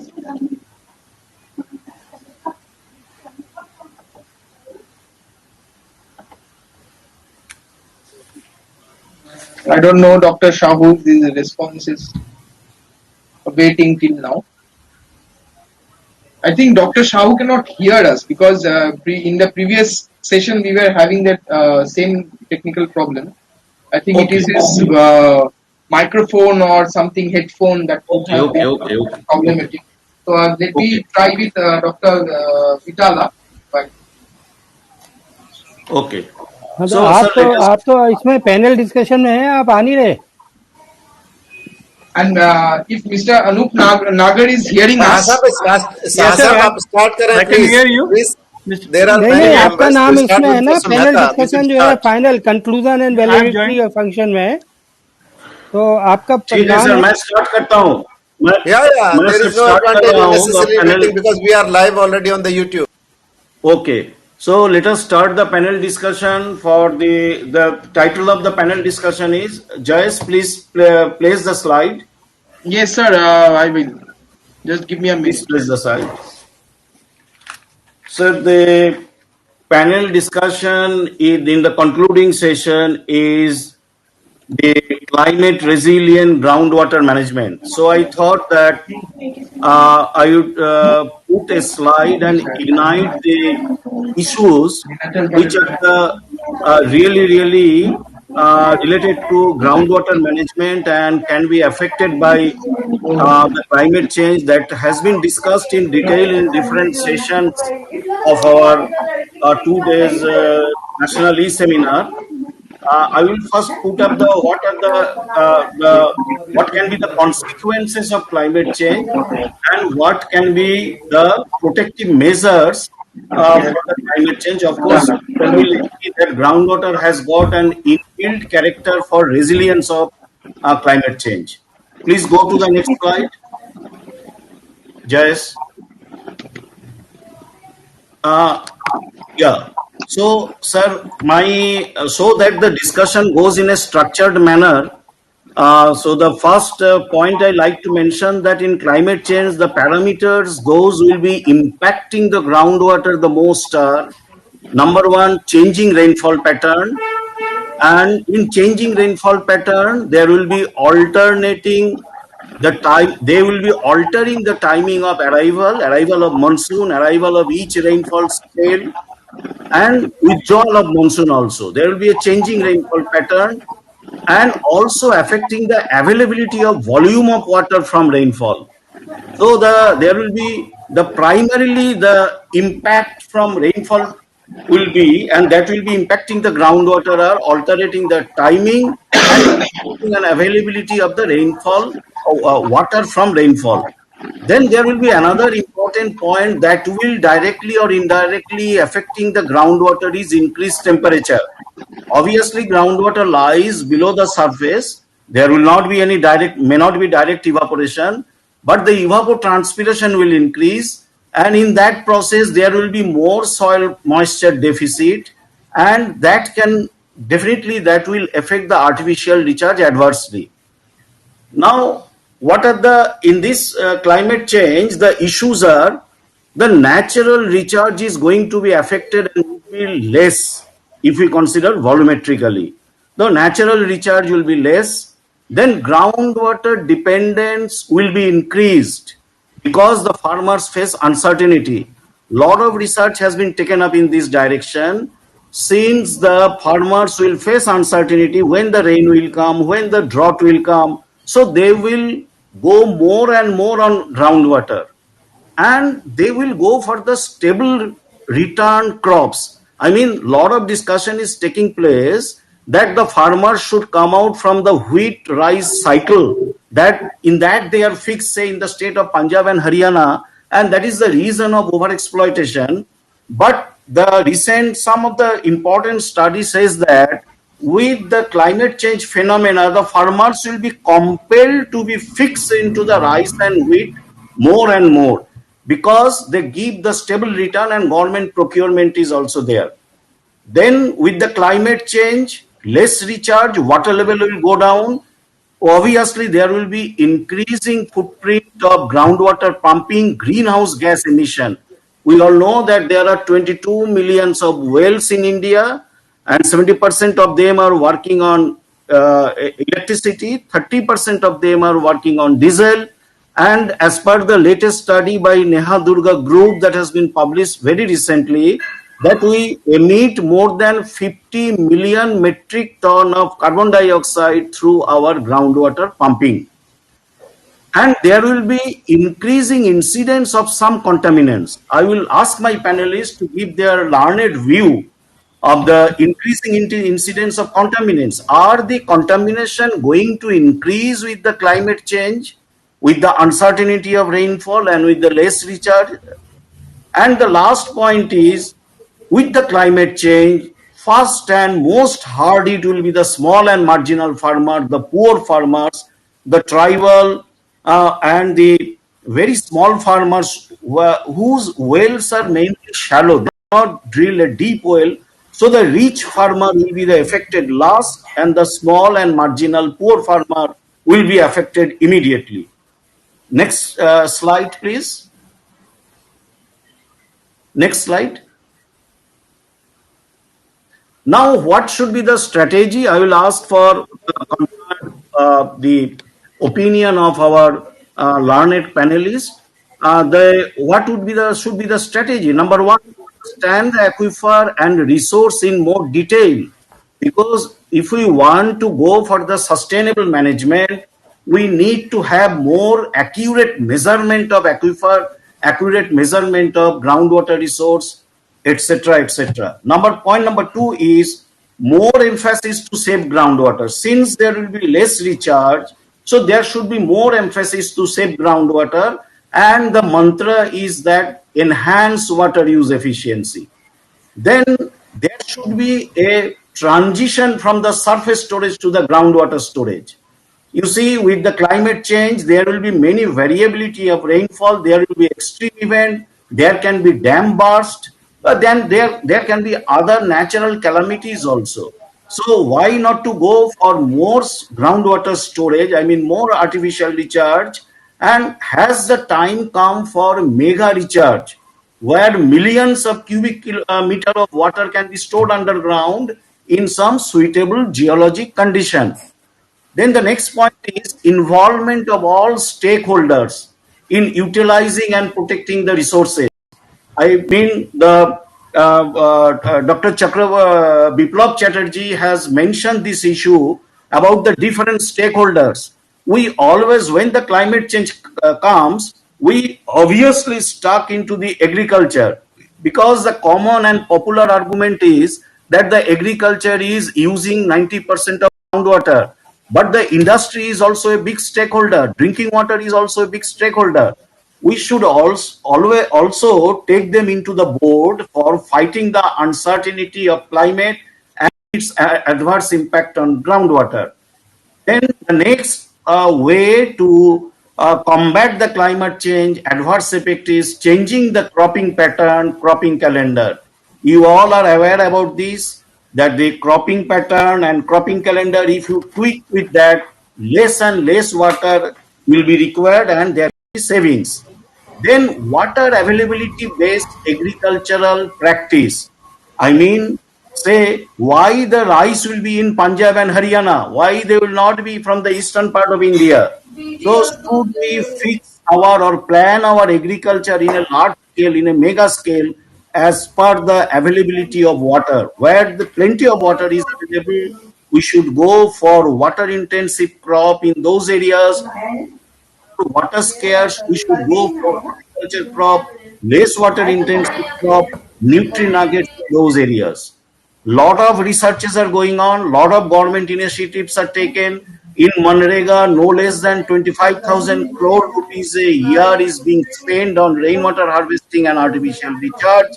And recently, a very good initiative has come from Government of India, Atal Bhujal Yojana. In this scheme, first time, incentive is given on the basis of how much groundwater you can save. Till now, in our mindset, it was there that how to extract more and more groundwater. I mean, more incentive was given for extraction of groundwater. But for the first time, you save groundwater and you get incentive. Saving groundwater is one of the main pillars to combat the adverse effect of climate change. So with this few, I would say, point, I invite all the panelists who are present here. But before I invite the panelists, I would like to introduce them with one or two sentences. With us, Professor M. Mehta, Mr. Mahendra Mehta, who is a very, very senior officer. He was a senior officer in Central Groundwater Board, and he was Commissioner of Groundwater in Ministry of Water Resources, widely experienced and considered to be one of the best mind in rainwater harvesting artificial recharge in India. And then I'm not sure Professor A.K. Sinha could join. Professor A.K. Sinha, if he's present, he is also a very widely renowned groundwater specialist. He was a renowned professor in Rajasthan University at Jaipur, worked tirelessly in the domain of groundwater, and now he is Vice Chancellor of Chhatrapati Shivaji University, Maharashtra. Anup Nagar is another esteemed panelist with us. He is a product of Roorkee University, IIT Roorkee, and now he is the regional director located at Chandigarh. He has worked extensively on groundwater issues, and I will sum up in one sentence about Anup Nagar that he is now heading two most controversial, two most groundwater stressed states in India, that is Punjab and Haryana, include management, sustainable development, and also regulation of groundwater extraction. Then Dr. Neelanchal Patel, I am also not sure whether he has joined, maybe he will join later. He is a professor in the Department of Remote Sensing in the Birla Institute of Technology, Mesra, Ranchi, and he is previously he was a lecturer in IIT Delhi, very accomplished researcher, many publications, many PhD under him, and he is a master of say remote sensing and GIS on the application of groundwater. Then Dr. Rajmohan, I think he is not able to join. He is a professor in the King Abdulaziz University, Saudi Arabia. He was in IWMI, esteemed researcher, extensively worked in different part of the world. And obviously, last but not the least, Professor B.S. Chaudhary, one of the most finest groundwater and geophysics researcher in India. He was a head of the Department of Geophysics. He was in Kurukshetra University, and he was registrar of Kurukshetra University. But keep aside his official designation, he is one of the most accomplished researcher, published many publications, PhD scholars, and he is one of the authority of stressed groundwater system in the northwestern part of India. So I welcome you all in this concluding session. But let us hear first from sir. Sir, आप कुछ बोलिए. आप बोलते हैं. Good evening to everybody. Thank you to INC and IAH for giving this opportunity to speak and share my views. In 2 days, I think there was an overdose of the information, research, and data. It is very difficult for this age to digest. But anyhow, what I want to say, I'll be a little brief and tell you that due to climate change, intensity of rainfall will be more, runoff will be more, and less period, number of rain days will be less. So more floods, formation of new aquifer may also take place. That's very important. We have to look into this matter. More evaporation as the temperature increases. Agricultural drought. I am not talking the meteorological drought. I am talking of agricultural drought may be more, and that's why the pressure on the groundwater may be more. Evaporation will be more. So we have to look into this aspect also, how to suppress the evaporation. I was in Australia and I had seen one product which is a wave friendly, one chemical, and eco-friendly, that is known as a water guard by Aquatin.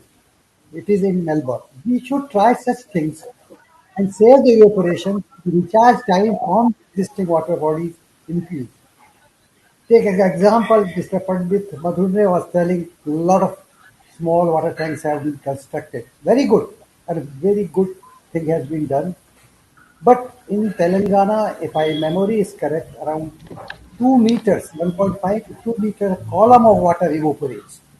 So how to suppress this evaporation so the more water is available even for recharge or for the use. So this can be tried in India also, and the small water bodies which we are constructing should have less surface area or more deep so that the evaporation losses is less. Now I may be little critical about the recent groundwater gazette notification which is related to money. I'm not sure whether I'm right or wrong. If you withdraw more water, you pay more. So water is related to money, and agriculture is made free, whether small farmer or big farmers or large farmers. So we should have some consider. Large farmers should also pay something and give subsidized rates for those who are using the water conservation techniques like sprinklers, drip irrigation. So that has to be seen. Now we have to take a holistic approach. We are considering only groundwater. What happens if there is an agricultural drought? Why the farmers are committing suicide? Because we are not taking a holistic approach. Banks have their own target. So they give the loan. And poor farmers cannot repay and they commit to suicide. So we have to look in these social aspects also. As far as the making the villagers compatible to get the groundwater resources available, under EU SSP for the state of Rajasthan, we have prepared a website in which all the data, including population, agriculture aspects, rainfall data, everything was given. It has to be updated. And pre and post monsoon water level, you go on entering. After the post monsoon, any time if you give the water level of any village, it will give you how much is available after reserving for the domestic use. So this was put on the website, but unfortunately there was no political support and it has been removed. Nawalewala Sahab mentioned about the Panch Tantra. Panch Tantra is what? Bhu, Gagan, Vayu, Agni or Neer. So whenever you remember Bhagwan, you are remembering the Panch Tattva. So we have to take care of all these 5 aspects to ensure that we have a good groundwater availability.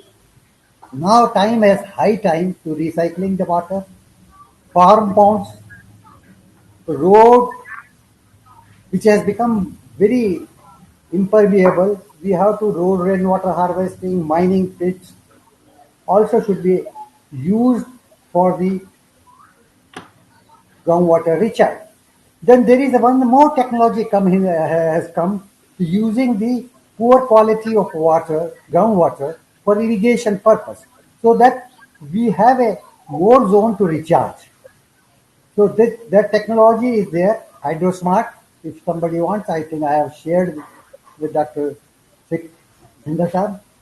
So what we have to do, what we have discussed, how to translate this thing on the ground is the biggest challenge. Sharda law is the oldest law in the India for child marriage act, but still some rare cases are going on. So what we should do? First thing, water should be not a state subject. It should be brought into concurrent list. Then and then, Government of India can homogeneously apply to all the state. Otherwise, every state has its own way to do it. Political support, administrative support, and social acceptance is the most critical issue which has to be promoted. Agroclimatic zone-wise agriculture should be promoted. That should be the aspect which we have to look in order to conserve the groundwater for the climate change. We cannot avoid the climate change. Continental shift is taking place. Apart from the human activity, this is going to happen. And it has happened earlier also. In Rajasthan, we have a glacier beds. Now, today is a desert. So that is my observation. Thank you very much. Right. Thank you, sir. Thank you. You have rightly mentioned that the agricultural drought will be more severe and we must take a holistic approach. And recycling of water you have mentioned, farm pond also you have mentioned, though there are a lot of adverse observation about the farm pond. I will tell you a little bit later. And a very important and politically sensitive issue you have raised, that water should come under concurrent list.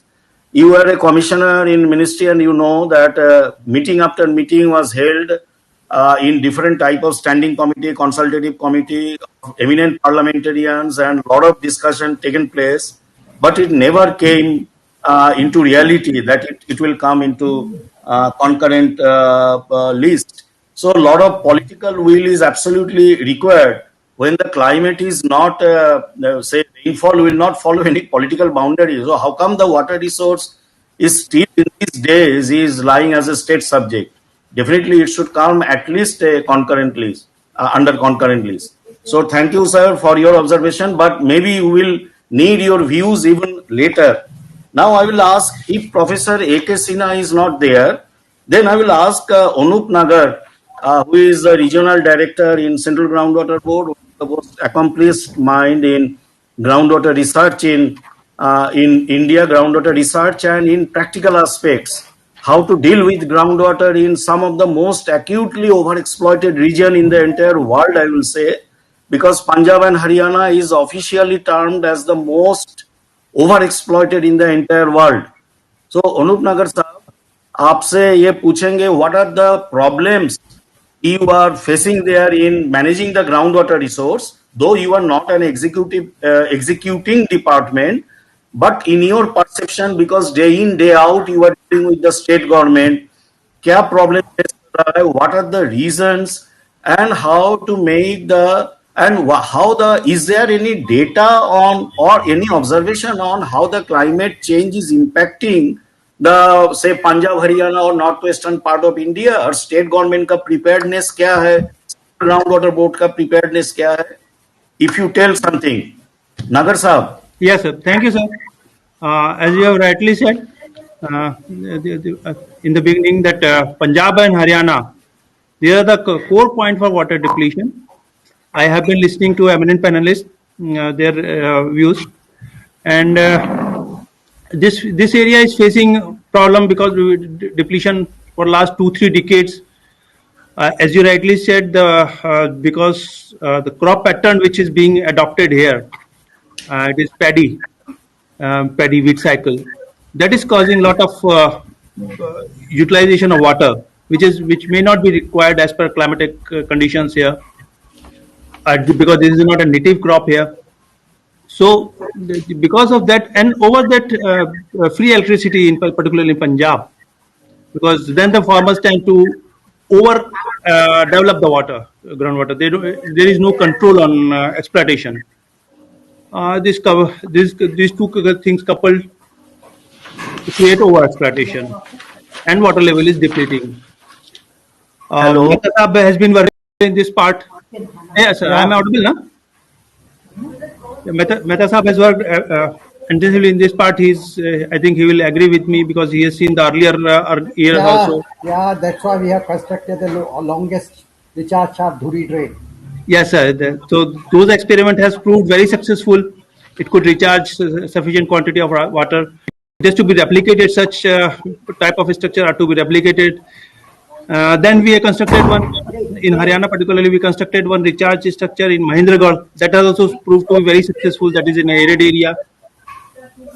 So there have been proven technologies that we can improve. Then we have completed in aquifer mapping in this Punjab, Haryana, and Chandigarh. And as per our observation in aquifer management, that more emphasis is to be given. Although rainwater harvesting, artificial recharge will definitely will be able to store and recharge sufficient quantity of water, but more emphasis is to be given on water conservation. Water conservation, I mean to say that the crops we select for growing in this area, they are to be selected in such a way that they do not cause over exploitation or unnecessarily utilization of water. Of course, paddy and wheat are also required for growing sufficient grain so that food security is there and it doesn't become insecure, because this part is mainly producing wheat and rice. And rice consumes a lot of water. Although there is a very good canal network here, but it is not sufficient to supply water to paddy fields. That's why farmers tend to exploit groundwater. And also, canal supply is not that much certain. You don't get water at a particular time when the water is required. That also causes uncertainty and development of groundwater, overdevelopment of groundwater. So these things are causing depletion. Although government has come out with some very good schemes like Paisa Bachao, Bijli Bachao Paisa Kamao scheme, which causes reduction in electricity consumption and judicious use of electricity, so that as you save electricity, you save all the groundwater also, overpumping will not be there. Then Haryana government has come out with Mera Jal Meri Virasat, so changing cropping pattern. Such scheme has to be escalated so that they become more, they cover more area. Then only it can be conserved. Then, like Sahab has mentioned, that what the state government is doing is bit like Punjab has engaged on Israeli company for management of water resources. So they are preparing a report. It is in initial stage. A lot of discussions are there. Our input from aquifer mapping reports have also been considered, which have forwarded to the government of Punjab and government of Haryana. So they have also been considered. So I think it will be a good report after it comes out. Similarly, Haryana has taken up Atal Bhujal Yojana in a big way, and they are concentrating on it, so that water conservation is the prime aim in that, and as well as making the local people educated about this, that they have to conserve the water and how they can conserve water. They will be participatory management like thing. They will be knowing their resources. They will be monitoring their water level, so that they also have a knowledge that what is happening to our system, the aquifers, why the water level is depleting, and how we can reduce this depletion by changing or adopting new practices, new agriculture practices. Government has also taken initiative of introducing soil act, so that paddy is not grown before a certain date. Just after during arrival of monsoon, it is grown, so that water is conserved in that way also. So there are some good initiative. Only thing is it is to be escalated and made enlarged, so then only we can conserve the water resources in this area. Similarly, the water quality also has to be monitored at all the aquifers. Phreatic we have been monitoring. It is to be monitored in confined aquifers also, so that they do not become polluted. And with the climate condition, what is expected that evaporation will increase, so recirculation of water will take place. So that will also cause concentration of salts in the aquifers. So that may also lead to deterioration in the quality. That is to be avoided. For that, fresh water is to be made available for augmenting the resources. That's all from my side, Shasam. Okay, thank you, Nagar sir. You have rightly mentioned sir. right, but there will be questions for you also at the maybe afterwards. But you rightly mentioned that the paddy cultivation is the main culprit for groundwater overexploitation. There, free electricity. Then, because of the uncertainty in the canal water supply, the farmers are more and more depending on groundwater, and that is one of the reasons. And they have given the government is taking some good initiative that you have also mentioned, and like the example is Punjab and Haryana subsoil water act. The exact name may be soil water act, subsoil water preservation, Haryana subsoil water preservation. If I am not Subsoil Water Preservation Act, sir. brought in 2009. That act tries so that it coincides with by and large the monsoon session. Before the act, there was a lot of monsoon pumping. By shifting 15 to 20 days, the less groundwater, PIM groundwater pumps there, that have substantially reduced the pump groundwater. And you have rightly mentioned the very innovative project that has been taken up by Punjab government and World Bank, where farmers, if they save run from the government, that they will be conserving hours, electricity. they will get if some it is incentive, metered, is not it? And that they will get in return for from the that. government. 4 rupees per unit ke hisab se they will get the return. So it will be good. Right. So the one of the major issue, Nagar Sahab and all other learned panelists, that the to break the energy and the groundwater nexus. Nowadays, it is called energy food groundwater nexus. But God knows how to reach that, because recently in one of the largest state of India, they have passed their budget, and in that budget it was mentioned that there will be absolute free electricity for the farmers now in that state. So a lot of political will is required, as Mehta Sahab initially told, administrative will, political will for the groundwater conservation, and then only we can fight the climate uncertainty and make the groundwater more resilient. Thank you for your observation. And now coming to our Chaudhary Sahab, Professor Chaudhary. So you have, I was listening eagerly to you. Many a time you have mentioned about the groundwater overexploitation, groundwater, the water level is going down, quality is deteriorating in Punjab and Haryana, etc., and all that. But I will ask you, if you, what is in your mind to best way to combat? And I will ask you specifically, because these two states, including the western Uttar Pradesh and Rajasthan also, there are large farmers and they have lot of money power, lot of political power also, and bringing any say reform is a bit will be a bit difficult. I mean, if everybody try to be in their comfort zone, now the groundwater is getting finished, and the farmers are not bothering.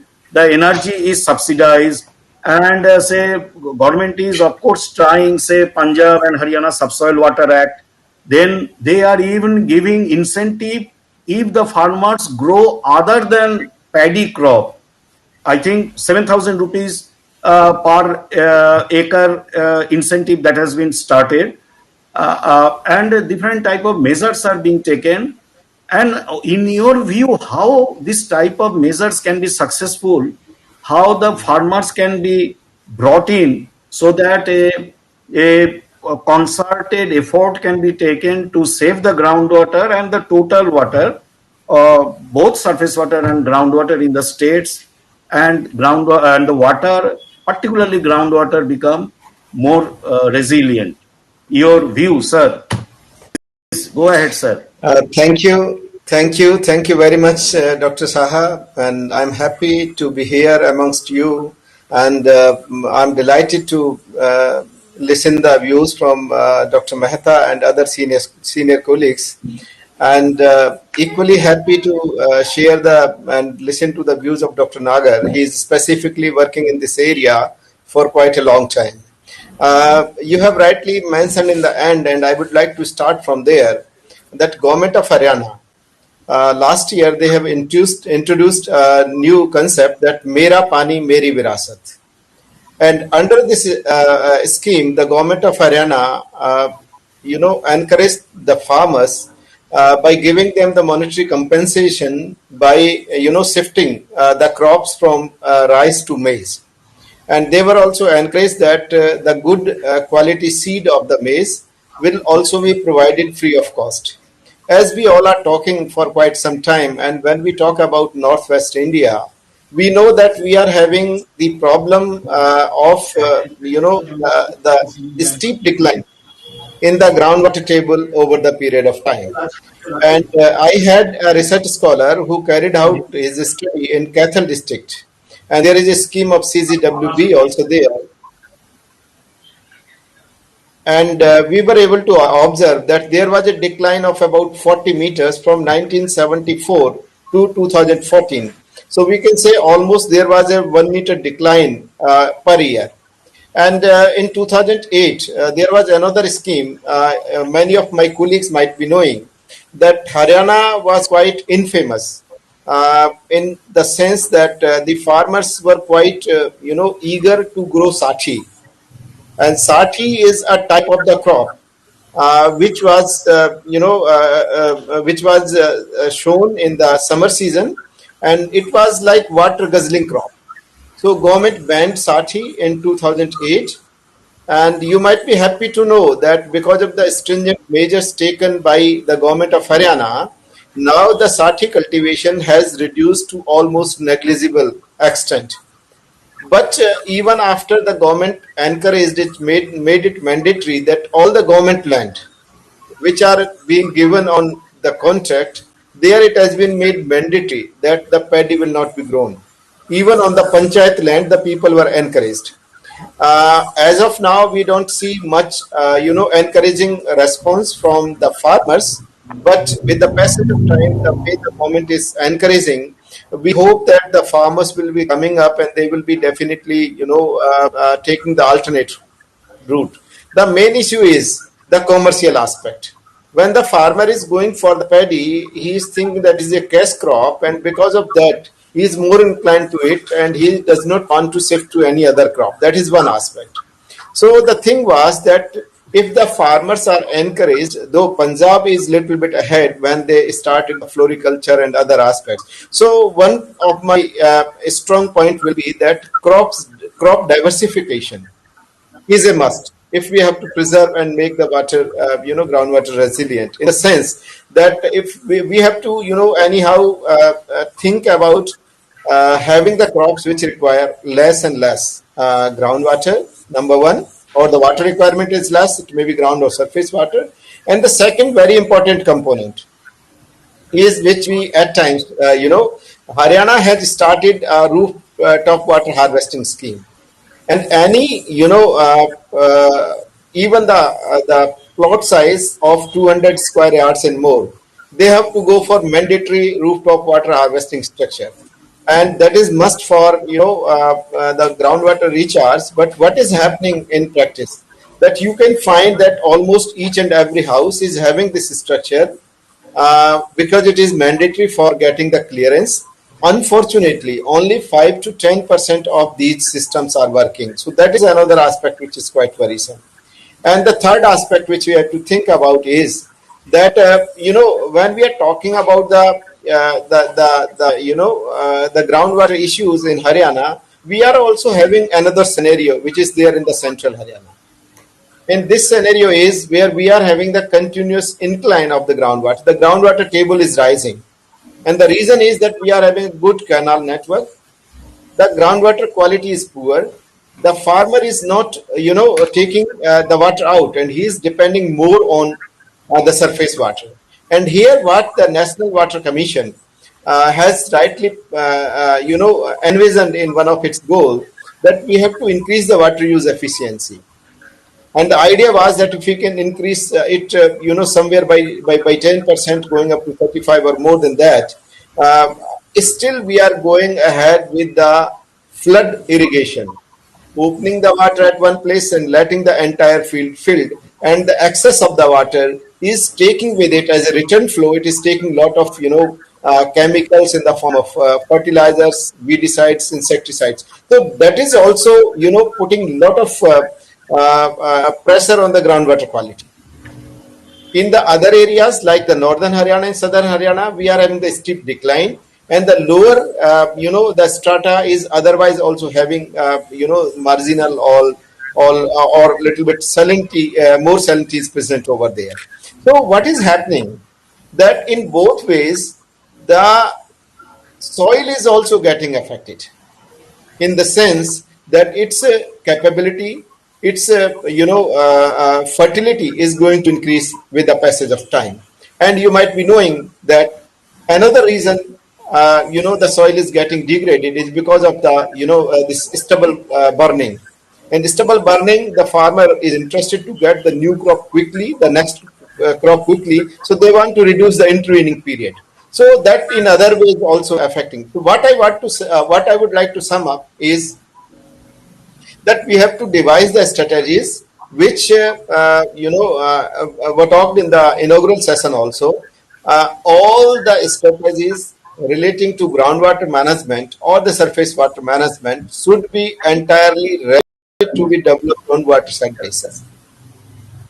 Until and unless we are devising the strategies where the watershed is being taken as a unit, and all the intervening policies, maybe the surface water, groundwater, the consecutive use of the surface and the groundwater, thinking about the enhanced or induced recharge, all these issues are to be taken up in a concerted manner. In addition to that, the farmers definitely needs to be encouraged for crop diversification. I think if we are adopting these measures, which is all, of course, a gigantic task. What I have said, because the government, as you have rightly said, when we are talking about some of the governments coming up with these free shops, these free soaps are not going to really help us when we are talking about the groundwater policies. So these integrated policies needs to be there, and in that, what the government has initiated, the people's participation has to be mandated, and that can be mandated only when they are able to see their benefit in these management strategies. So with this, I would like to thank Dr. Saha for giving me time, and thanks a lot. I would like to hear the other panelists. Thank you, sir. Thank you. It was a really an enlightenment, and we are delighted to hear you so in-depth analysis of groundwater situation and how it is getting declined. You have rightly mentioned about the crop diversification, then rooftop rainwater harvesting, even rising of groundwater level in some areas. Everybody talks about decline, but there are also rise. So we should go for conjunctive use of the surface water and groundwater both, so that there should be a balance. And deteriorating quality of water, very, very interesting, as the water quality is deteriorating with the climate change phenomena, and as the water level is going down, and because of some other agricultural or irrigation causes. But I have a small, say, my opinion, because there was a prolonged discussion once in the ministry and in front of one of the big boss in PMO, where our secretary Shashi Shekhar presented about our national aquifer mapping program, and I was lucky to be there. And after the presentation, the principal secretary of PMO, he asked one thing: "Jo Shashi, you are telling that there should be crop diversification and all these things will be done, okay? government can raise the MSP, the minimum support price of less water intensive crop, but you tell me where is the market? Then, in fact, after this, there is a substantial increase in the MSP of the crops, but still are we prepared to eat jawar roti or bajra roti and go back to the nutri-nuggets, less water intensive crop? In fact, sir, you will all believe that we have become a slave of wheat. We need bread, we need soft roti, and our जो cook in our home, they also demand that ab gehu ka aata laiye because it is easy to prepare a roti. So it will be challenging to come out of this food habit of Indians, rice wheat, and rice wheat. That is a big challenge. Then only there will be a backward integration that we will go for less water intensive crop. Thank you, sir, for your very Now enlightening. pastas, burgers, pastas. Ha, sir. Sir, now Dr. Nilanchal Patel has also joined. Nilanchal Saab, we have heard a lot about the Western India, Northwestern India, where there is a severe decline of water level and groundwater desaturation. You are an accomplished researcher of groundwater from the eastern part of India. I will say in the state of Jharkhand, जहाँ 1200-1300 millimeter rainfall होता है, उतना ज़्यादा groundwater का over exploitation नहीं है. But what are the concerns in the eastern part of India, where still some groundwater resource is available, about the climate change phenomena and about the possible over exploitation in say future and how we can combat it. Please, sir. Namaskar, sir. Very good evening to every one of you, and thank you very much for giving an opportunity to speak in this very inaugural seminar of INC-IAH. Yeah, I have been working in groundwater, but not at the same level as the other panelists here. In very patchy basis, I have been working. But we have been talking about the resilience of groundwater resources. Resilience is a very technical term, and then also accommodating the changing climatic scenarios. So now I will rather prefer to discuss some of the aspects which we need to take up, and probably has not been taken in a very extensive manner so far. Then when we are talking about climatic scenarios, have we done any kind of study that relates to the trend or the spatio-temporal changes of the dynamics of the various factors or the parameters that influence the groundwater storage?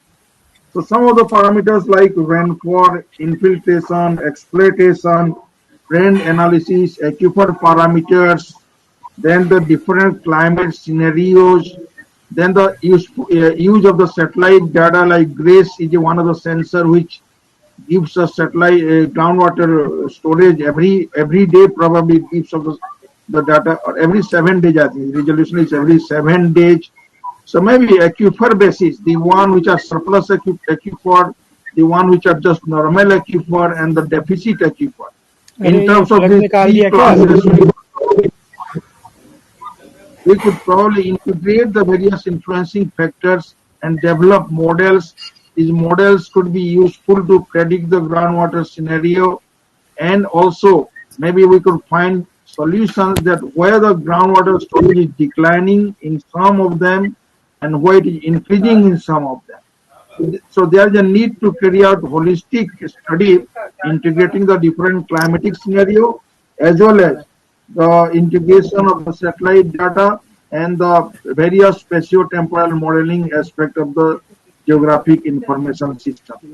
So some of the scientists, professors like Abhijit from IIT Kharagpur, they have started studies, but I think we have to expand such kind of studies for the other aquifers also, including the hard rock aquifers in Jharkhand and the Odisha, so that finally we could come out with some kind of solution that where the groundwater scenario is changing, whether that is surplus, deficit, or normal, by accommodating the different parameters that are useful in influencing the storage. So probably there are many distinguished experts and researchers here in the panel who can speak much better about the technicality of the groundwater things. But I have been mostly concerned about the technological intervention of remote sensing and GIS in understanding the dynamics. When we talk of the dynamics, means the dynamics relates to all the parameters that would influence the groundwater storage. So not necessarily only the soil parameters, the rock parameters, but the parameters like rainfall, infiltration, as well as the exploitation. See, all these parameters and also the conjunctive use also, obviously. So they need to be integrated in models. Some of the models are available. They need to be customized to the Indian conditions or the aquifer conditions. And probably for 30 years, 50 years of data, we should use such kind of time series data and integrate in the models and test it with some of the aquifers, for which the data is available, and carry out spatio-temporal predictions. So that is what I would say here, and this is the right forum that the experts would be integrated together to discuss further about such kind of issues. Thank you. Thank you, Professor Patel. You have rightly mentioned that some holistic and more research is needed to understand the probable climatic impact on different type of aquifers, and you are particularly concerned about the hard rock aquifers because you are stationed at Ranchi, and of course India's 70% geographical area is under hard rock, and definitely your further research is needed, as you have mentioned.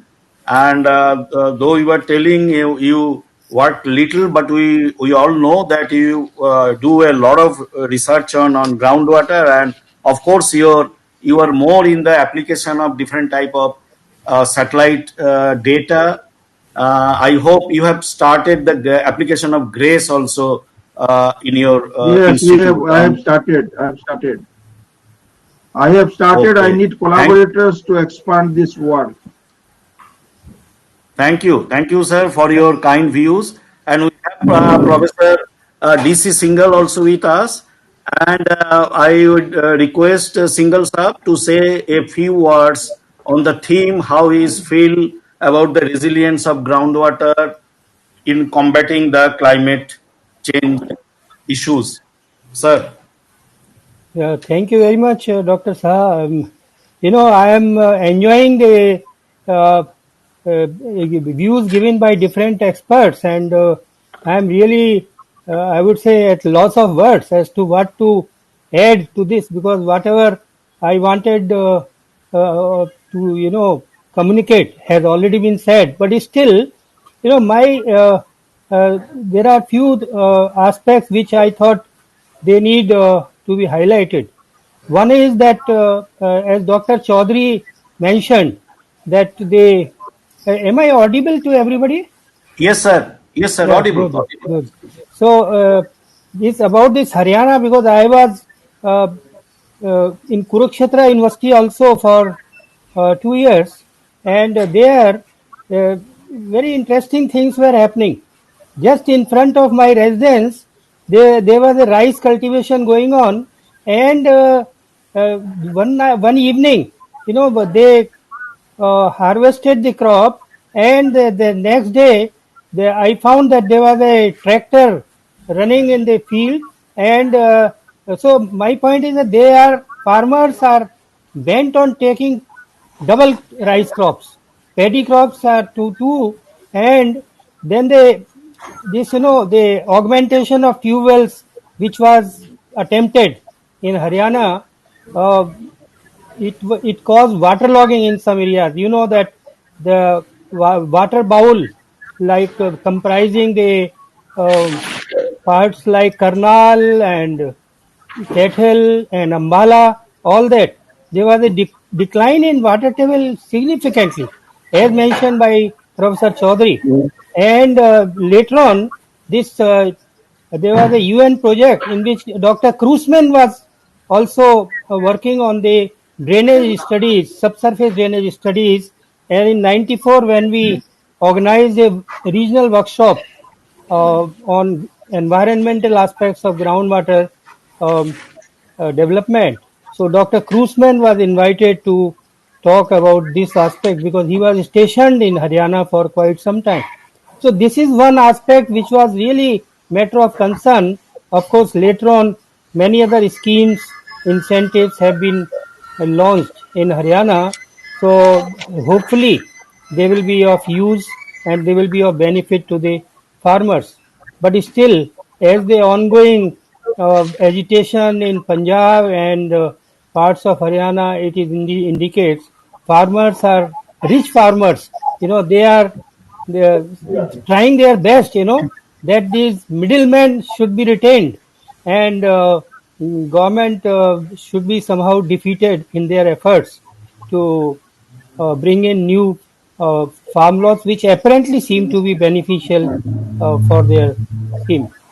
So, like that, these are some of the aspects, and I would request Dr. Saha to kindly let us listen the views of some other people. I remember that the Mehta Sahab, he has coined this, highlighted the one instrument which is resulting in uh, reducing the evaporation, from the surface water bodies, and he showed it. I think about a couple of years back, and Mehta Saab is here, so he may like to elaborate on this. And this device is very simple and all that. So this evaporation saving kind of reducing the evaporation from the surface water bodies, that can be proved to be very nice thing, and maybe Dr. Mehta Sahab may like to elaborate on this. So with these things, I would like to close this my observations, because I would request Dr. Sahar to give his views and what are the implications of this ongoing NECWIM program. How does it affect the uh, does it is it favorable, the kind of results which have been obtained in massive NECWIM program in various states of the country. So maybe Dr. Saha can elaborate on that. Thank you very much. Thank you, sir. Thank you for your kind views. Say, National Aquifer Mapping Program, sir. What I feel that since I was associated with it since the beginning, so whatever I will say absolutely in favor. And Anup Nagar is also there from Central Groundwater Board, who is still serving. I think about National Aquifer Mapping Program, it will be more appropriate if we hear from particularly Mehta Sahab and Chaudhary Sahab, because since it was our baby, we will always support and we will always see the positive. Mehta Sahab भी Central Groundwater Board की ही है, लेकिन थोड़ा दूर हो गए, तो I will request Mehta Sahab and then Chaudhary Sahab to comment our particularly National Aquifer Mapping Program, how they look it, whether they are really generating some good data, some good report, and supporting the climate change fighting. Will be supporting the climate change fighting. Mehta Sahab, sir. National Your candid view, sir. Your candid view. Aquifer mapping is a good exercise which Central Groundwater is doing. I have one observation that we are always talking water level decline. Is it in the confined aquifer or unconfined aquifer? We are not able to dissociate it, because same volume of water that we are putting will create more drawdown in the confined aquifer rather than the unconfined aquifer.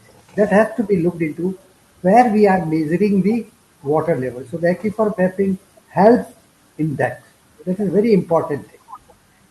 2 or 3 points, if you permit me, I will also add.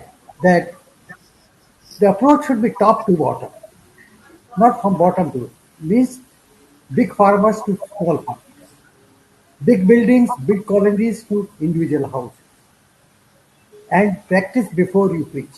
Has IITs all building that rooftop harvesting has been done?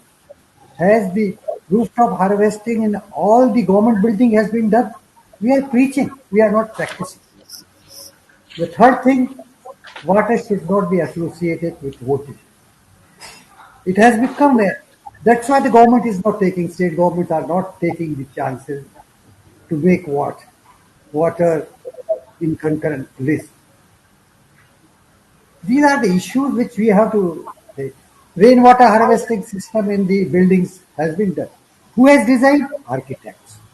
Are these being maintained? No. After getting the approval for construction, nobody cares what is happening. That is the thing which I am living in a flat scheme in Jaipur. First, when I insisted for rainwater harvesting system. After 10 years, again we removed and again made. Lot of abandoned tube wells are there within the building campus or within the society campus. There the rooftop water can be diverted with the little design and can be put for recharge. These are the issues. That is, question is, we have to see, we have to appreciate, we have to realize water is going to be a real crisis, and especially the groundwater, which is the crisis management resource in country. Thank you. Chaudhary sahab, thank you sir, thank you. Chaudhary sahab, आपको पूछेंगे specifically, you give some how the national aquifer mapping program, how you see it. Thank you, Dr. Saha, and thank you, Mehtaji. And I was also, when I mentioned about these rooftop water harvesting structures, you might have seen that I have said that we are having these, in almost because it is mandatory. But 95%, that's why I said only maybe 5 to 10% where you can find these as working, otherwise not. So Mehtaji has rightly, this is the nerve which we have to touch. I mean, we are having so many schemes which the government has made, but what is the level of implementation? That is one aspect which I would like to, second the views of Mehtaji. And second aspect, about 10 years back, I was visiting Jaipur and I visited Malviya Nagar campus of this, BIT Ranchi. So when I was in this Malviya Nagar campus, can you believe that I was able to see a number of eucalyptus trees there? And we all know that having a eucalyptus tree in such an environment, what effect it will have on the water.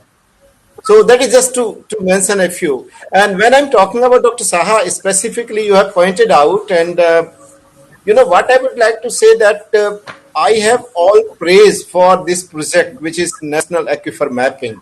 And if you give me the authority, I would like to, endorse that all the management plans should be based on the outcome which has come from this national aquifer mapping. And the reason is that still, if we talk about the documentation, specifically when we are talking about northern states, we are really want of the proper, the data which is related to the subsurface.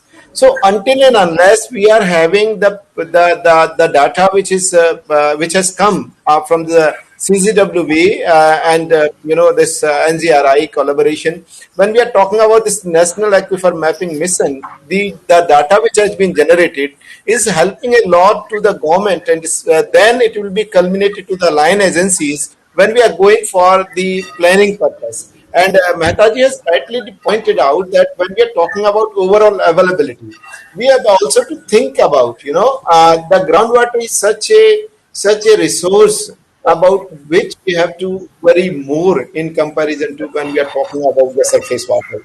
So I am 100% of the view that it is beneficial and it will be the guiding force in the coming plans when we are talking about the groundwater management.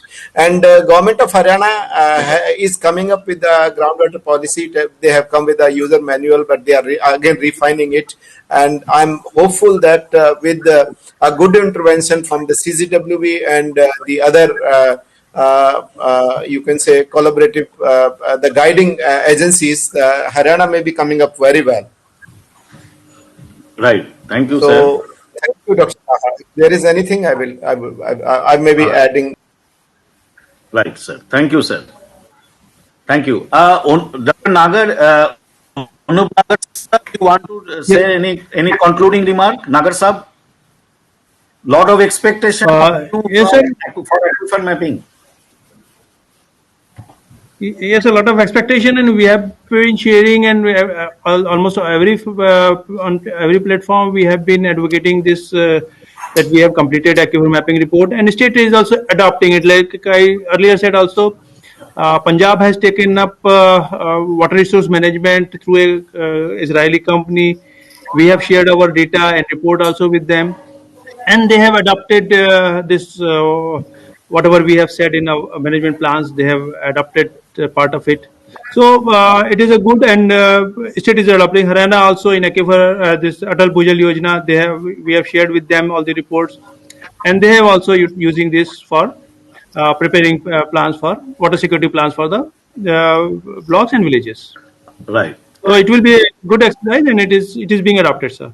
Right. Lekin Nagar Sahab, as the climate change will increase, as the water level will go down, as the overexploitation will expand, people's expectation on Central Groundwater Board will increase because he was custodian of groundwater. So questions will be targeted to Central Groundwater Board and also the State Groundwater Department. Patel Sahab, Nilachal Patel Sahab, if you want to say something as a concluding remark. Professor Patel. I want to say that, are you able to hear me? Yeah, yes, Hello. yes. We are able to hear. Please tell. Please tell. Yes. Yeah, it is fine. It was a very elaborate and very intensive discussion by different experts. But my suggestion would be that we need to talk about and integrate the real climatic scenario in terms of the concentration pathways and other things that which the climate people talk. Then only it will be a more interesting and productive study. Because whatever we have been talking about is the different aspects of the groundwater. Fine, that is, they have done very good work and they have presented their findings. But in order to enrich the scientific component of this kind of work, it is important that we need to integrate the climate experts in enhancing the groundwater resources based investigations and the information. That is what I would suggest. And definitely, I have been being in this field in remote sensing and GIS would be very much keen to be part of such kind of team. So maybe, I would like to conclude that even CGWB itself should probably may have a small unit or maybe a considerable unit on this kind of, in this kind of field, like integrating, that is what, establishing a climate section or meteorological section which is specialized in the study of groundwater resources. Like many other departments have started doing that, MOEF and even the flood management group, they have also, So that is what my suggestion would be in order to enhance the scope of our investigation. Thank you, sir, for your. Saha Sahab, I would like to take a minute, if you permit. Yes, sir. Please. Yeah, actually, what Dr. Neelanchal Patel has said, if we talk about like Haryana and Punjab, in Haryana it has been made mandatory that if there has to be any watershed management plan, or if there has to be any plan related to the natural resource development, or in a way the groundwater, you can say, management, or even the groundwater exploration, they have mandated that they must get the report from the HARSAC, Haryana Space Application Center, which has been made a nodal agency, and then they have to get the ground geophysical survey conducted by Groundwater Cell, the Department of Agriculture and Farmers Welfare, Government of Haryana, and then only they can go for these type of the installations. And specifically the districts which are in the NCR region, it has been made mandatory to get the the clearance report from the Groundwater Cell, Department of Agriculture and Farmers Welfare. So there are some good the good note on which the policies are moving. But yes, lot is to be done, and geospatial dimension and these satellite based observations, maybe from the GRACE and other, even these the remote sensing satellites are to be made as the basis for the scientific planning. So with these what I would like to conclude. Thank you very much. Thank you, sir. Thank you. And I think we have passed our time, and with permission from all, we can conclude the concluding session discussion. And I think we have discussed a lot, and we have noted some valuable comments for all the panelists, and that will be included in the recommendation definitely, and it will be circulated to all. And with this, thanks to all for attending the concluding session. The members of INC-IAH, those who are attending from through the YouTube, and there are many eminent persons. They are there watching us, but time is not permitting to invite them. But definitely in future we will listen to them all. And at the end, I give a big thanks to Mehta Sahab, Neelanchal Patel Sahab, Chaudhary Sahab, Anup Nagar Sahab, Singhal Sahab for putting your views in the concluding discussion, resilience of groundwater resources for accommodating changing climate scenarios. Thanks. Thank you, sir. Thank you very much, sir. Thank you. Shall I just conclude something? Yeah. Yes, please. Because sure, sir. Over to you. Please conclude, sir. Thank you. Because it has been a very relevant discussion, particularly the technical session 3 and 4. They have been kind of eye-opening presentations were there, and in this concluding session, in which is moderated by Dr. Saha, excuse me, I would request that the organizing committee of this seminar and led by Dr. Saha, they formulate some recommendations of this symposium and send to the decision makers in the government so that they take proper cognizance of the feelings of the scientific community in this direction. So with this, and also I would add one thing, that the abstract volume, I think it was to be sent to all the delegates of the symposium or seminar. So I would request, I think Jayesh and Ranjan Sinha, they were looking to this. So maybe we'll request them to kindly, maybe Dr. Saha can just have a overseeing, and then this abstract volume can be sent all to all the registered delegates. So with this, if you allow me, I conclude this session, and with the permission and concurrence of Dr. Saha and others. So then, and thank you very much for sir. One issue, sir. One of our member who could not attend the panel discussion, he was enthusiastic and he has sent a message. If Anuva display that message, Sudarshan Sahu, he could not attend. So a small message he has given. He is one of our very enthusiastic member. तो जयेश दे लो, 1 minute में पढ़ लेते हैं उसको. Go to the. Why have you shared it? Sir, can you see my screen? Yes. Hello. Little bit enlarge it, yes. We are not able to read it. On the top. So should I read it, sir, or? Yeah, Jayesh, if you can read, then it will be good. Okay, sir. So Dr. Sudarshan Shahu has said to read out his message at the last. So he couldn't join because of some technical issues like Wi-Fi problem.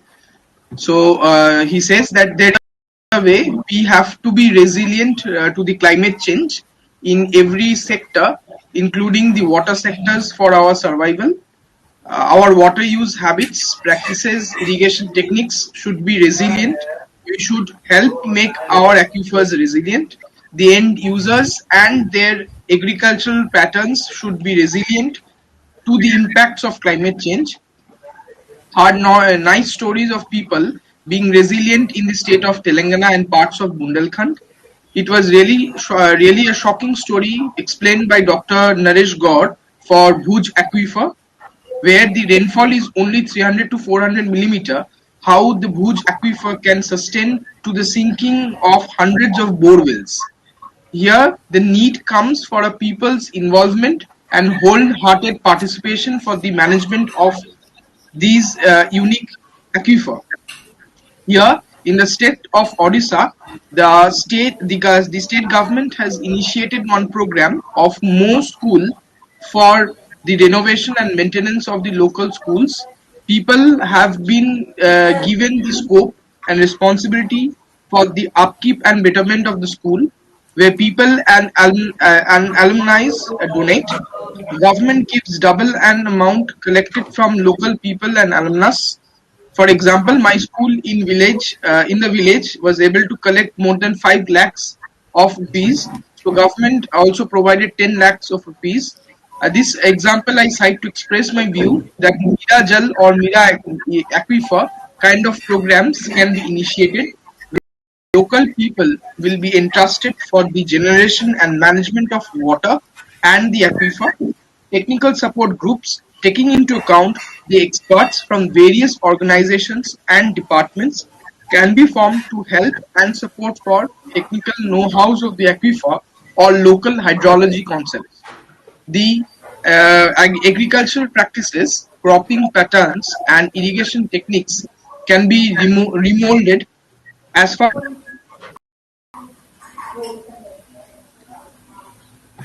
and Dr. Vitala also wanted to share his message.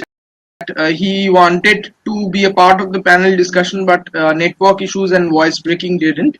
So he wanted to discuss on these 4 topics. First is concept of groundwater watch at village level, farmers water school at panchayat level, role of water managers in participatory groundwater management, and implementation of field results into policies and vice versa. So he wanted to discuss about how groundwater watch, or like how at the grassroots level of the political system, how water can be managed, groundwater can be managed.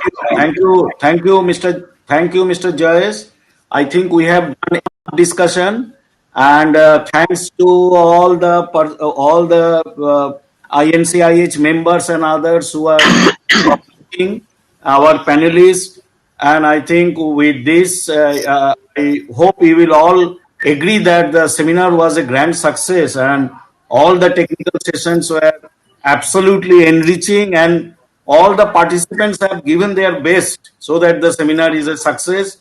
And in future also, Indian National Chapter of International Association of Hydrogeologists will request for the blessings of the elders and support for the colleagues and friends for expanding the INC-IAH, continuing with the activity, and also increasing the activity interaction. And with this, I think we can conclude our successful 2-day long seminar. Thank you all from my side. Thank you. Thank you and congratulations, sir, to the entire team. Thank you very much, sir. Congratulations, Dr. Singhal, Dr. Shaha, and the entire team. Thank you very much. He was the entire, no name, because everybody supported. All of you, all of that team, and all of the members. All of you, all members, and particularly Particularly Central Groundwater Board, NABARD, and Government of Gujarat. They have finance is above everything. And GeoWell has supported us, Dr. Khilani has supported us. So thanks to them also. Okay, sir. Thank you. Thank you, sir. Bye. Bye. Good I night. think.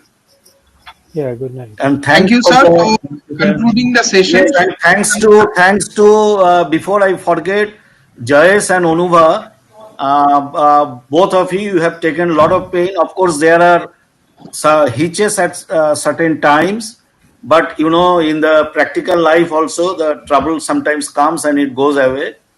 So you have taken a lot of pain. Thank So you, on sir. behalf of INC-IAH, best wishes to you for all your future endeavor, your career. Both of you are very young guy and still in studies, but you have done a lot. Thank you. Thank you, sir. Bye bye. Okay. Bye bye, sir. Bye. Bye, Sanushka. Bye, sir.